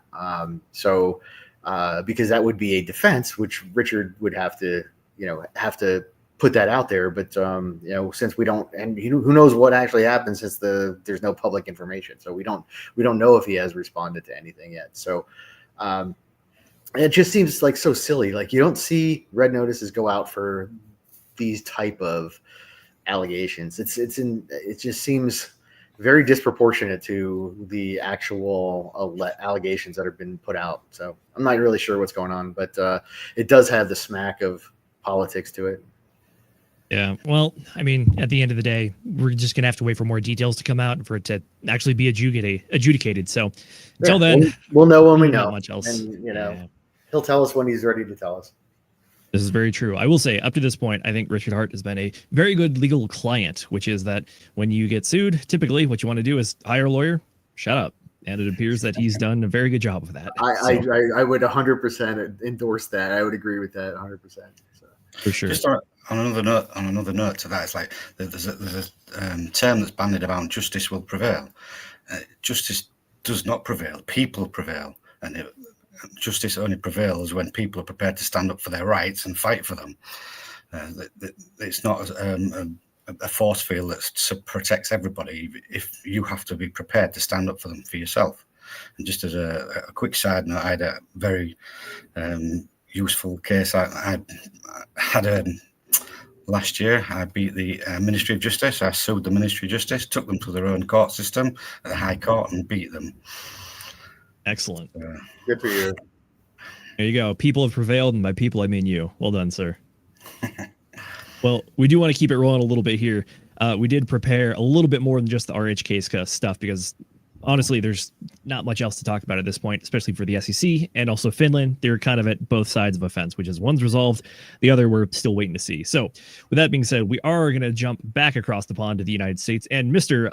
RHMax, if you're in the background, I do have a screen share here for you. When you're ready, good sir.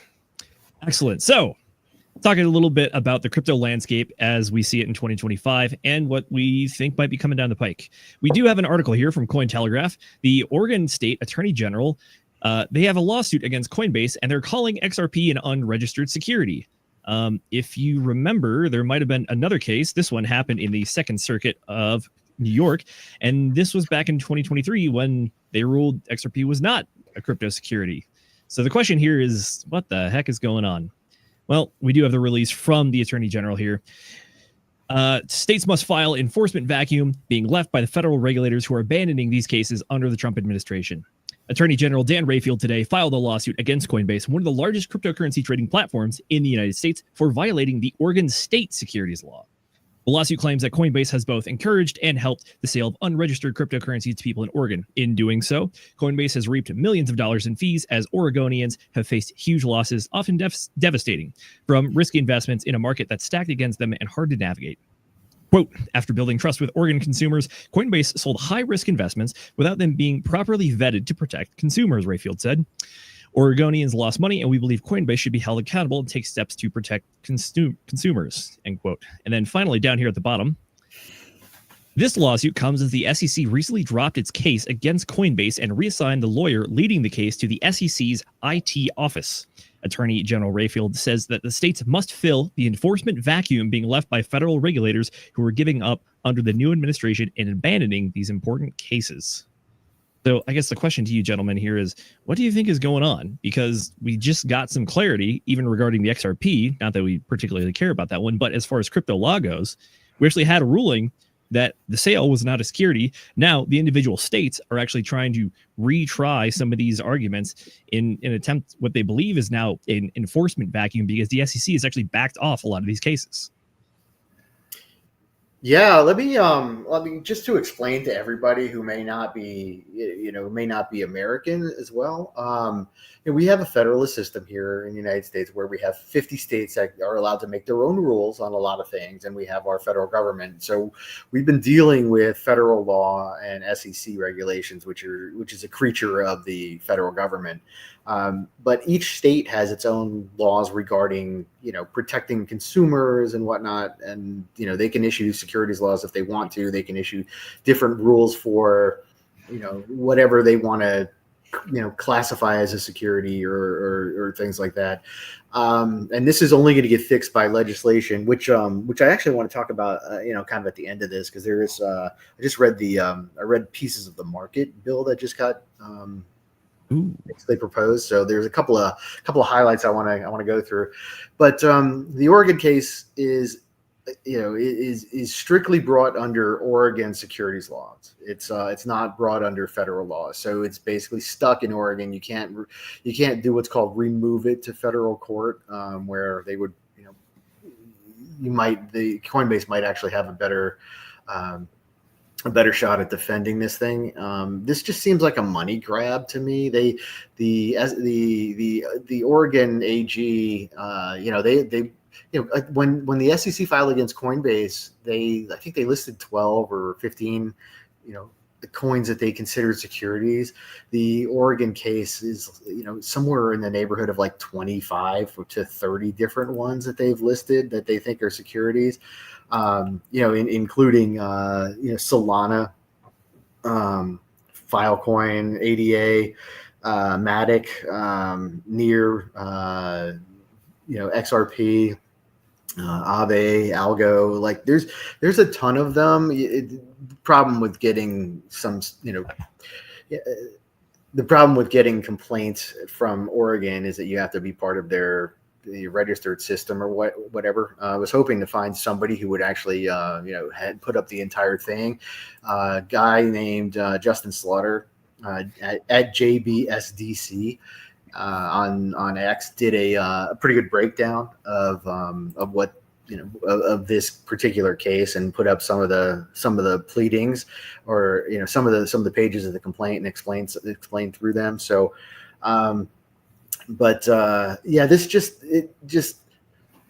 It seems like it's just the AG, taking a shot, and I'm not really sure where that's going to go. But the feds put out what was it called? It's like a market. I forget what the hell it's called, but it's basically like a market structure type bill for security, for crypto assets, and vis-a-vis how they're going to be classified as securities.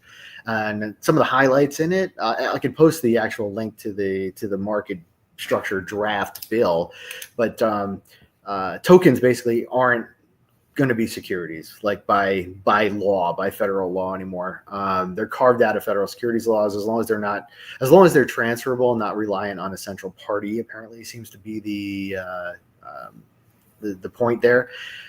Secondary sales get a green light as long as the issuer isn't involved. It's probably not a securities transaction, so that is a huge relief, and basically would clears up a whole lot of what used to be gray area. And what it says is rule-based blockchains where no one owns more than 20% can be certified as mature, making their tokens digital commodities. So that's an interesting one too. So, given the fact that, Pulse has got 50,000 validators all over the world, not to my knowledge, nobody owns more than 20% of this, of the validator. So I think, we're gonna fall right into the digital commodities portion of that program if that market bill gets enacted. So fantastic news. If I think this just got introduced like a couple of days ago, so it hasn't really gone anywhere. But if this is what they're looking for and this is where they're headed, I believe that the bill had, if this is the same bill I'm thinking about, I might be getting the stable coin bill confused with this one, but there were 17 Republicans and 4 Democrats, so it is it does seem to be some bipartisan push, which is good for us. So let's keep I'll keep track of this as it gets along and kind of goes through the entire process, and I'll give you updates as I find out about them. Sounds good. So the reason that we wanted to mention this here is that as we're going into 2025, we have a change in administration, namely Joe Biden is out, Donald Trump is in. And we've also seen a good amount of turnover at the SEC, who up to this point has largely been regulating cryptocurrency inside the United States. As Mr. Herbs just mentioned, some of these things can be classified as commodities. And it does turn out that we have the CFTC, the Commodities and Future Trading Commission, inside the United States as well. So where the jurisdiction lies is actually kind of back up in the air. And we've also seen a new approach from the SEC now that Paul Atkins is in as the head. And they've actually been dropping a lot of investigations into many crypto projects that were originally started under Gary Gensler's leadership at the SEC, which is also where the Richard Hart case also originated. So the reason that we bring up the states actually trying to maybe step into some of these gaps is that we're entering an era where we're seeing a change in policy from the SEC. Previously, they were trying to do a lot of regulation through enforcement, aka lawsuits, investigations, that kind of things. So now I believe that we're going to start to see a shift back towards more a regulatory stance from the SEC, which some people might argue was the original purpose of the SEC all along. Those people would be me. The whole point of this is to say that we have a lot of things when it comes to crypto that are in the pipeline right now. There were a handful of executive orders that came from the president's desk back in January and February. And we've also seen some of those committees actually start to get some of their actions rolling. So we're expecting a stablecoin bill in August, primarily from Senator Tim Scott of the Senate Banking and Finance Committee. So that is in the works right now. Allegedly, they do have all the votes needed to pass it. But on top of that, we have a bunch of other unresolved issues, including the digital asset stockpile, or aka the Bitcoin reserve. And then we also have some campaign promises that were floated around there about things like US-based cryptocurrencies not being taxable under capital gains tax. These are things that we're still yet to see come down the pike, but that's at least what we have on the calendar for 2025. So me personally, I'm expecting to see less enforcement through, or less regulation through enforcement, aka lawsuits, and actually more rules being floated through the proper channels, vetted, and then implemented once they actually can agree on a final rule. Gentlemen, do you think I'm off base there or anything? No, I think I kind of endorse that. It just seems to be the trend that's happening right now. So I think you're spot on with that analysis. Fair enough. Well, that is what we have in the U.S. I do want to pass it over to Mad Dog because it sounds like you guys are dealing with some of your own tax ideas over there across the pond. What do you got for us? Yeah, well, I'm going to be a little bit controversial here. Basically, there's again the European Union is chucking out all kinds of regulations here, there, and everywhere. The UK is pulling out different stops and talking. Generally, I don't pay any attention to it because it's all a lot of fluff, and I don't really pay much attention to it because the idea I got into crypto was to avoid all that. I checkmate the matrix. I try and avoid the crypto industry is creating its own financial new financial landscape, and with crypto you can try and bring yourself out of the matrix and all the statute legislations and all that. And then, again, this is one of the things. However, I'll put a disclaimer in. I'm not legally qualified. I'm not legally trained. I've never studied law at university. However, it's a pet subject of mine that I'm really interested in, and I know enough just to annoy the hell out of all agencies and all governments. One of my things that I'm working with at the moment is I'm working with one of the UK's experts on private trusts. And obviously, when you talk about trust law, then you come into equity jurisdiction. And obviously, as the SEC, with the Richard Hart case, jurisdiction's a very, very important aspect of law. So lots of people, again, like I said, I'm working with this guy. I'll give a little bit of an overview now, but I want to bring to the PulseChain some education about trust law, private trust, and how you can protect your crypto assets. So it's all about basically when you create a trust, it's asset protection. So again, it's a bit of a long subject. I don't want to go too deep into it, but it's basically anyone can create a private trust, and you can put your crypto assets in, and they will be untouchable no matter what the government says, no matter what statutes they bring out or new laws or whatever. You can protect your crypto assets if they are in a private trust. And myself and Peter are willing to come on and give a lot longer explanation to anybody that wants to have us on board, and we'll show you how to set up your own private trust, and also use the PulseChain tools like Luna Shard to upload documents that are immutable and forever etched onto the blockchain with your own private trust, and immutable, untouchable, bulletproof. Excellent. By the way, folks, please follow all the tax laws that are applicable to your local jurisdiction. And I think it goes without saying, nothing you've seen here today is actual legal advice. We'll give you some general guidance on get a lawyer and shut up. That one's pretty universally applicable. But if you're in the US and you're interested in a more advanced tax strategy, such as a private trust, you're allowed to grow your crypto inside of that trust as long as you're not self-enriching yourself on the way out, because that is where you do incur a tax. For more on this stuff, by the way, go check out Corey Geary's channel. He has an excellent team surrounding him, and they have created an excellent tax strategy regarding the use of private trusts. So if you're not interested in moving to Puerto Rico, this may be a viable option for you.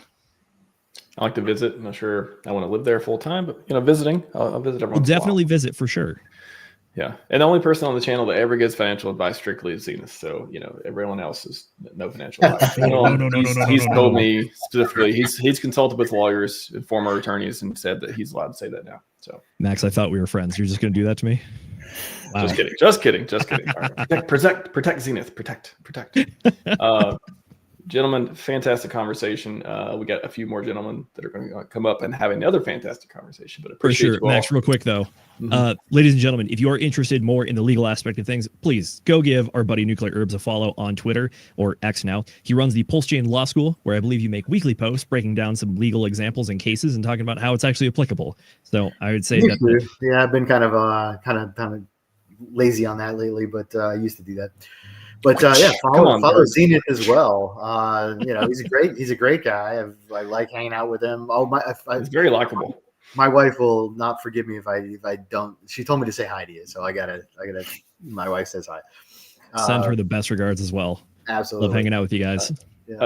Hex Mad Dog, is that on X? Are you at Hex Mad Dog? Is that where people can contact you for trust? On Twitter, yeah. On Twitter, yeah. Yeah, somebody's asking for a link to the trusted. Just at him on the Twitter X platform, and you can go from there. But gentlemen, thanks for coming on. Thanks for spreading the good word. Appreciate you all. A lot of great contributions in the community, and we're going on to Project Pi here. Thanks a lot, gentlemen. Say hi to Van and Chris for me. They're good people. Dude, I like meeting them, and good luck. You're going to join the chat. You go in the chat. You say hi. You say hi hard. All right, we'll do. Thanks, Herbs. Thanks a lot, Max. Yep. See you soon. Bye, Mad Dog. All right. We got time for quick transition before we get to Project Pi. Chris and Van coming up. We get the Hex Girls. Let's do the Hex Girls. Bitcoin, Ethereum, and so many coins. Which coin is the best? Is it too late to buy Bitcoin? Why must cryptocurrency be so confusing? When you need clear answers, go to Richard Hart. The smartest man in crypto, Richard Hart. Richard Hart started mining Bitcoins on his graphic card in 2011. Richard knows his crypto stuff. Crypto Smart with Richard Hart. Check out his YouTube channel. Oh, who remembers that? That was a good one. That was a classic one back in the day. Remember the Hex Girls? They somebody got the video made and produced of that one. So fun. That was before AI. Those are not AI. That was like, that video's got to be 5 years old or something at this point. But anyways, welcome back to the channel. Chris, man, how's it going, gents? What's up, Max? How's it going? Good to see you. Good to see you. I've been messing my transitions half the time anyways. It's okay. It's okay. First time running a conference, doing my best here. 4 hours in, and I'm pretty wired. So how you guys doing? Good. Really good. Awesome. Well, you got some PulseChain infrastructure stuff to tell us about? Yes, sir. Let's go. I will. I'll take off, bring myself out, and if you got anything to present, I will add it to the screen. It's all yours. Awesome. Thank you. Hey guys, how you doing? Thanks, Max, for having us on stream. For those who don't know, my name is Vendo Calendar, CEO of Project Pi. Have a background in computer science, and Chris and I built this business here at the Atlanta Blockchain Center. And just a little bit briefly about me. I was a data engineer at Intuit MailChimp doing Web2 infrastructure. Father's been into networking for about 30 years now. So, I actually grew up in the infrastructure world. And when I was actually working remote out of here, I texted Chris. I was like, hey, man, you should definitely pull up to the Atlanta Blockchain Center. At that time, he was working for a Web3 company called Go Plugin, based out in Dubai. And, I was doing Web2 infrastructure. He was seeing what I was doing on the terminal, doing Docker, Compose, doing the terminal stuff, creating infrastructure. And he was very, very curious to see what I was doing. Knowing us now, how we work, within 20 minutes, we actually conceptualized and created Project Pi this February 20th, 2023. And it's been a long journey, but I'll let Chris give his introduction as well. Hey guys, I'm Chris Powell, CTO of Project Pi, and basically everything Van said is true. We met up at this building here, and we basically just executed. We just focused on our strengths and everything that we've done. Again, his background's in computer science and mine is in physics. So we just said, well, why don't we try to build something? Let's make something happen. So, we just put together our thoughts and, came up with Project Pi. The journey in itself started with hardware only. We did a lot of blockchain, like physical blockchain nodes. We started with a company called Presearch, in which, I had connections with the CEO at the time, Colin Pape. He actually ended up buying one of our Raspberry Pis, which is the reason why the company name is Project Pi. And, from there, we just evolved from Raspberry Pis to small AMD and Intel mini computers. We actually had an opportunity to meet quite a few of the PulseChain people when they came for the tour. It seemed like it was like just yesterday. I can't believe it was like 2 years ago, but they came up here, and then we ended up starting on our development of liquid staking. That was around like the middle or end of December 2023 when we first discussed it on the PulseChain cruise going to Cabo. Since then, we've been just putting our heads down, focused on building, staying on the grind, and just making things happen. We'll actually be showing a few little things here and there, but our protocol in itself has been live now for, I want to say, about almost 4.5 months or so. And so far, so good.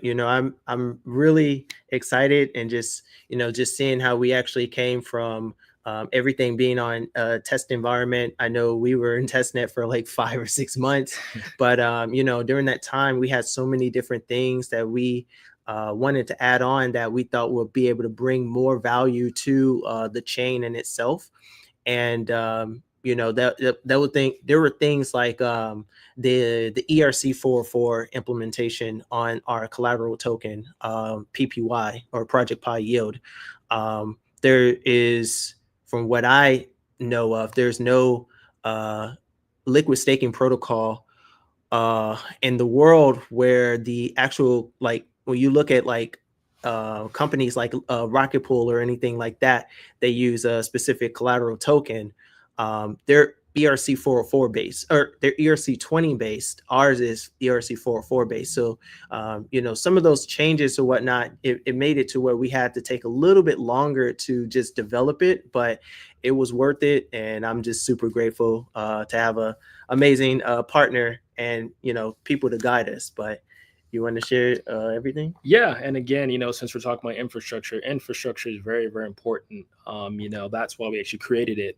Like one things that we know that, about 43.7% of all Ethereum validators on AWS, we saw Binance, we saw Rabi Wallet, we saw all these protocols where they're validators, or not necessarily validators, but the infrastructure is going down, and that's not good.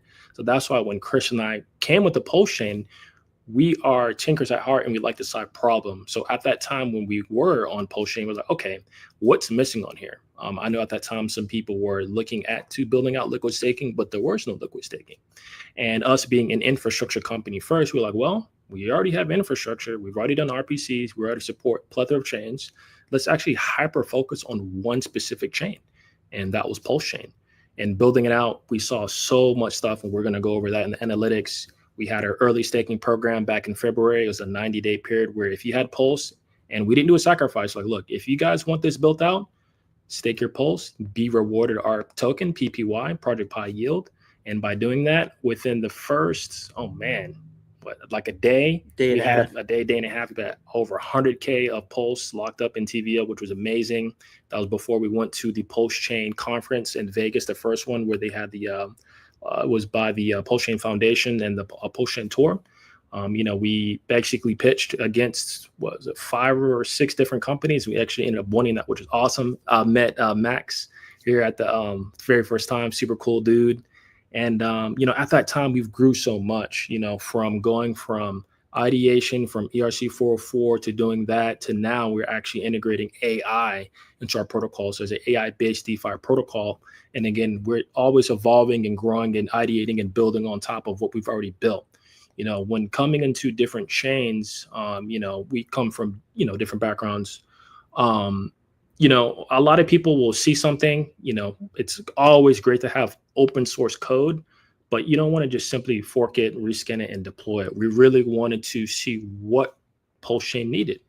So, we went to IRL events, fully docs, letting people know what were the issues, going to Vancouver, going to Cabo, going to Vegas, going to all these things. And one thing where we actually had to pivot was, like how we talked about, we still do sell the physical devices, the mini nodes, but we realized like a lot of people, they don't even want to hold that. They want, someone to do it for them. So okay, well, if that's what you guys want, we will give it to you. So, we created a solution to where you can actually generate your validator keys, permissionless. You get your seed phrase. We host on your behalf, but you still have access to that validator. So doing that, also, doing an AI agent with that liquid agent, that's how you generate the validator keys. And we're going to be implementing a lot of other stuff with that, as well as launching our AI analytics for the ST Pulse, which is great. Definitely going to share my screen on that. But yeah, just going from ideation to vision, just seeing what people want and just keep growing and keep building on that, on top of that. Yeah. Do you want to go ahead and showcase? Yeah, sure. So I'm going to go ahead and share my screen, guys. Let's see if I can present, share screen. I'll do entire screen. So let me know if you guys can see this. So again, this is Project Pi. If you go to our protocol, this is what you're seeing. It is liquid staking. Currently, we have about 3.9 billion Pulse locked up in our protocol. Again, very simple. These are analytics. Currently have about 175 Pi pools, and the average APR for our validators are 75.69%. We're kind of go over that a little bit later, as well as the NFTs. Again, why NFTs? We are a hybrid of an ERC 404, which is half ERC 20 and ERC 721. Earn and reward, again, it's a 2-tiered system. We actually cater to both users. I know there are different liquid staking protocols on Pulse, and I love all the all the stuff that's being built.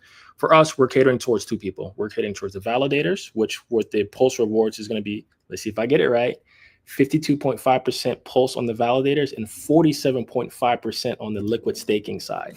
So that's how the rewards are being distributed. And Project Pi as a company, we do not take any fees at all when it comes to Pulse. We believe in what we built. We believe what we've done. So, how it works is every 15 days, every 14, 15 days, they have the Pulse that's distributed. And that's what the yield is coming from for the liquid staking. Then every 28 days, the validators will also be getting our PPY, Project Pi yield token, and that's why the actually rewards are a little bit higher. We can actually take a look at that if we actually go to our app right here. And if we're going to go ahead and actually go to the protocol stats, you can simply just go over to the calculator. And as you know, you need about 32 million Pulse to become a solo validator, which this is about the current price. On our protocol, we actually cut that in half, where you only actually need 16 million Pulse.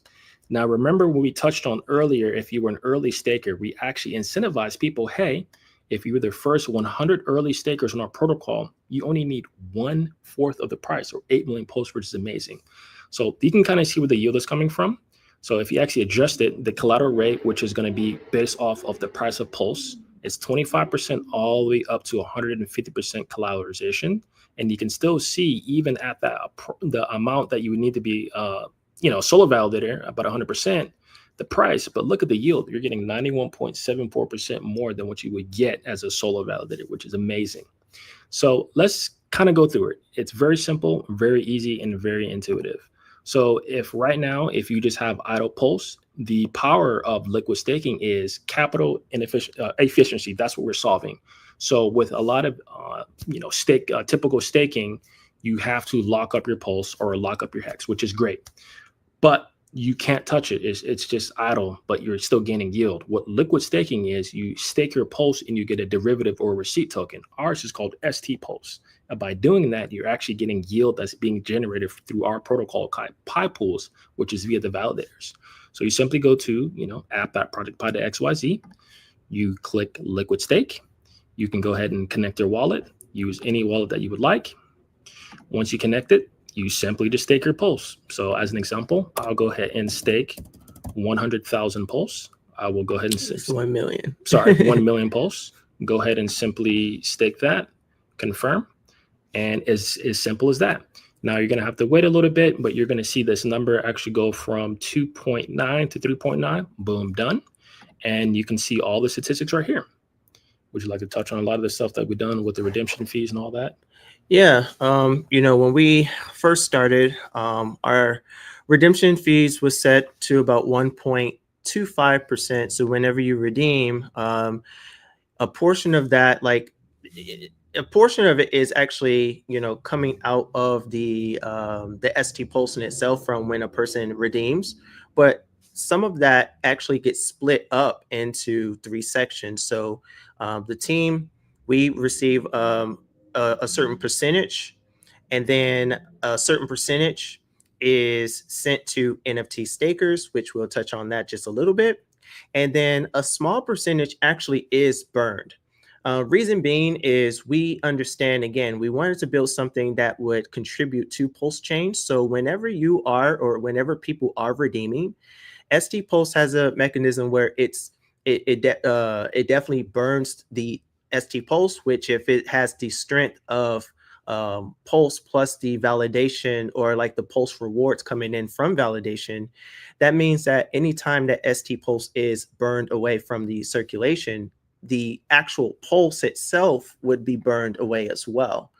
So that should help to contribute by lowering the amount of pulse in circulation. So, we wanted to add in a few features here and there to actually help to contribute to the chain in itself.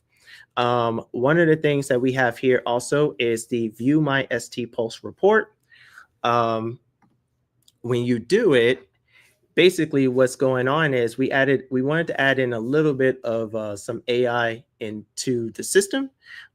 Reason being is we've already basically showcased like our liquid agent in Vegas, and which was, it's an AI agent in itself, but this is a little different. It's not necessarily an agent. We wanted to build something that would be almost like the prelude to a tax reporting system.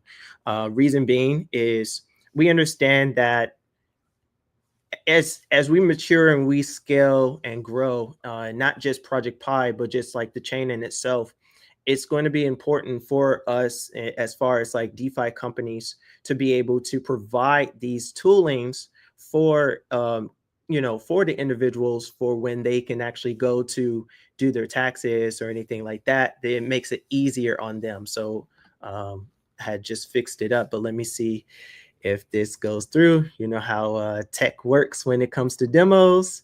So I think it actually, I did process it. I wonder if it actually popped up on here. Let me see. Might have to refresh your page actually and then try again. So try to refresh it and then try again and then click it. There we go. And then sign and confirm. And then let it sit and wait. Should be able to process it. And essentially what happens is Once everything goes through, payments verified, it analyzes the ST Pulse that's being bought and all of the things that you've, all the ST Pulse inflows and outflows that you've bought in the last, however many times you bought it. So it calculates each month. Okay, see, it's always the demos. Let me try it again. Let me refresh it again. I really want people to see this. So let me try it again. Because I think it's very important, if you're building a DeFi system, and you have tokens, it definitely would help your users to be able to understand basically what's going on as far as, what you're buying, how much is coming into your system, and everything. I think I gotta refresh it again. Oops. Here, try refresh it again. I don't know how to use your computer. But essentially, it also it does a breakdown of the monthly inflows and outflows, identification of staking patterns or anomalies, and personalized wallet-specific insights. Again, I think something like this is super important for people to have. And yeah, I mean, you have anything to say about it? Yeah, and again, this is what SC Pulse is out. Again, this is the liquid staking token that we have created for the actual layer 1, which is Pulse, and the yields being generated from the validators. Our token PPY is out, but it's not, live to trade yet. But when that is live, we would definitely have AI insights for that as well too. And I could definitely see in the future, just seeing how things goes, depending if we want to do some type of API or some type of SDK or webhook, we can actually have it to where if you have your own token, whether that's, any really layer 1 token that's Pulse, PulseX, Hex, Inc., or someone else who has their own token, they'll be able to use this as well to see the inflows and outflows. So I think that'd be really cool. But yeah, it looks like we're having some issues. That is fine. We could definitely try to do it. But what I did was I actually already did it. I sent you the report in Telegram, so we can go to it. The demigods are not always kind. May they be with you. I know, right? So it's always, you did whole screen, right? Okay, so do a whole screen for me. Okay, cool. And so if you can see this, essentially this is the breakdown. We made it to where you can also download it as a PDF. So it just basically just shows all of the inflows and outflows as what's happened as a generalized report. And then AI summarizes everything of what has happened in your wallet when it comes to ST Pulse. Again, this is like the prelude to I would say like at least a nice tax reporting system for at least our token. We want to do this not just for ST Pulse, but for our other token PPY. Again, reason being, can't stress it enough. As crypto and blockchain mature, we believe that we would be responsible as far as a company in itself to be able to provide these toolings for individuals so that they can actually see what's going on and how they can actually go to somewhere like a Coinly or something like that to be able to show like, oh yeah, this is how much I've bought, here's how much I've sold, here's the net, and go from there. So that's essentially the reporting. If you want to go to the documentation, you want to go to the video of the how to create a pipe pool. Yep. So we can do that again, for demo purposes, but this is kind of just showing the full flow of you going through our entire protocol. You would simply go to our liquid agent. That'll be app.liquidagent.ai. You can find that in our data page. You would simply connect your wallet, and then you would go ahead and select your chain, which is PulseChain. Again, it is a multi-chain agent. You will then create, generate your validator keys. And it will do that. It'll prepare your keys. And then like normal, if you have created a validator through that process, you need to put in a password. So for demo purposes, I'll put in password and boom, there are your keys. These are your keys, not your coins. So we give you these keys. We do not store this information. You have full control of your keys.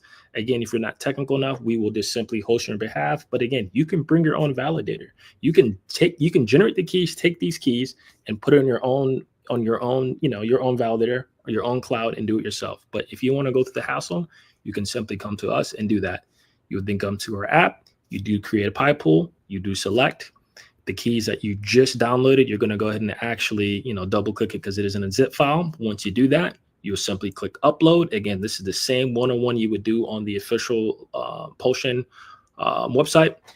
You would generate your deposit file. And again, our system is a little bit different. Now you have to do the duration of how long you want to stake. You would have to create a node ID. And this node ID is actually proprietary to our system to track all the nodes to make sure that the rewards are being distributed every so often like we have had. Once that is generated, let's say on the solo validating side, you would then deposit your 32 million Pulse on weight. On our side, since it is a two-tier token, you would then actually deposit your collateralization of your PPY 25 to 150%. Then you would deposit your Pulse. This wallet was lucky enough to actually have one of the first 100 early stakers. So this would be an 8 million Pulse. And then you're up and running. It's that simple.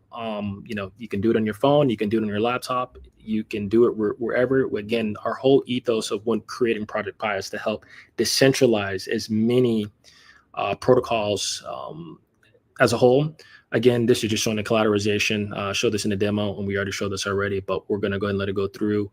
And again, bring your own node. We'll do it for you. Go to any VPS. We just want to make it super easy, super simple for people. You simply deposit your 8 million Pulse. Again, for most people, be 16. But if you were gracious enough to be the first 100 early staker, you get in at 1/4 the price, guys. Remember, when we were in Vegas last year, one validator was $8,000, right? So imagine, with that 32 million, half that would be 4,000. Most people don't have that kind of money. So, going like that, that'll be great. I was gonna go to one of the last things is just like here actually is our agent. Basically we've been constantly working on this to change it, and make it a little bit more prettier.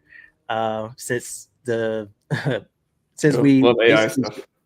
We showcased it at Vegas and whatnot. We wanted to make it a little bit more pretty and whatnot. So we added like the light and dark mode. Eyes. I like light mode, so I always just do it. But right now you have the light mode. Hey, we're together. I'm telling you, turn on dark mode. Turn on dark mode. I'm like, no, I like clean. I like the white space. I like clean. It's something about that I think different people have affinity for. I'm with you, man. So we wanted to make it to where, and this is one of the things too. We believe like how we've built ours with as far as Liquid Agent is. It simply just connects to your wallet. We have been kind of experimenting with like AI agents being able to,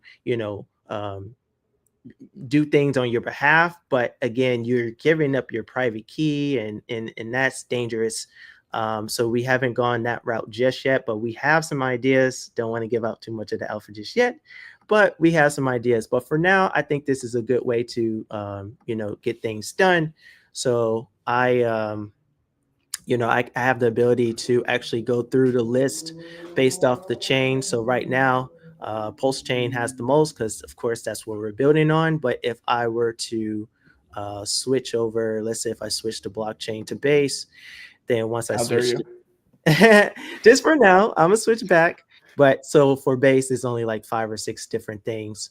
If I were to I'll switch back to now, and then if I wanted to, I actually haven't used this in a little minute, but if I wanted to deposit, then I can say deposit Pulse, and then say how much Pulse would you like to deposit. I'll just say that 100,000, not 1 million, and then boom. So now I can liquid stake with my. That's pretty cool.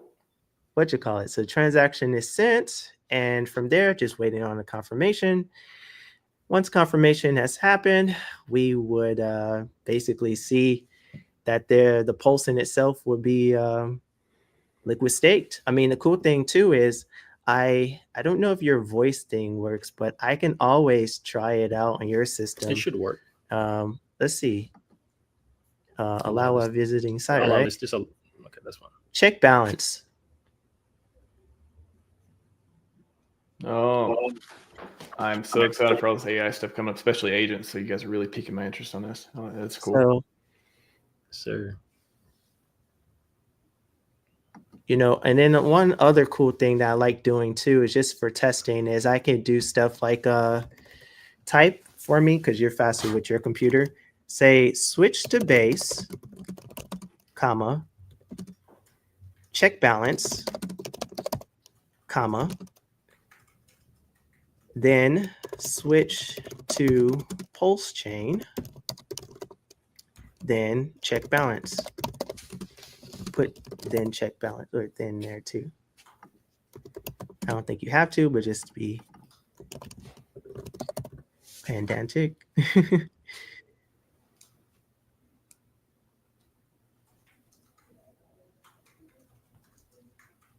Yeah, so basically just still work in progress with this, but we're seeing again, I mean, we're super excited as much as you are. We're just seeing the potential as far as how AI can be incorporated, not just in a DeFi aspect, but even just in a regular day-to-day system when it comes to blockchain and AI. So we wanted to definitely participate in it in any way we could. Awesome. Gents, I really appreciate your all's work and just building on PulseChain and yeah, for I feel like the last couple of years, you guys just, started with, started from like the liquid staking piece, and now you've added so many different features and you've been presenting at the conferences and just really being a positive force in the community, in addition to just like building out these liquid systems. There's so many different verticals as, you got liquid staking for PulseChain validator stuff. Like every system that gets big enough, there is that market for, making it into smaller pieces or like taking it and putting it together to, the more, trustless ways of doing it and all that stuff too. So I really appreciate, what you all have been doing and working on and great stuff as always. And I love the AI piece. We got an AI panel tomorrow. You guys feel free to stop by if you want to check it out as well. It should be fun. Awesome. Okay. Thank you so much, Max. Yep. Have a good one. Thanks everyone. It's Chris and Van killing it. Building in the community, making sure we have all the fun products. Great stuff. We're going to hit a transition. We're going to hit the longevity panel. Hopefully Aubrey's internet's working. Should be good. We got Randy here. SJ's going to join us as well. Got Daniel Joyful Danish here as well. And should be a lot of fun. Let me hit the transition and we'll go in. We got plenty more stuff today. We got like 5 more sessions or so. So should be fun. All right, everyone. Let's do the dance. Let's dance for a minute. Let's see if they can make them all one time. I remember serving something just from my level, but this a nigga, this a family, this the mama count this. I'm a shower, my account, I'm saying fucking down with this. I'm saying with my dude, they only fully in the living girl, like a fire with the world with my taste buds. Ooh, that pussy good, like you said, they know my taste buds. I can't wait to be with this shit, I let them be dangerous. I love for you, like me, like me, down and playing dangerous. And you do the beat, to the damn phone. If I drop your beat, you just gotta hate them for. If I quit your beat, I'm extra out with cities for. All right, longevity panel starts right now. How's it going, everyone? Who wants to live a long, healthy life? Me. Hundreds of years, thousands of years. Aubrey, how long do we got?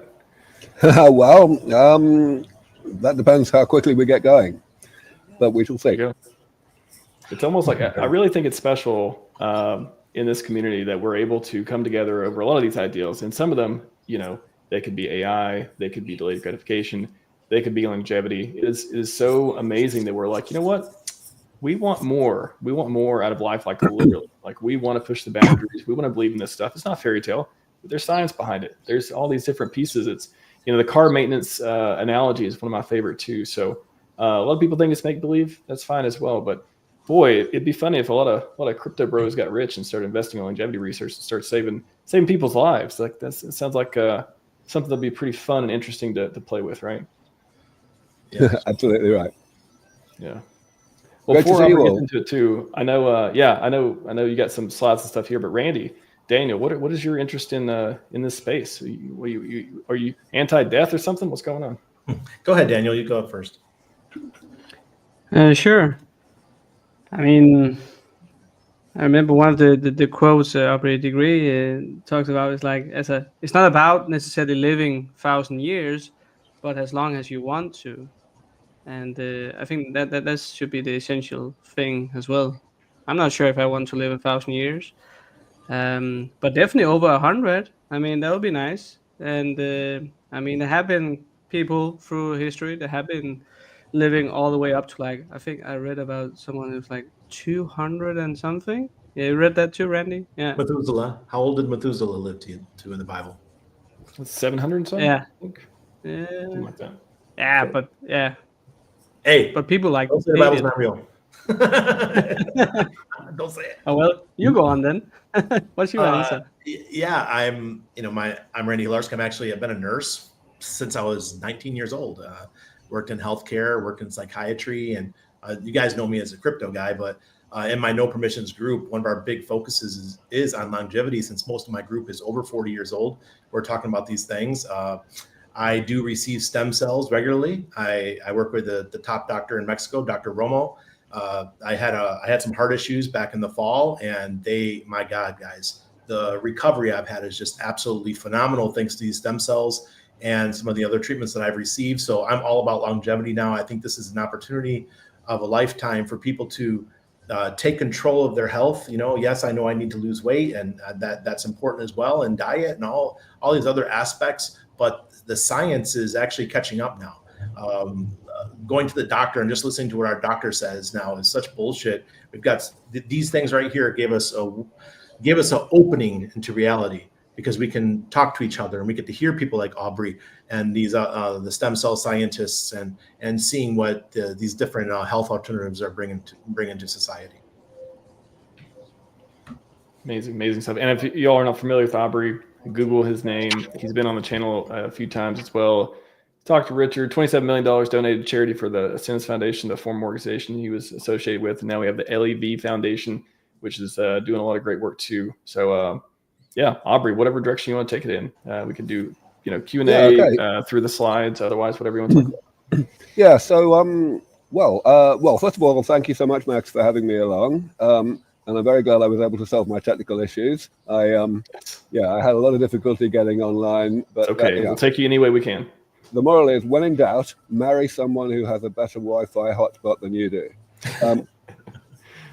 Anyway, so here I am. So I thought what I'd do to try and do today is just give a reasonably quick update to this community on where my work stands and where it's going next. I think I'll probably be able to get that done in about 15 minutes, so I hope that will leave enough time for some Q&A. So as you've already mentioned, I have an enormous debt of gratitude to the PulseChain community, the Hex community, because at obviously Richard's encouragement, 4 years ago, you guys, 2,000 of you, donated something in the region of $27.5 million to my previous organization.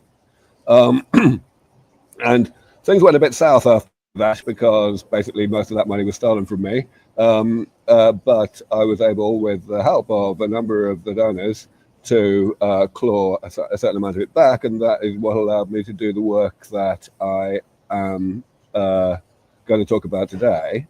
I'll actually want to give a bit of an update on that process as well, because not only was I able to claw back a bunch of money in the lawsuit that happened 3 years ago, but also there was a second lawsuit in which the plaintiff was another of the airdrop donors, April Okita, and that was also very successful in a different way, which I'll summarize later on. All right, so what is this thing I've been doing with the airdrop money from the PulseChain airdrop from July of 2021? The main thing I've been doing in LEV Foundation is the next step of, the other step, the second step of the divide and conquer process that I put forward maybe 25 years ago. So I essentially said, let me just go to the relevant slide, because I think a lot of you have seen all of these slides before, and I'll start with this one. Yeah. 25 years or so ago, I basically started to believe and to convince people that reversing aging, paradoxically, is easier than slowing aging down.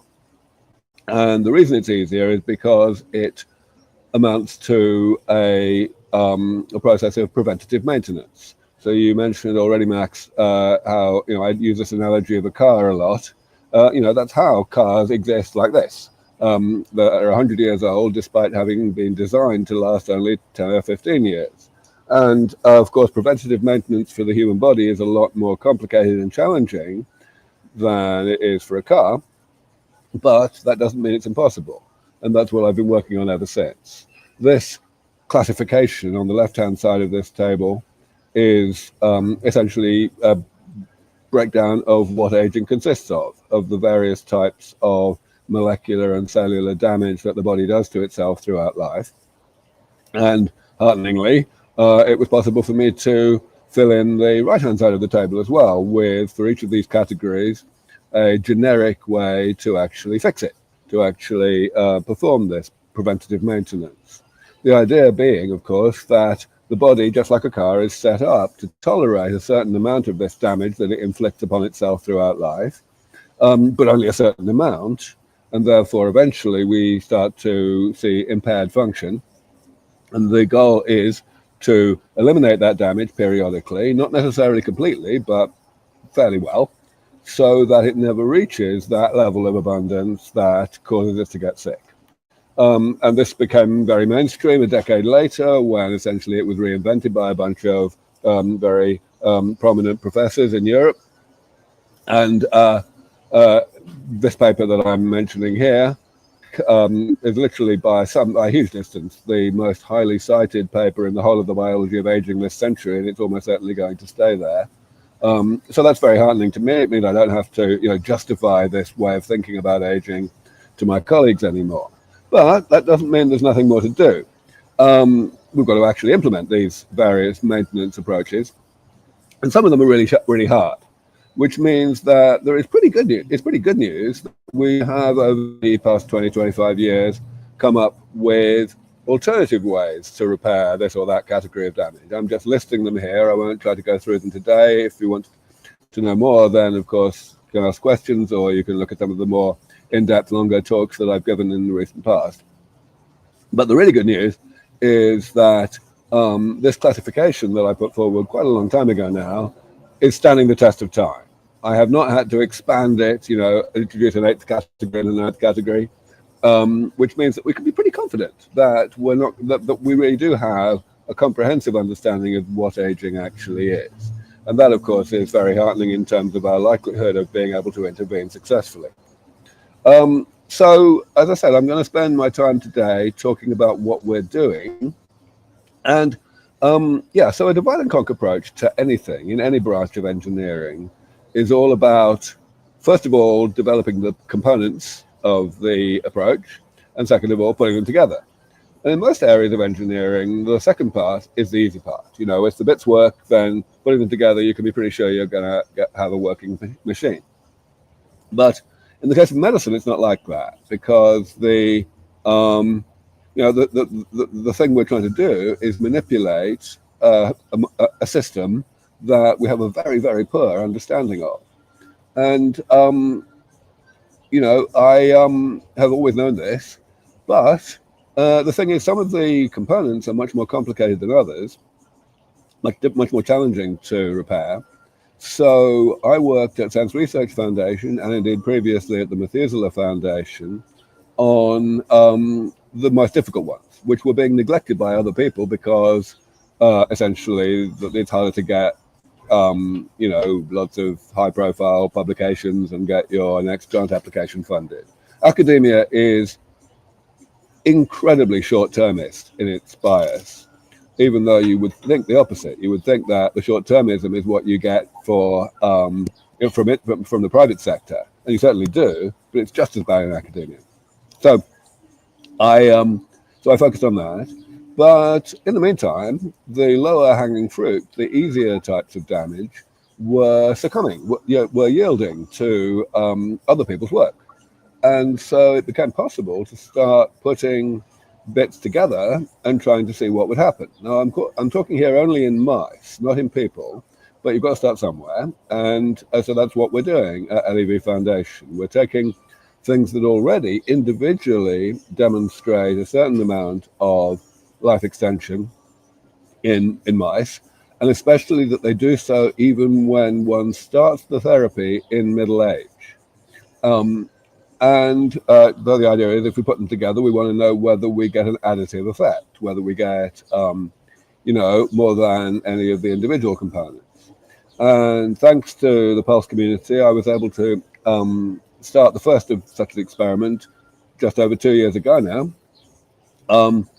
So to put some numbers on this, mice of the sort of strain that we would use for this experiment typically live about 2.5 years. So as I say, we want to start in middle age. We started at 1.5 years old when they've got 1 year to live on average, and we try to get them to live longer.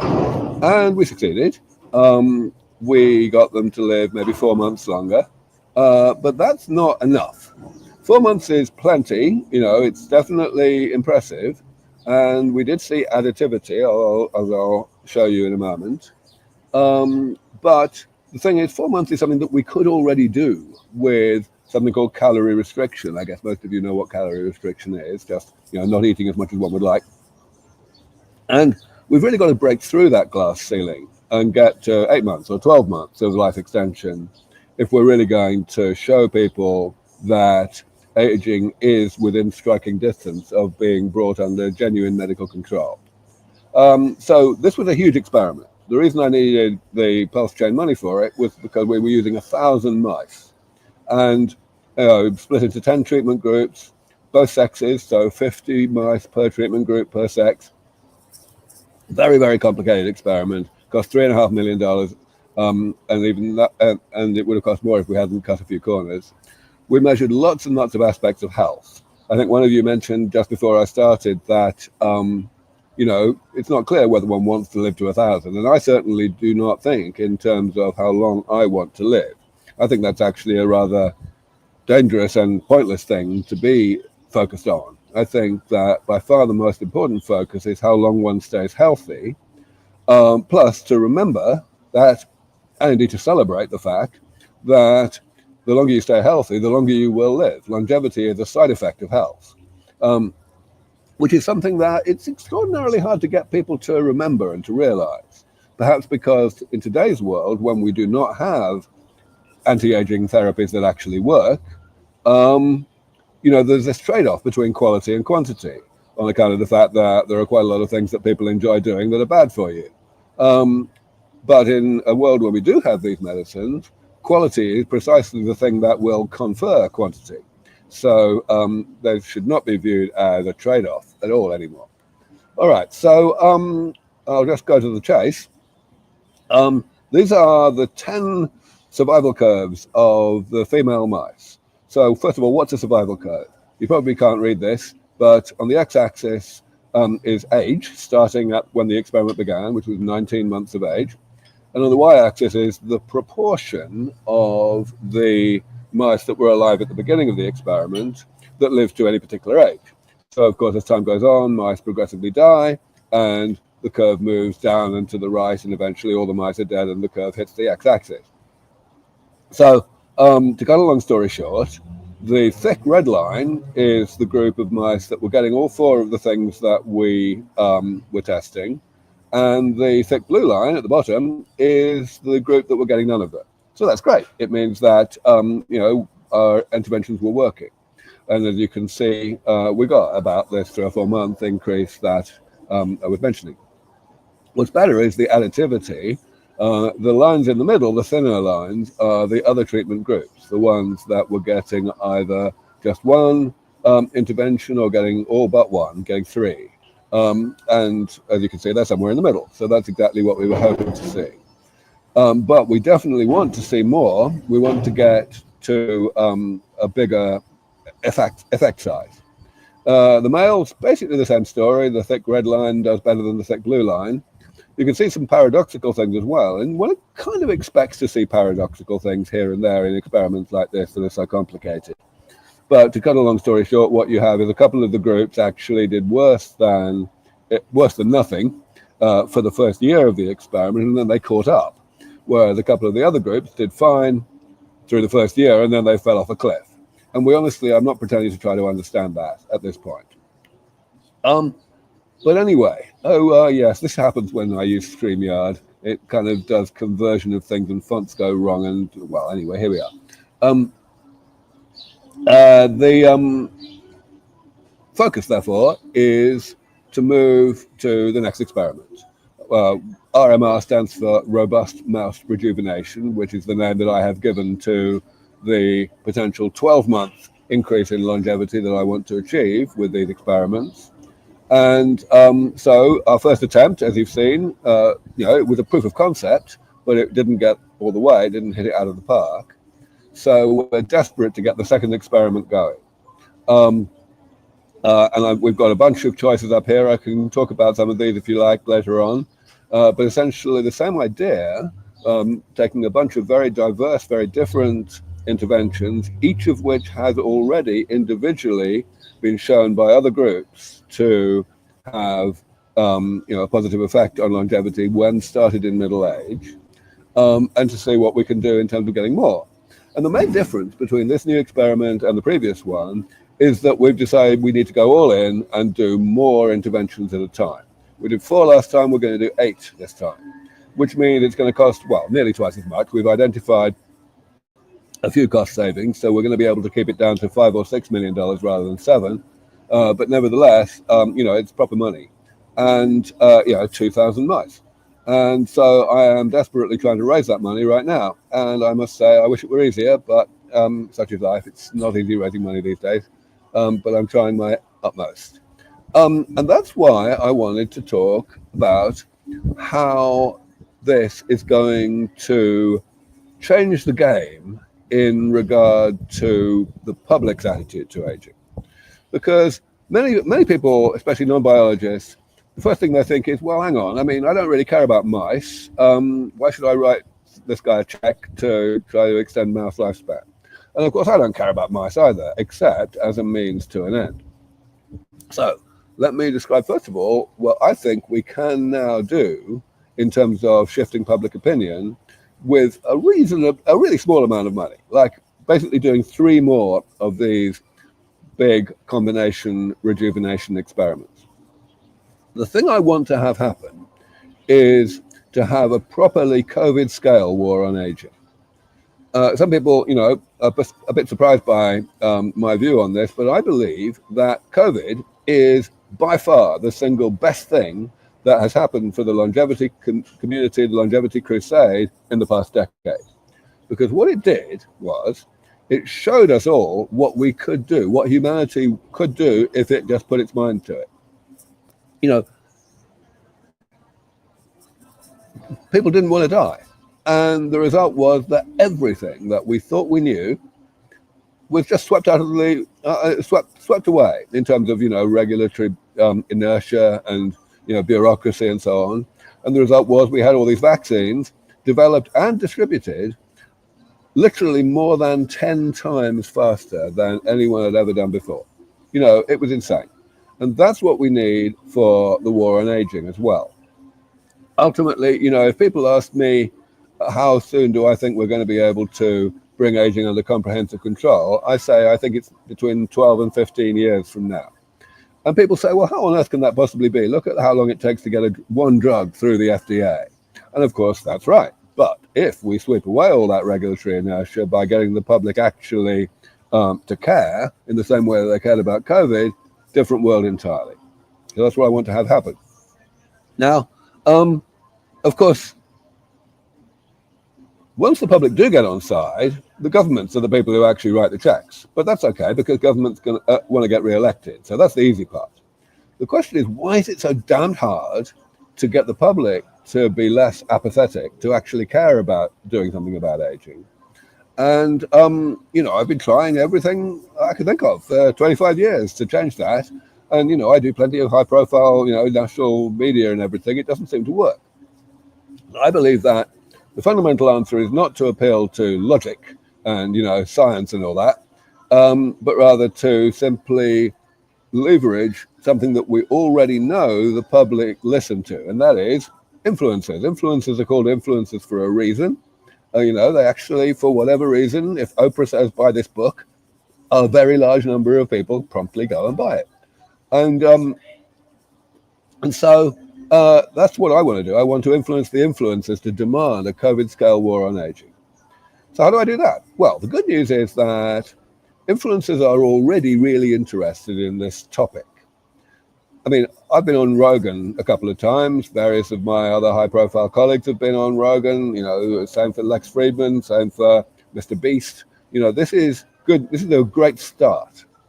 But the point is, at the moment, I am the only major high-profile biologist of aging who is willing to go out and publicly predict how long it's going to take to bring aging under control.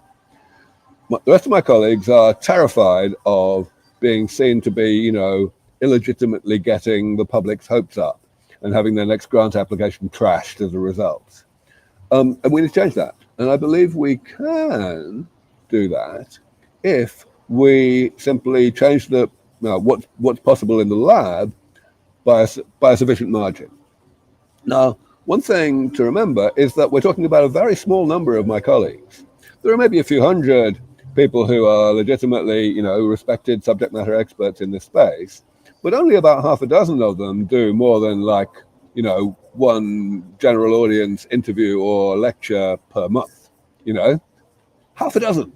And, we're all good friends. I know exactly what they think and what would be enough for them to do something. So that's my goal. I want to bring gerontologists out of the closet and get them to say, yes, now's the time.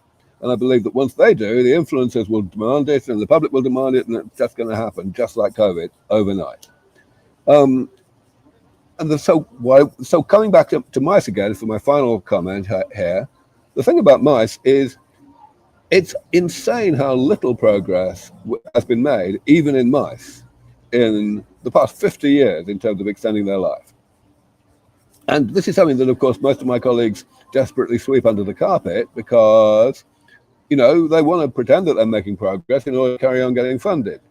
A couple of years ago, I, along with one of my colleagues, Brian Kennedy, we orchestrated this thing called the Dublin Longevity Declaration, which was a strong statement. It was stronger than anything, than the center of gravity of gerontologists had ever said before, but it wasn't strong enough. So it really hasn't moved the needle yet, but it's out there as a stepping stone towards what needs to happen next. So I'll stop there. I just want to again thank the PulseChain community for letting me get this far, and also the people that did the experiment that we worked with at one of my spin-out companies. There's my email address. Anyone can always contact me whenever. Anyone who wants to get deep into the science can look at this review that we wrote last year. And of course, there's a QR code if you happen to be in a position to give us any money. We take all the cryptocurrencies that are traded at the main centralized exchanges. I'm afraid we still can't directly take Hex or PulseChain, but I'm hoping we can do something about that soon. So I'll stop there, and I hope I've left time for some questions.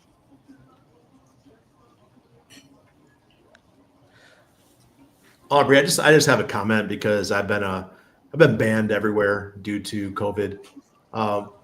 I think that we're missing something here. A lot of us now are understanding that a lot of this was pre-planned, and the reason why everything was rolled out so quickly is because they all shook hands before the event happened. And as someone who's anti-vaccine and the chemtrails, and I'm the people that used to be called the conspiracy theorists who are now called truth sayers. we turned around. Now we seem to be knowing what we're talking about. I get really pissed off when I hear about COVID. And I think the reason why you saw what you saw is because it was all bullshit and they planned it way ahead of time. Well, of course, I disagree, but that's kind of not the point. The point is that the majority of the public were in favor of what happened, and that therefore, whether or not there had been any pre-planning, the fact is, stuff got done that would not have got done if there had not been votes in it. So there was a whole bunch of people that essentially got excited when all of the COVID stuff started coming out. There was a whole bunch of media organizations working together, and there's a whole bunch of salesmanship that was put towards the idea of the danger of what COVID is. And I think that like the emotional movement of all that stuff is what gets people to take action. So what do you think, Aubrey, is like the most emotional thing about longevity? Like, what's the thing that really triggers people? What's like the stuff that because nobody wants to die, right? And it seems like such a far away thing. What are the like emotional heartstrings that we can pull on in order to get more eyeballs on this topic? Yeah, that's a great question. So many years ago, I coined this phrase, the pro-aging trance, to describe the just unspeakable irrationality that people exhibit when one addresses the question of longevity and aging. That essentially, you're quite right. If people look both ways when they cross the street, they act as if they don't want to die. But when the possibility comes along, or the prospect is discussed of seriously doing something about dying, they run away very fast. Now, to me, the explanation is very simple. It's simply that almost everybody is absolutely terrified of getting their hopes up. And so they will resort to these spectacularly irrational rationalizations, trying to pretend that aging is some kind of blessing in disguise, just in order to be able to get on with their miserably short lives and make the best of it, rather than being preoccupied by this terrible thing that's going to happen to them. So I've basically pretty much given up on the idea of influencing the public through logic, through getting them to say that, listen, if you don't want to die tomorrow and you don't want to get sick tomorrow and you're very sure you never will want to get sick, then you probably ought to support this work. It doesn't work. Now, when I say it doesn't work, I should be clear that it does work a little bit. A lot of people are not so scared as average of getting their hopes up, especially a lot of successful people.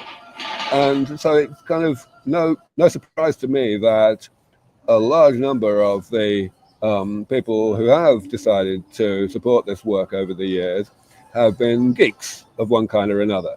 And of course, the crypto community is very much an example of that. It's not just the Hexagon community. The very first crypto donation that I ever received was from Vitalik Buterin, who read my book when he was 14 and looked back. So well,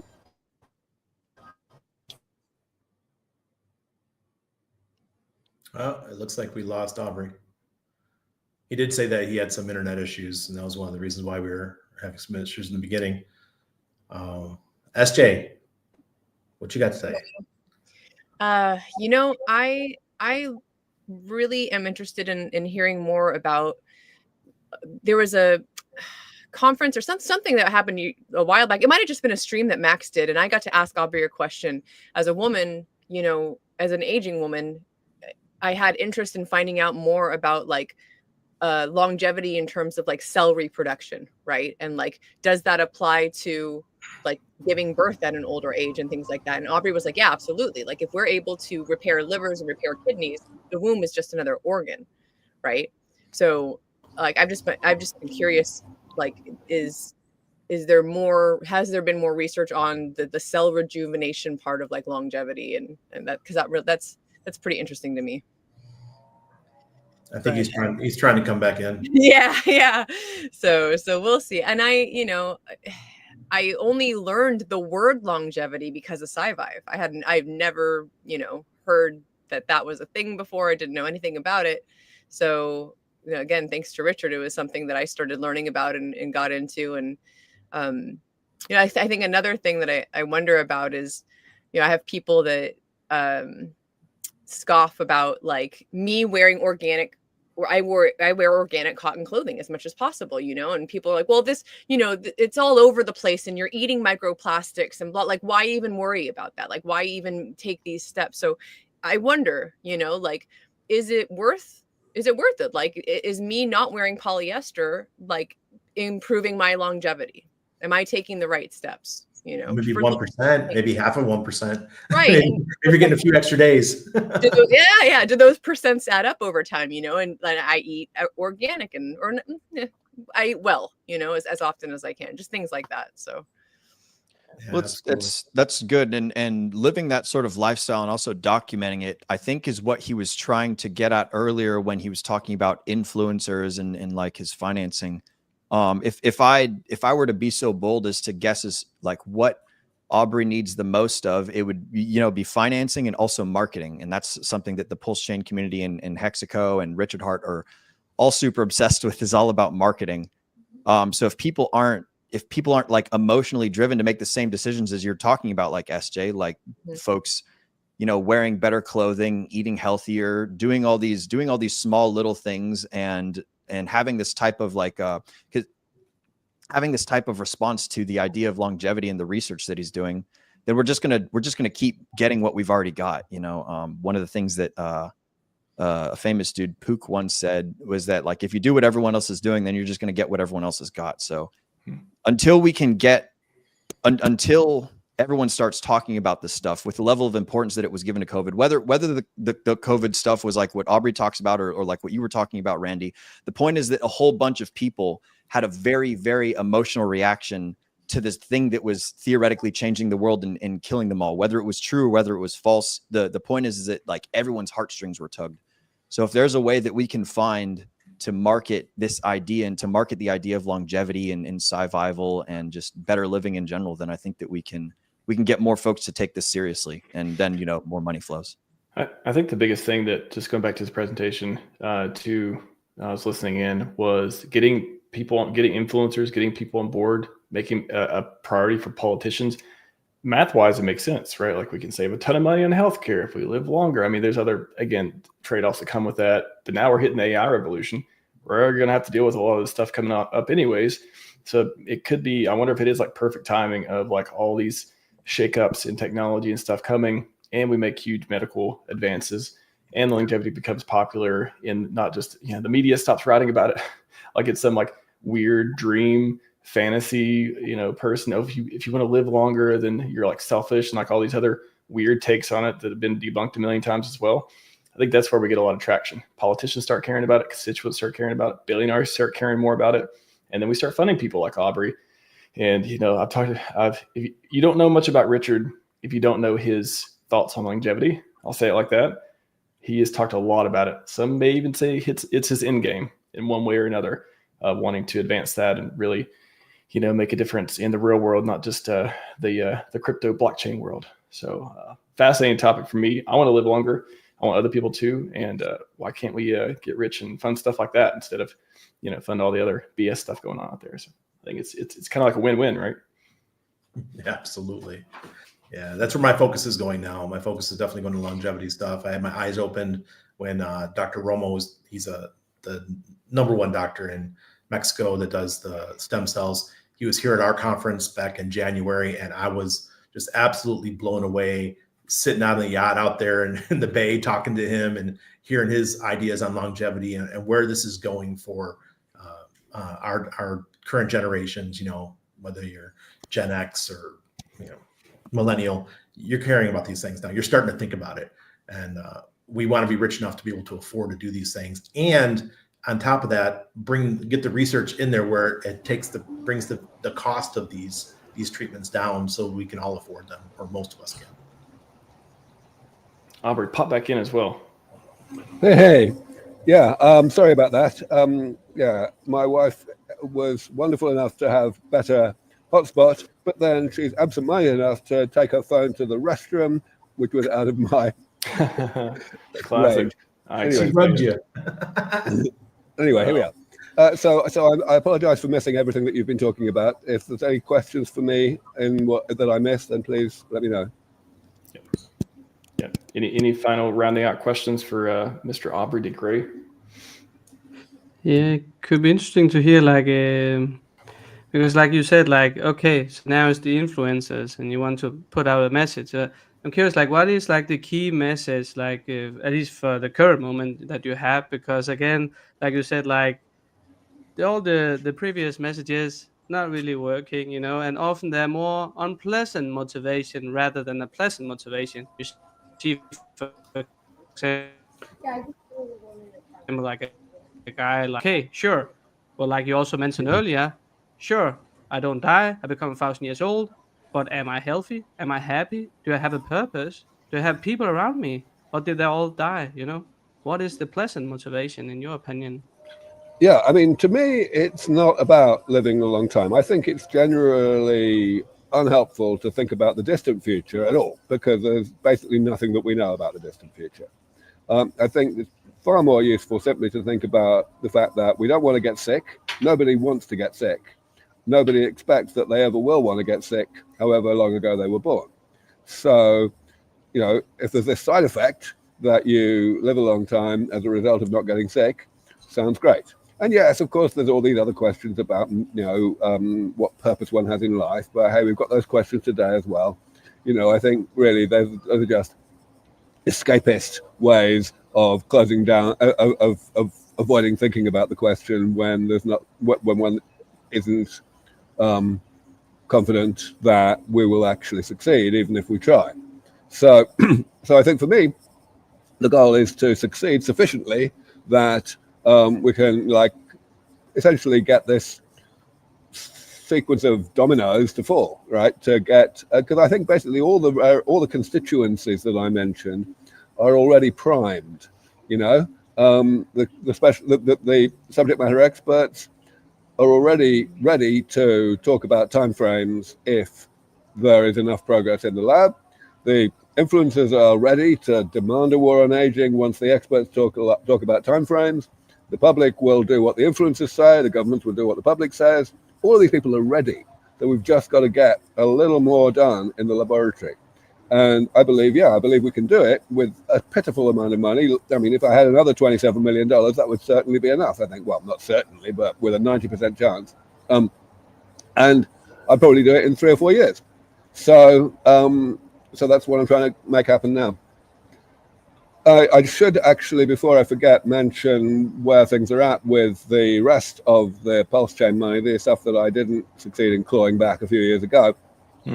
So there was, as many of you know, a second lawsuit that happened over the past 6 months or so, and which did not lead to any new money directly, but what it did lead to was a couple more of the people who stole the original money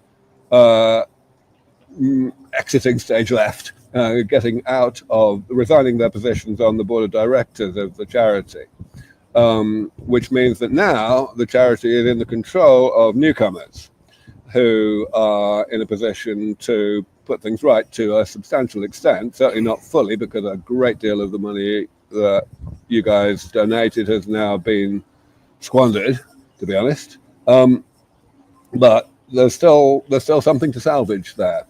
And so, of course, the question is whether they will. I am working with them. Well, I'm talking to them as much as I can to give them a good rescue package, a good exit strategy.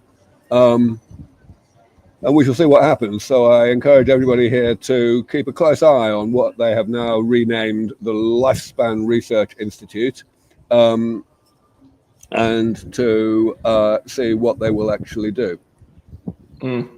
Thank you for the update. Yeah, thanks for on that. I know a lot of people have probably been wondering otherwise. And just for anyone who missed in the beginning or wasn't around for PulseChain Sacrifice, $27 million raised for charity. Some people donated to Sins Foundation. I think they got extra points or so on the sacrifice, and what turned into one of Aubrey's former organizations, and that's kind of what he was referencing there. And little bit before. Well, maybe next time we'll go for 27 billion and maybe over like 15, 30 years time period or something. Yeah, so this is one of the most curious things about medical research is that each stage that you move through, from mice into testing safety, then into testing efficacy, each stage costs more than the previous stage, but each stage is actually easier to fund than the previous stage because essentially the increased check size is outweighed by the decreased risk, by the de-risking that the success in the previous stage resulted in. Wow. All right. Aubrey, really appreciate you being here. Everyone on the panel, great work. I tried to step out, give you guys some time to talk and all that stuff. We got couple more sessions coming up. And again, Aubrey, always great to see you. Thanks for making it. Glad your Wi-Fi worked at least most of the time. That's and right. panel, you killed it too. Appreciate you all. Thanks so much. Bye for now. All right, everyone. Aubrey did great. Wild, SJ, Will, everyone. Great job. Great job on that. Oh, we got to move on though. We got 2 more sessions. Wow. Again, longevity.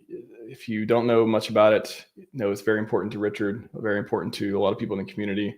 And again, that's what makes this place special. We're not just, do we want to get rich or richer? Yeah. Do we want to have self-sovereignty? But also, do we want to make a difference in the world? Do we want to be known to do great things, make huge contributions? What's a bigger problem than solving than death? At least, if you don't have to think about it that way. What's a bigger problem than having more time? If you think time is the most valuable resource, let's get some more of it. Let's work on stuff to do that. Stop just being, defeated by something that's always happened to everyone else. Let's do something different this time. Let's make this time different in a very fun and productive way. So anyways, let's get a transition and we'll get Top Gun Hexadian come in and talk to us about PulseX. Oh, what we got for this one? Let's do rockets up. Oh.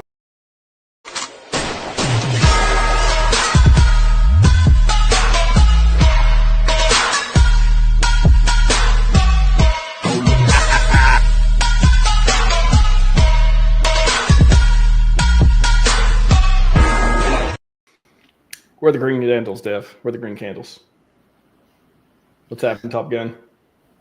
Well, hello, Max. Thanks for having me on. I always love that video, especially when Richard's like, It's so good. It's so good. Whoever made that, I don't know who made it. I just come across stuff on Twitter and YouTube and Reddit stuff sometimes. Whoever made that, shout out to you. There's like a short version, a long version. There's a meme version. There's a GIF version. It's amazing. So we get the best memes, as Richard used to say. We get the best memes. Got the best. We won another great prize chart and got the best community for sure. Oh yeah. Top Gun, I'll let you take it away. We got 15 minutes. PulseX, all the fun stuff, and if you need to share a screen, just let me know. All right, no, pretty much with 15 minutes, I'm not going to bother pulling up that huge math model. I figure I'll just do a basics rundown about what PulseX is, how it works, and then make a couple comments after. So Sounds simplifying great. this. Any questions in the chat? Get them in. We may be able to get 1 or 2. We'll see, but it's all you. Take it away. Sounds good. All right, guys. So PulseX, what is it? Why is it important? It's the heart of the DEX. One of them. I mean, the heart of the chain, and it's one of the many DEXs, but it is the largest. It has most liquidity. It allows the chain to function very well for people getting in and out because most of the chain speculation is people trading. Now, what's so important about the DEX is how it simplifies things and how it makes trading work. Now, it's based off the Uniswap V2 model, which I like a lot. To make it nice and simple, you can think of this whole digital equation like a teeter-totter. X times Y equals K. So at the base of the teeter-totter is your K, the balancing point, and the two sides make up, your total. So if you assumed you had 10 stable coins on one side and 10 tokens on the other, well, now you've got a balanced teeter-totter, and you multiply those two sides, the K number is 100. All right, that's the size of your liquidity pool. So basically now, if you buy or sell into this thing, you're pushing down on one side of the teeter-totter. So if you go down by half, you're going to go up by double. Or if you go up by 10%, you're going to go down by 10% to keep the teeter-totter balancing. I need to get a green screen so my hands don't disappear while I'm doing this. Anyway, now you're getting a little bit of an idea. Also, you can take those number of stable coins and divide them by the number of tokens, and that gets you the price. This is all that fancy math broken down pretty simple. So 10 tokens with 10 stable coins, that's $1 a token. Now someone comes along and thinks, oh, $1 a token sounds good. I like this token. I'm going to put $10 in and get 10 tokens. Well, they're wrong. They're going to put $10 in, but they're going to eat what we know as slippage because, well, you put 10 in, so you've now doubled the one side to 20. You don't get to take all 10 out of the other half. You only get to take half of it since you doubled the other side. So you get 5 of these tokens. In other words, you paid $2 a token. That sounds like a pretty nasty ripoff. That's the slippage. However, the price impact, that's the new price that you calculate. And well, if you've got 20 stable coins divided by 5 tokens, that's $4 a stable coin. So the price was $1 stable coin, or $1 a token, 1 stable coin per token. Then we paid 2 stable coins per token and forced the price up to 4 stable coins per token. So obviously little amounts of liquidity, not great, because that's lots of slippage. Now that's oversimplification, because a lot of people go, well, I want to provide liquidity, I want to get into PulseX, I want to be a market maker. Okay, but they're worried about impermanent loss, or how the heck do you even collect your fees? How do you track your fees? How do you know? Well, so again, with this example, we'll change the numbers to 100 and 100 on either side, but this is loose. So our DEX, I believe, charges 0.29%. Again, for easy math, we're going to make that 3 times larger. We're just going to call it a full percent.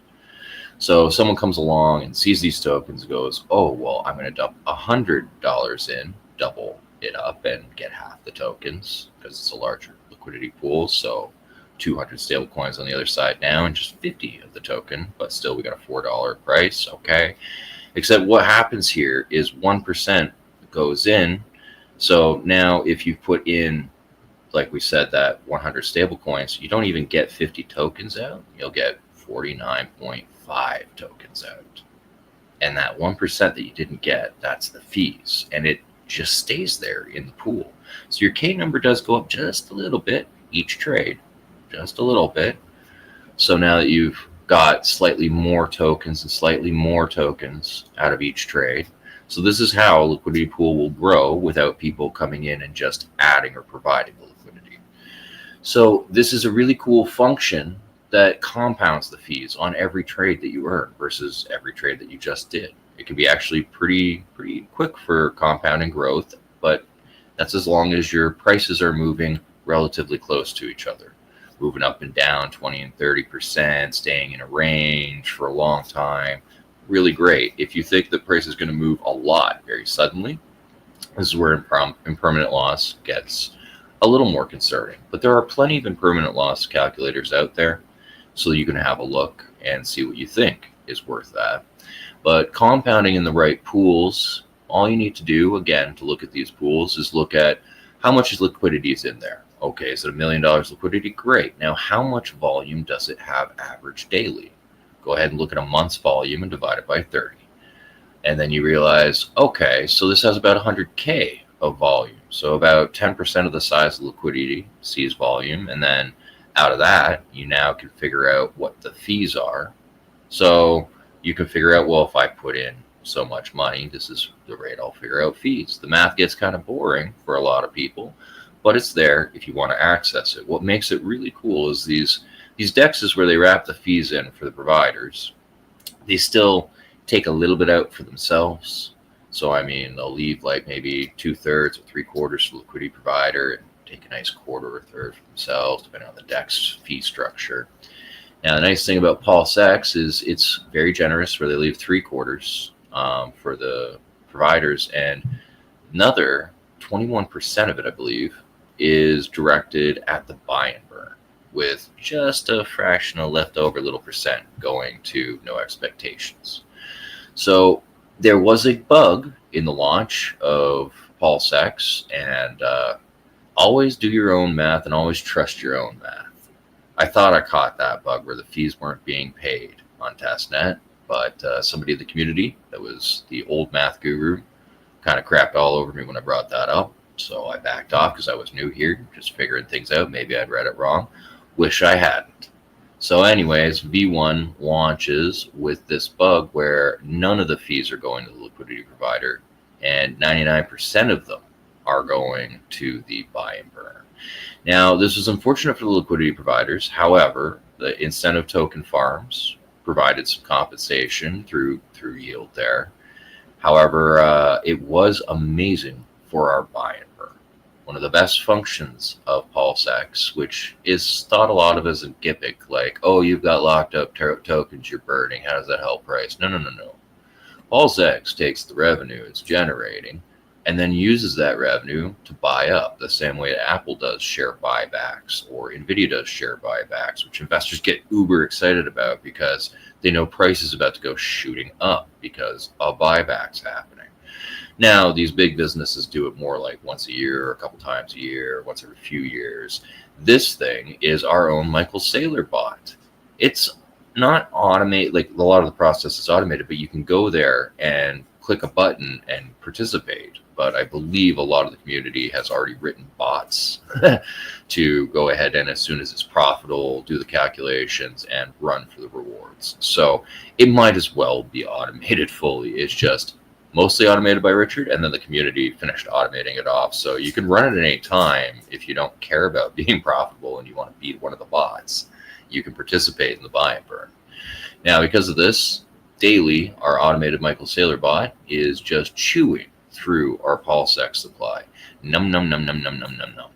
Now, this is where it is best seen. When we get back to question time, I'll make Max bring up this chart because it's my favorite chart. And that is the PulseX price chart against Pulse, the ratio chart, not the dollar amount. Because that shows you right there how powerful the buy and burn has been, how powerful our automated Michael Saylor has been, what kind of trend line that has actually set up, and that our DEX is lining up to be more valuable than our layer 1 token, which will be a record first for crypto. This is what I think is basically the best function of this DEX. And now, besides that, some of those features of it can seem a little light, but now that we've seen updates to PulseChain.com, hi there, Max. We've seen that Richard, we're getting that price chart up. Wonderful. I love this price chart. It makes me so bullish. So just looking at that PulseX price. Can we get the price charts from PulseX, or do we have to go to DEX Screener or PulseChain.com? Let's do PulseChain.com. Wait, let's try that. Let's see if we can get a ratio chart there. Yeah. Oh, actually, I haven't tried charts on here. Good question. Yeah, does it let us get a ratio chart? No. It's not letting me click anything. So yeah, we can go to DEX Screener. We can do this with grading now, I think. Oh, did we keep getting listed and delisted multiple places? Yeah, it's funny. Yeah. Pop. There we go. And then we can switch this to ratio. There, you can draw a nice line right across the bottom of that. A perfect straight line. That is just beautiful. And that is the buy and burn of work.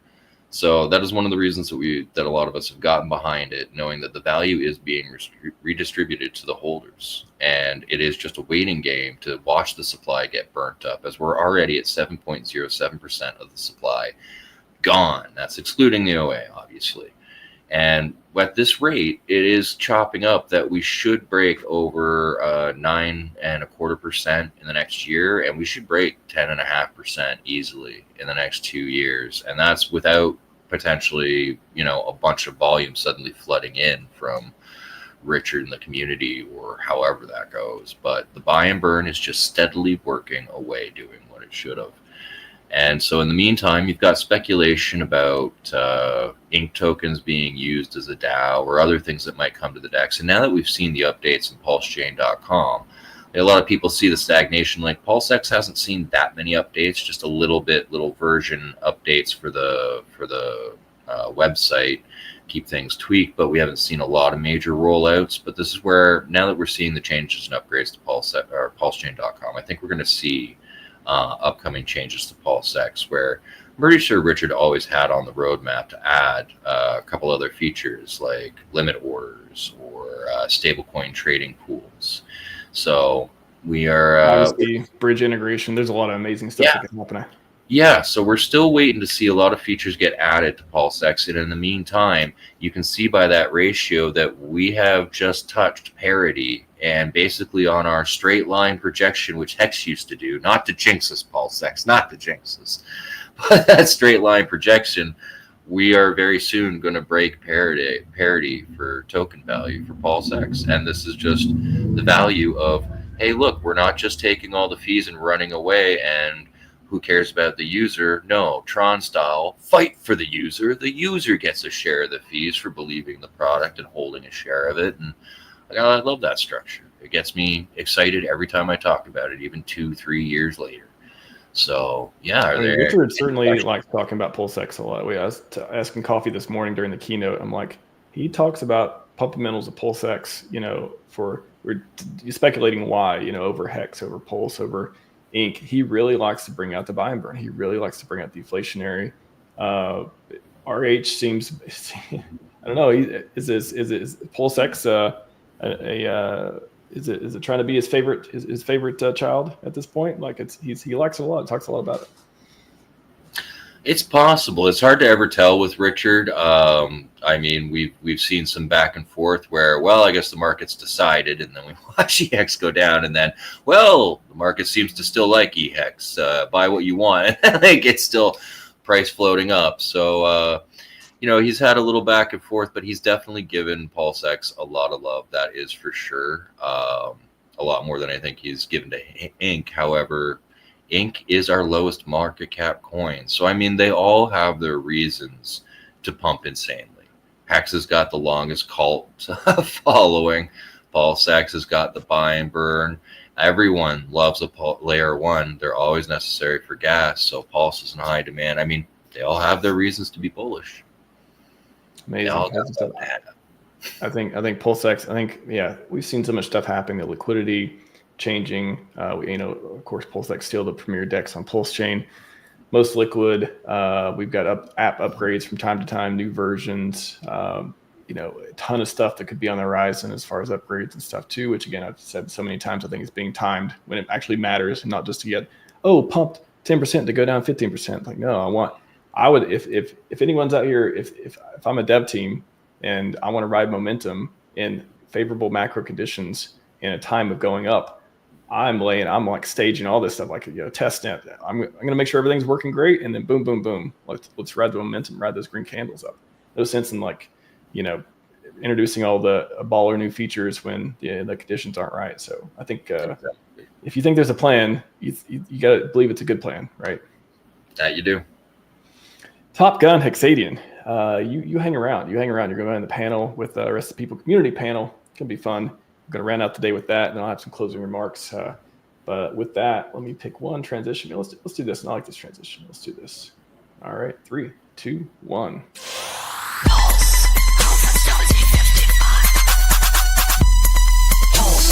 Conference 2055.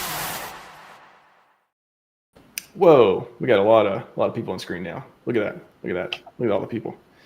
How's it going, everyone? I think everyone's been here before except Big K. How's it going, man? Nice to see you on stream. I'm glad to be here. Thanks for having me on. Welcome. Real quick, just since it's the first time on the channel, I know OG. I've watched you a lot on Cabana stuff too. People probably saw you from Highest of Stakes. If you've seen that awesome movie. How did you just 30 seconds? So how'd you come across the ecosystem? How'd you get into Richard? If you haven't seen the Highest of Stakes trailer yet, I recommend it. But well, I've been in crypto. Was mining in 2016. I was a Monero miner, and it was really just because I was a gamer. I had video graphics card. Turned it on, making $3 a day. Before you knew it, I had a whole bunch. But Richard said some things in that time period that I didn't like. The moment when I specifically didn't like him was when his debate with Roger Ver during the fork wars. And so I straight up blocked him. So it wasn't until I lost my ass pretty hard during those fork wars. A lot of my miners were mining Bitcoin Cash. So you can guess how that felt. And look in hindsight, looking back, it was when I unblocked him and found his material. It was all pretty like, oh yeah, this dude is right, and I'm really wrong. So it was humbling. But that was probably January 2019. What And time? so that when that happened, I dived straight in, paid super close attention to what was Bitcoin Hex at the time, and then from there really was. I mean, I put everything that I had into Bitcoin, free claimed it all, turned it all into Ethereum, and slowly put it all in the adoption amplifier. So, I've been a fan since the very get go, and still am. I mean, I think I have more Hex now than I've ever had. So wow, I'm it's ready for this next run. Aren't we all? Yeah, it's funny how like these disagreeing with somebody can really make you pay attention to them. Like, I mean, outrage marketing, right? Like that whole phase. I actually like my origin story following Richard too was somebody at a party who's big into Monero. He said, "Oh, you ever heard of Richard Hart?" I'm like, "No." He's like, "Yeah, he keeps talking about the attack surface with Ethereum, how he doesn't like Ethereum and stuff." And I'm like, "Wait, I'm new to crypto, but I'm a tech guy, so like Ethereum seems fine. Yeah, there's attack surface, but that you work around it to do smart contracts, and you got to be careful and all that stuff. But there's nothing wrong with it." So I came and I started watching his stuff, his self-help and his technical videos and all that, because I was like, what is his problem with Ethereum? And of course, later on, Hex ends up launching on Ethereum. His mind changes and stuff like that. But it came from that, like, why? Like, tell me why. Like, I want to know more about this. Even if I don't agree with you, like, it gets me engaged enough to like go watch your content. So that was actually the one thing I did agree with him on was the Ethereum stuff. I didn't like Ethereum at all when I first started playing. Like when it first came out, I was like, "Oh, this is super clunky." I didn't like the Mu wallets at the time, like the web wallet at the time. I didn't like a lot of stuff going on with it. So like I was stupidly, of course later on you're like, "Oh yeah, duh." But at the time I was. You sound synergy with him on Ethereum. Yeah, I did for sure. Nice. Well, amazing. Well, glad to have you on. Top Gun's back. Corey, an investor. Shout out to Corey. Appreciate you making donation as well. A lot of people donating different stuff to the conference, and Corey was generous there and able to really like just make the whole community making this conference a great thing. First time I've ran one, and appreciate everyone just submitting and speaking and donating, all that good stuff. So really appreciate you, Corey. Got it, man. Thank you, man. I appreciate you setting this up as well, too, man. It's pretty wired, man. It's been almost 6 hours, so I'm doing it live, and all right. Sloth showed up on time, so that's actually unbelievable. So welcome, Dr. Dentist. You're back. Well, I mean, Jesus, I had to twist your arm to get on here. I guess I better show up on time, right? How much did you pay again? How much did you have paid to get on the screen? I don't know, but I'm still waiting for that form to give the IRS. You got receipts? You got receipts? We don't need to talk. We don't need to talk. You gotta give me the receipt. What are you talking about? We don't need to talk to them. They don't need that. You can't send me money if you want to. You know that. You can wear my T-shirts though. I get T-shirts. They get thrown around every time or two. Triple Dad and Fast Abdul rounding out the panel with the PulseChain Times people. That's what you know to me these days. You guys did a great show on that. Appreciate you both. Thank you for having us. Of course. I'm gonna step away. You guys talk about whatever you want to talk about. You got about 30 minutes or so. Kick it. Round out the conference. Anything fun, newsworthy? Richard just tweeted twice about the conference. I'm feeling pretty good right now. Doing everything good. So I'll step away. You guys have fun. All right. What are we talking about, boys? That's a good question. It is a good question. First of all, I just want to say hello to Triplet Dad and Fast Abdul. You guys I know, and Big Krowski, Corey the investor, and Crypto Sloth. I've seen you around, but I think this is our first time actually seeing each other. So I just want to say hello. Nice to meet you. Thanks, Top Gun. Thanks, Top Gun. Fast Abdul and I both are doing the PulseChain Times, and we start and end the show with Corey's music. You're awesome. Yeah, dude. Corey, you've been making sick tunes for the community for a long time, brother. Appreciate that. Pretty good. Right on. Yeah, man. Yeah, I haven't. Y'all two up top here. I've never been on. Y'all three at the bottom. I've been on before, but it's good to see. Good to be on with y'all. Appreciate everything everybody does, and it's cool to be on another conference here, all about some fun stuff at a good time too. I mean, I feel like we're really just about to get things in this market real kicked up. I really think with everyone that we have involved in the community that's still here, still speaking out, still engaging, still out here. I mean, this is like, compared to other communities that I've seen outside of cryptocurrency, this is a very strong community, and again, I'm happy and I'm glad to be a part of it, to be able to contribute to it in some part. And again, look at the people that we have that are on the panel now, people that have spoken today, people that have their own channels, new influencers, still growing, more wallets, more things without Richard Hart really promoting. So I think this is really speaking volumes to what kind of community we have here today. So glad to be a part of it.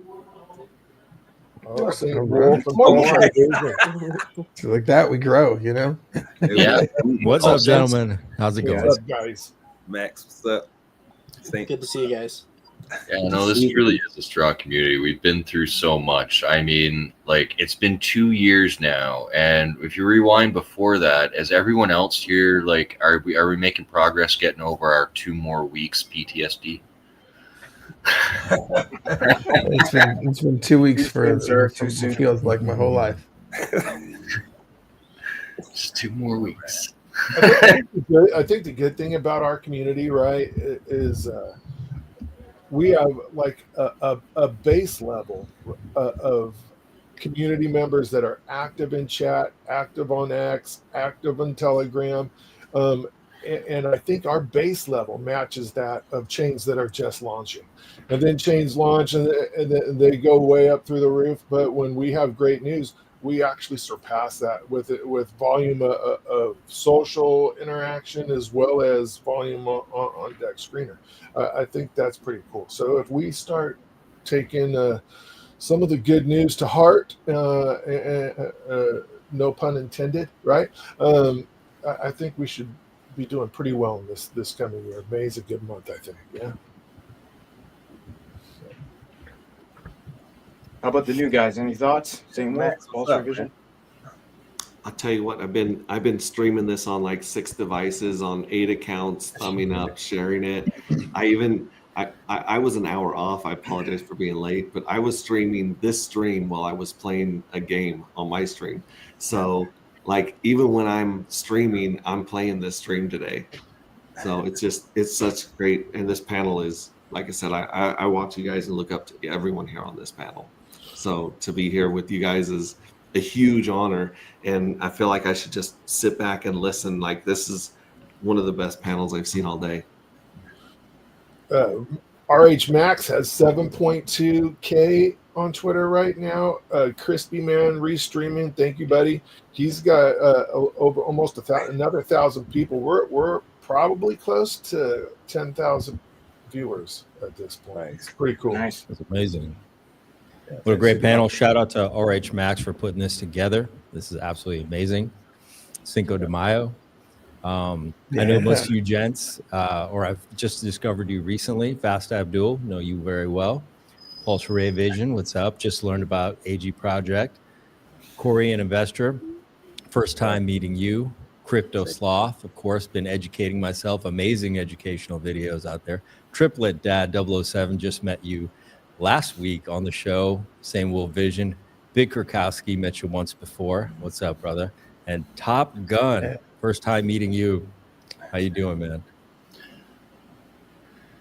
Good. If you have not watched St. Wolf, his show is awesome. Take a look at it. I would highly advise it. It's very educational. There's a lot of people with contrary opinions, right? And they all get to talk and sort it out. It's badass. So you'll let anybody on there. It's he let us on, right? Which is I tried to convince Fast Abdul to wear a sombrero today, but he wouldn't do it. A sombrero. I caught up with St. Wolf. I've seen a lot of your streams in the past, but during our latest soap opera that we've had in this community, you set such a chill vibe for people like Fast Abdul and what's his name, Sami, and those guys to come on and just relax, like actually discuss things in such a great forum that people were able to come and get the information they wanted and form the opinions that they wanted to form and get some really good information so for you to set that vibe and tone, I absolutely love the stream. And of course, when people tip, the girls that come up, they're very pretty too. They are, man. Thank you so much. Appreciate that. Yeah, I like to think of it like you're just coming over to my place and it's my living room, you know.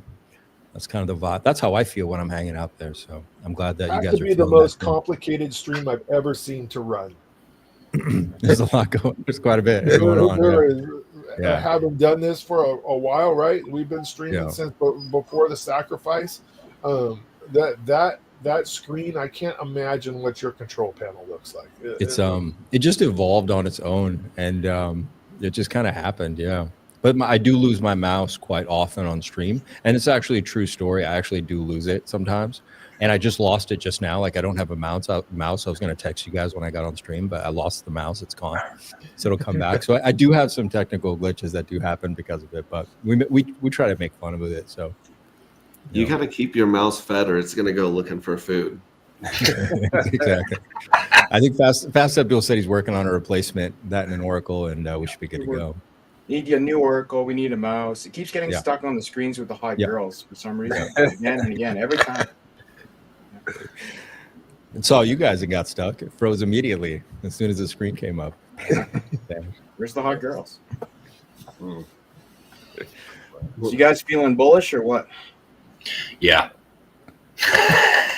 What? Am I the only one? Am I the only one? No, Oh yeah. I mean, I feel like we've really like the reversal. We get that double bottom. I feel like we're really building up some real momentum here. I feel like it's I be surprised to see us go back down to those levels again.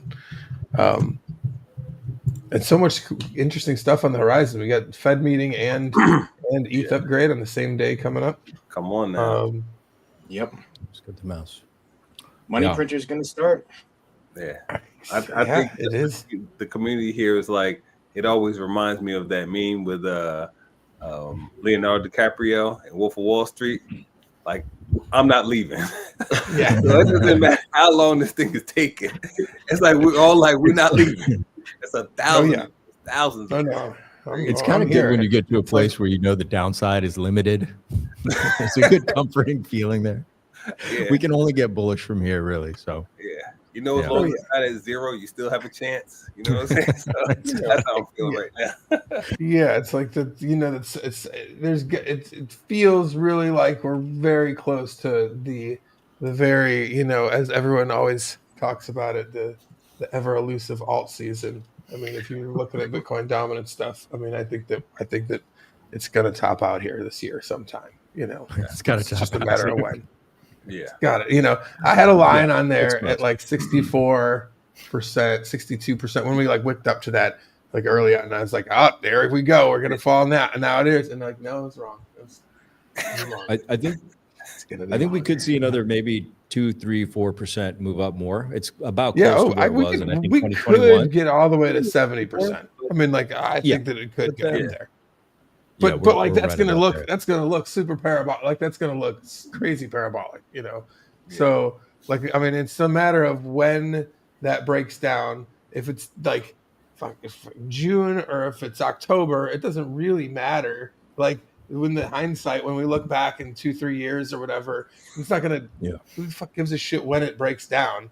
Yeah. But like it's going to, and you're gonna want to have exposure into altcoins at that time. You're not going to be wanting to wait and and then figure it out at that point in time. And and then you're going to be, oh yeah, of course. In hindsight, it's going to look super. Yeah, of course it got topped out there. But like at the moment, we're just feverishly waiting. Yeah, and that's, you start to feel some twinges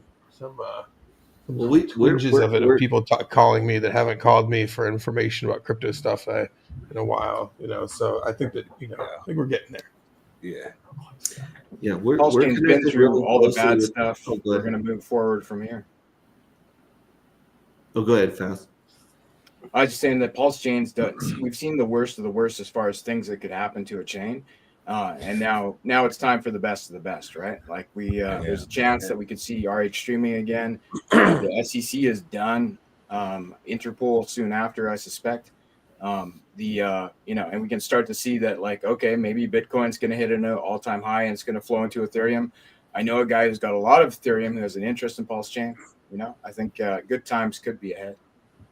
Yeah, who is it? Are you allowed to tell us who it is?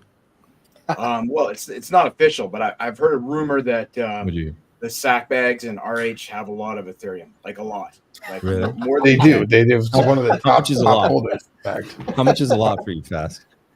What, like 100? I don't know the exact number. Sloth, do you know the number? Yeah. Off the top of my head, it's over 100,000 for sure. It's like 100, 171, I think. That's yeah, my there you guess. go. That's pretty close. Now, are you talking dollars or actual Ethereum? Actual Ethereum. Oh, well, Pretty that's sure it's a lot. 170,000 or so. That's pocket change. There we go. In my opinion, there's too many evil sons of bitches buying Ethereum right now for it to fail. When you hear about like BlackRock and all these big boys coming in and buying Ethereum, they obviously know something we don't, and I believe that's why these prices have been so like depressed and artificially held down. So when you see a bunch of evil people and they get their bags full, I think that's when we're going to see Ethereum take off, and thanks to Hart's Law, it's going to rip PulseChain with it. So we're in the right spot for how bad it's been this year.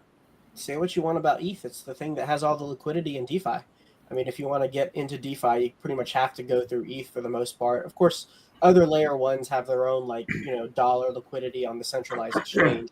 But for anything that you're pretty much doing on chain, the majority, the easiest way to move big money into DeFi is through Ethereum.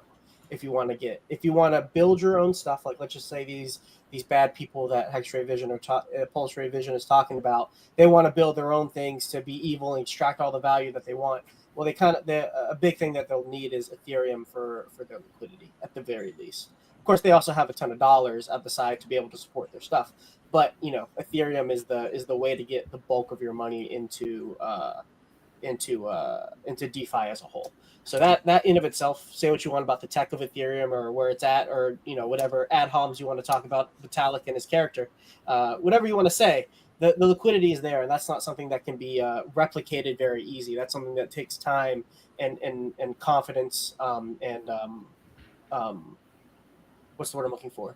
It takes it's been time tested, battle tested, pressure tested, all of that stuff. So it works. It's here. It has the liquidity. So it just makes sense that at some point it will have its day in the sun. And the funny part is we don't even need a crazy ETH price for a big alt season anymore. Like we get back to $4,000 and we're all taking our pants off again. Like it's kind of funny how low Ethereum has to get for us to get excited again.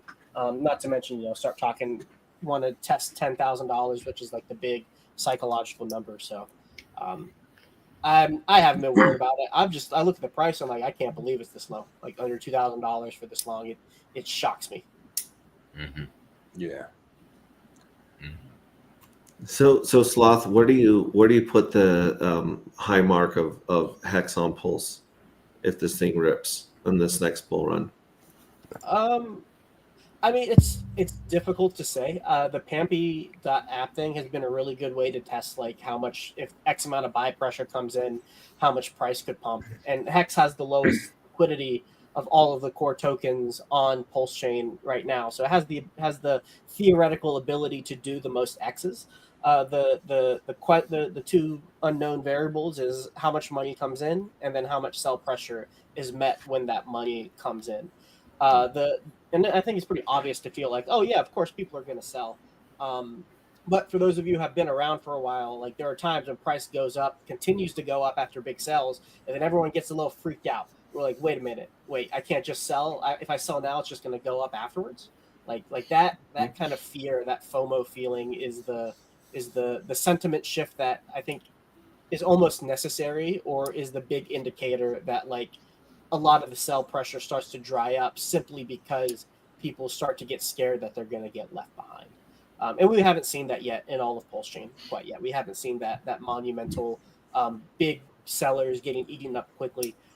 In my like monitoring of the charts, I do see it a little bit. Like there are small inklings of it where you see some of the wicks on PulseChain. Specifically when we test a specific resistance level, there's a big sell and it gets eaten up pretty quickly, but then there's no follow through, so it bleeds down. So there are like it almost looks like someone's like testing the market, or they're like people testing the market, putting big buys in, seeing how the market reacts to see if it really is time to go from a capital efficiency perspective. Like you don't just want to dump your capital in for it to get sold as exit liquidity immediately afterwards. You have to you have to be sophisticated with it and test the market, especially when we're talking about multi-million-dollar liquidity asset like PulseChain, which even though right now it's pretty low, that still takes a lot of real people dollars to get it up. So that's generally what I'm seeing. Do you guys have any strategies for taking profit during this next bull, so we don't round trip 50-cent hex again? I mean, it's Hex is pretty liquid, but it's pretty light liquidity right now, right? So if we go up a whole lot, even if there's a lot more liquidity at a later point in time, it's not a terrible idea if you're looking to get out of something to put it in a liquidity position and then just exit at the position that you feel like exiting at, and I mean, it does work. It takes more patience, but that's going to save you as far as slippage goes, especially if you're somebody who's got 6 figures plus in whatever we're talking about. That's something that is not a bad idea. We've been seeing people trickle out on our OTC, right? People getting out of positions on an OTC is kind of not a bad idea. No slippage for buyers. Very little fees. It's a pretty responsible way for getting out of a position. So we've actually contacted Lance a couple of times to have him get his EHEX from BankX on our protocol and let us all nibble at it. We're trying to see that go through, but single-sided or V3 liquidity, or however you guys want to do that, it's pretty responsible way what Big K was saying, for sure. People can use the OTC to set limit orders, basically. Like, you could put your moon price on there, right? Like 10x, 50x from today, and have that be the number that was hit in the future, right? So you don't have to set it at the current rate. But as far as getting in and out, I think like for most users, DCAing, dollar cost averaging in and dollar cost averaging out is probably the play. Nobody knows when the top's going to be. Some of us think we do, perhaps. We're probably wrong. So you're gonna miss the top. You're gonna miss the bottom. DCA in, DCA out. Probably be happier overall on average, I would suspect. Real quick, I just want to ask the question, since I haven't heard it. I've been listening in and out. But what about the whole idea of the P-die narrative, where not getting out won't be a thing and just staying in a stable within the ecosystem or something? Or is that sure? Not gonna be I mean, like, I'm not saying like that. Like, I have stable coin too. I made more money in crypto stuff than I have in traditional finance stuff. So whatever that means. But that doesn't mean it's like you got risk on shit and risk off shit. So like I don't think that like you're just gonna be out of like we're all gonna at some point in time take all our money out and pack it up and go home. That's not happening. So it's just different layers of at what point in time in the market you want to be sitting in stables, and how much yield are you going to make on those versus being in a risk on it. But like you don't have to, like, I don't think that there's like you got to leave crypto entirely. You just reduce or increase your risk based on the market. Yeah, I agree. I don't think anybody has to leave PulseChain at all. Like, we have enough native stables and bridge stables, and you have enough places where you can farm them to make additional yield. Like, you could ride out the next bear market, 80% stables, and when you think the bottom is in and you deploy, like the next bull market for PulseChain, if everybody follows a plan like that, could be insane. Yeah, I think we have so much with just trying to be like the stock market as far as keeping our unrealized assets locked up, for one thing, and then having these websites like the OX Bistro where we can put our tokens up without really affecting the market to help our price performance as well. So I'm just trying to think of all these small things that are being built up and built around this community and this ecosystem to actually really help it thrive. And people who really want to hurt the chain, you'll see them online outside of having all these other ways to get out of the system. So. Oh yeah, I mean, they'll be the people that are looking to hurt the chain are the ones that are going to show you shit that is like what you mentioned, that is like clearly compromised protocols with terrible narratives that are visibly getting extracted, you know, like that shit is for the birds, you know. And so like like that's not great. And there's plenty of that. You can see that's not the only ecosystem and the only situation we've seen where someone said one thing and done another, you know. And like, I mean, like, and if you can't, you know, be careful investing in stuff like that and in other things, because like, you know, if you're not watching the chain yourself, then there's high likelihood you're gonna get burned, you know. So just be careful. Here's what What other meme coins are you guys buying in our community? I know this is a RHMax stream, but memes need to be touched on. I know Copy probably touched on Top Hat, right? That one's pretty cool.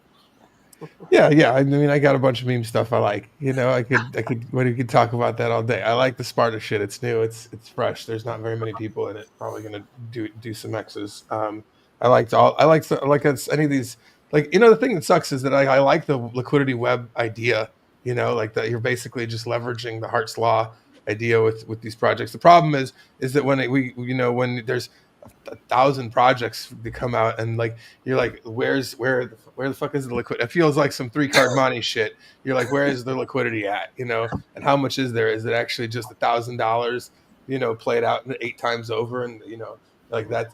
Like where is it? It's like I do like those things because they do work. You know, like if you're buying and burning tokens at a pretty high rate, and your liquidity paired to some stuff that's also going to pump.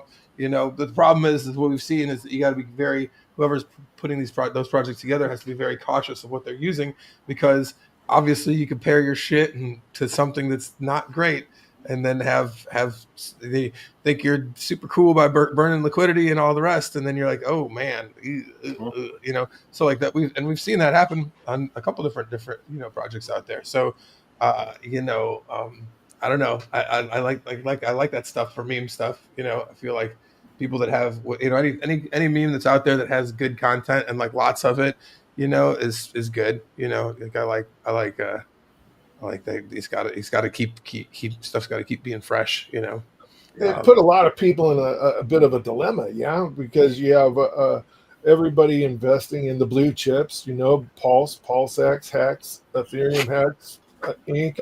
And then our founder launches a meme coin factory, right? And then launches his own meme coin, Most, right? Which is actually pretty cool.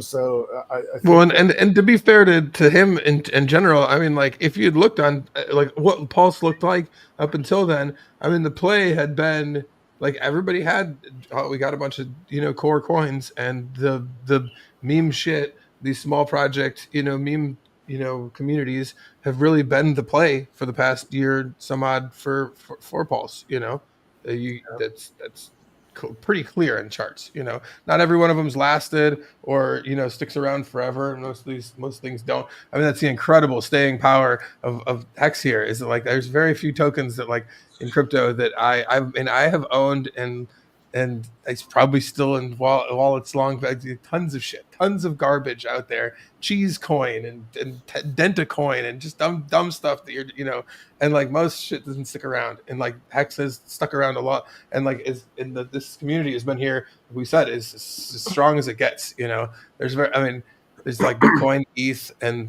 I guess Solana now. You know, but like we're right there in all that cut as far as like its strength of community goes.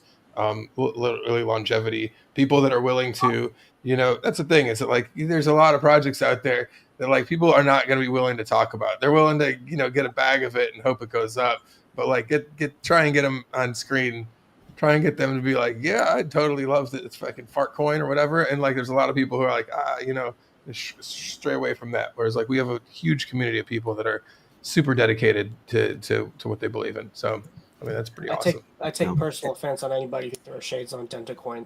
Okay. Yeah. Not while I'm in the room, guys. Okay. Remember, in like the 2017 bull run, I actually made some dough off of Denta coin, so that's why it holds a special place in my heart. It was like one of those like it's this. I'm explaining it to somebody like this is ridiculous shit. As it was I'm like, and it's up 3x today. Holy shit! You know, Talk about real world utility, guys. Oh, yeah, it's some altcoin alt season madness right there. Remember, the RH ecosystem is the only really ecosystem and tokens that have some clarity with the SEC and some, clarity in that respect. So, like, you have to talk about it in some respect because not too many other coins have that. So, I mean, I think that's our hill right there to stand on, really, for everything. 1,000%. I think that it's. I mean, that's something that that's something that we forget. I forget that, like, man, Richard's been careful with his wording for 5 years to get to this place right now. Yeah. Like, I can remember him being like, man, I wish I could. He's like, I could tell you, I could say things that would make this price pump a lot more. He's like, I would love to. He's like, but I can't. I'm not going to. Like, I'm going to do the better thing and not say those things because I will, because he wanted regulatory clarity. He wanted that, and he got it. So, you got it. Yeah. We've got the pink mist well in our group. It's got a pretty chart. When we get some blood and carnage in Pulse, it seems to hang on just because the pink mist well, he's our patron saint. He's got most of the supply and he hasn't been dumping on anybody since the last time he could mint. So yeah, pink mist well is a lot of fun. It just goes to show what happens when people just don't sell. So where was that created? That's my favorite one. Where was that created, Max? That was created at Pump.Tires. Nice. So it's got about 30K liquidity there, but most of its liquidity is paired with our token. So that's awesome. In the community here, I saw a comment on Max's hat. This is my hat, right? Brian McGruder, freaking, you're a badass, sir. Look at that. X on the bottom. Community, champ since day one too. He's been around forever, making great shit. Yeah. I might grab a couple hats. Yeah, it was pretty cool.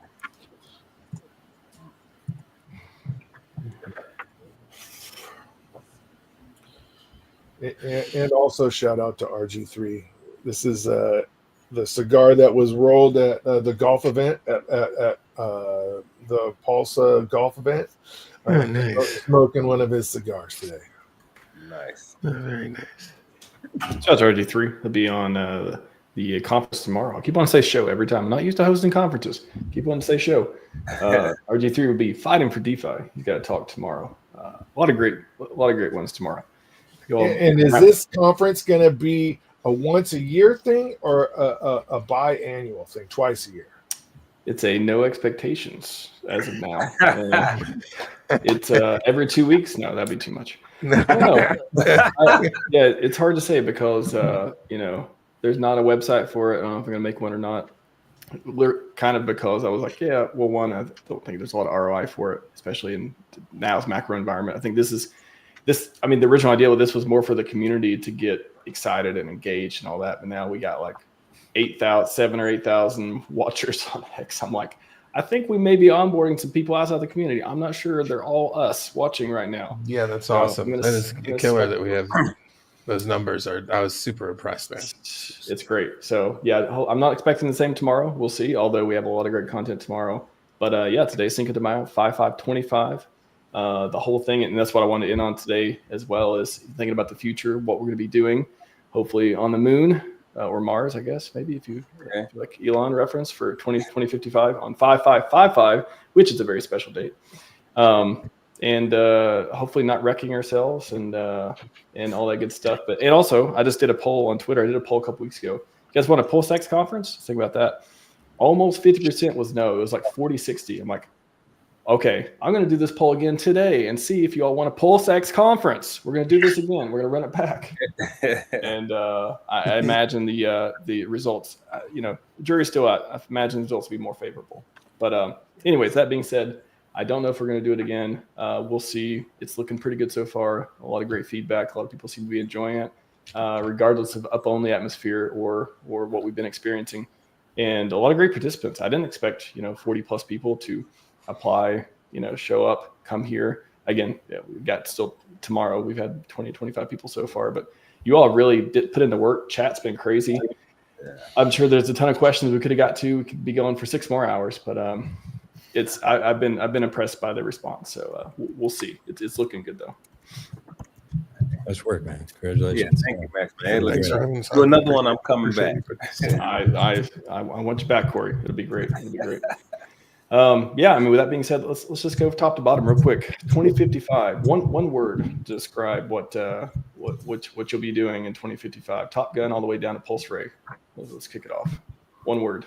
What are you going to be doing in 2055? Sleeping. Retirement. sleeping in because you're very comfortable enough to sleep and you don't have to work too hard. Yes. I like it. Yeah. I like it. Don't get angry with that. I don't know, hip surgery. I'm sure. Don't worry, sir. We have AI. We're going to solve hips and all kinds of stuff, and we got dentistry, and we got the tech. We got the tech and perfect. Thank God. All right, Corey. My word would be unbreakable, man. So I like it. Unbreakable in 2055. I mean, again, if we invest in longevity tech, we'll be reversing aging, all that good stuff. So we may in fact be unbreakable. Hopefully not Benjamin Button unbreakable, and but hopefully in a very good, healthy way. Yeah, I like that. Crypto sloth. Implants. You're gonna be implants in 2055. Okay, I mean, a lot of ways you could take that. I'll take it though. I like it.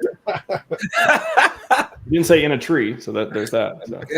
You said one word, Max. I had to. That's true. That is three. Three is more than one. Triple dad. Building. Ooh, that's a powerful one. I like that. I like that. Building. Well, you've been building a lot so far, so I can imagine 30 more years of this. It's gonna you're gonna have it maybe an empire. You never know. We're building. We're not stopping. I like it. Fast Abdul. Grandchildren. Dozens and dozens of them. If you don't have them, the world may die off without enough humans. So I'm glad sounds like you're looking forward to doing your part or working on it otherwise. So yeah. I'm the Genghis Khan of Northern Canada. That is quite a title. Okay. All of his positive attributes. We'll go with that. Swimming.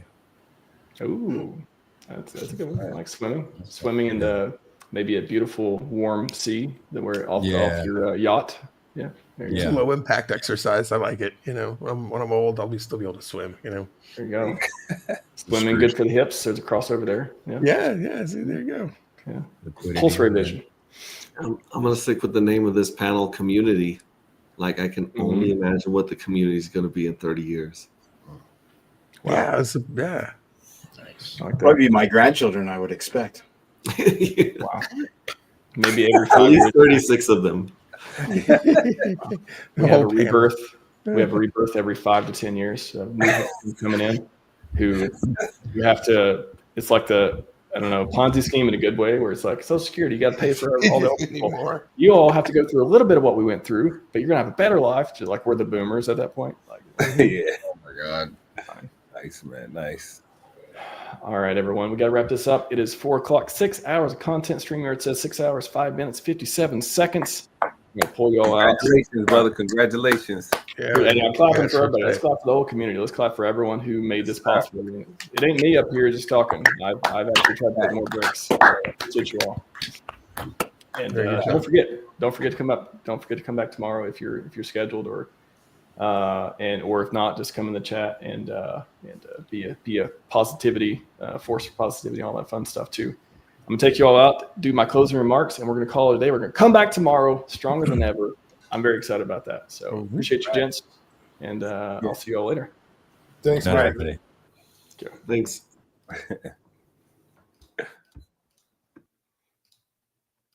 And then there was one. All right, everyone.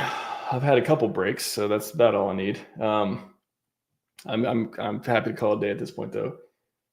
I want to say there's been a lot of ups and downs, but it's been mostly ups. I mean, Richard tweeted twice about he tweeted the X one and also the YouTube link. Hopefully he'll do the same tomorrow. That'd be fun. No expectations, but that'd be nice. We have a great lineup for tomorrow as well. I put the link in the chat. Feel free to go check it out. A lot of Hex content as well.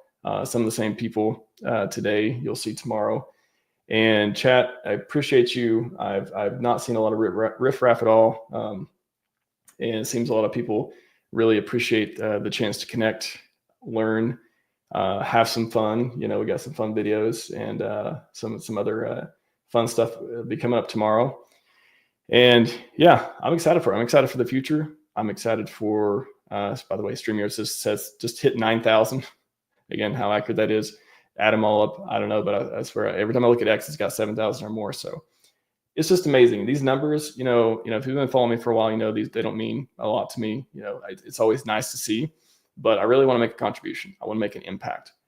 And I do things differently than a lot of people, and I don't follow the trends, and I'm not interested in a lot of new shiny objects and stuff like that. And I think somebody's got to do it. Like, I appreciate everyone here building, believing, making sure whatever the ideals that they're voting for are represented and are, people know about them and all that stuff. And I'm going to keep doing the same. I think as long as we do that, as long as we keep building, creating, hanging out, high-fiving in a permissionless, innovative, eye on the prize way, we don't have to always be rowing in the same direction, but let's at least be, in the same body of water. Let's try to find some common ground there, because there's a lot of amazing stuff that we can do in this community. Let's keep it going. Let's see where we can go with this thing. Let's really take it. PulseChain, Hex, regardless of when RH is streaming, regardless of what anyone else thinks around the ecosystem, regardless of what we have to do to go out of our way to show people the greatest place on earth, make sure when you show them, you point it over here. You point it towards what they need to know to get in, be successful, and hopefully get the maddest of gains. And find the best, find friends, find community, find purpose, whatever it is you're looking for. I go back to my opening remarks this morning. What's your North Star? I challenge everyone out there, find out why you are here and go do it. Go win. Winning really is a mindset. We're proving that more than anything else right now. So that's all I got for you today. Let's do the intro. Let's just do the intro for the outro this time. I really like this intro. Shout out to PulseWave AI. I believe I retweeted his content as well. I got a lot of great stuff. Appreciate everyone for the contributions. Again, come back at 1 p.m. Eastern tomorrow. We got a lot more content to do. That's all I got for you today. We'll go out on this one.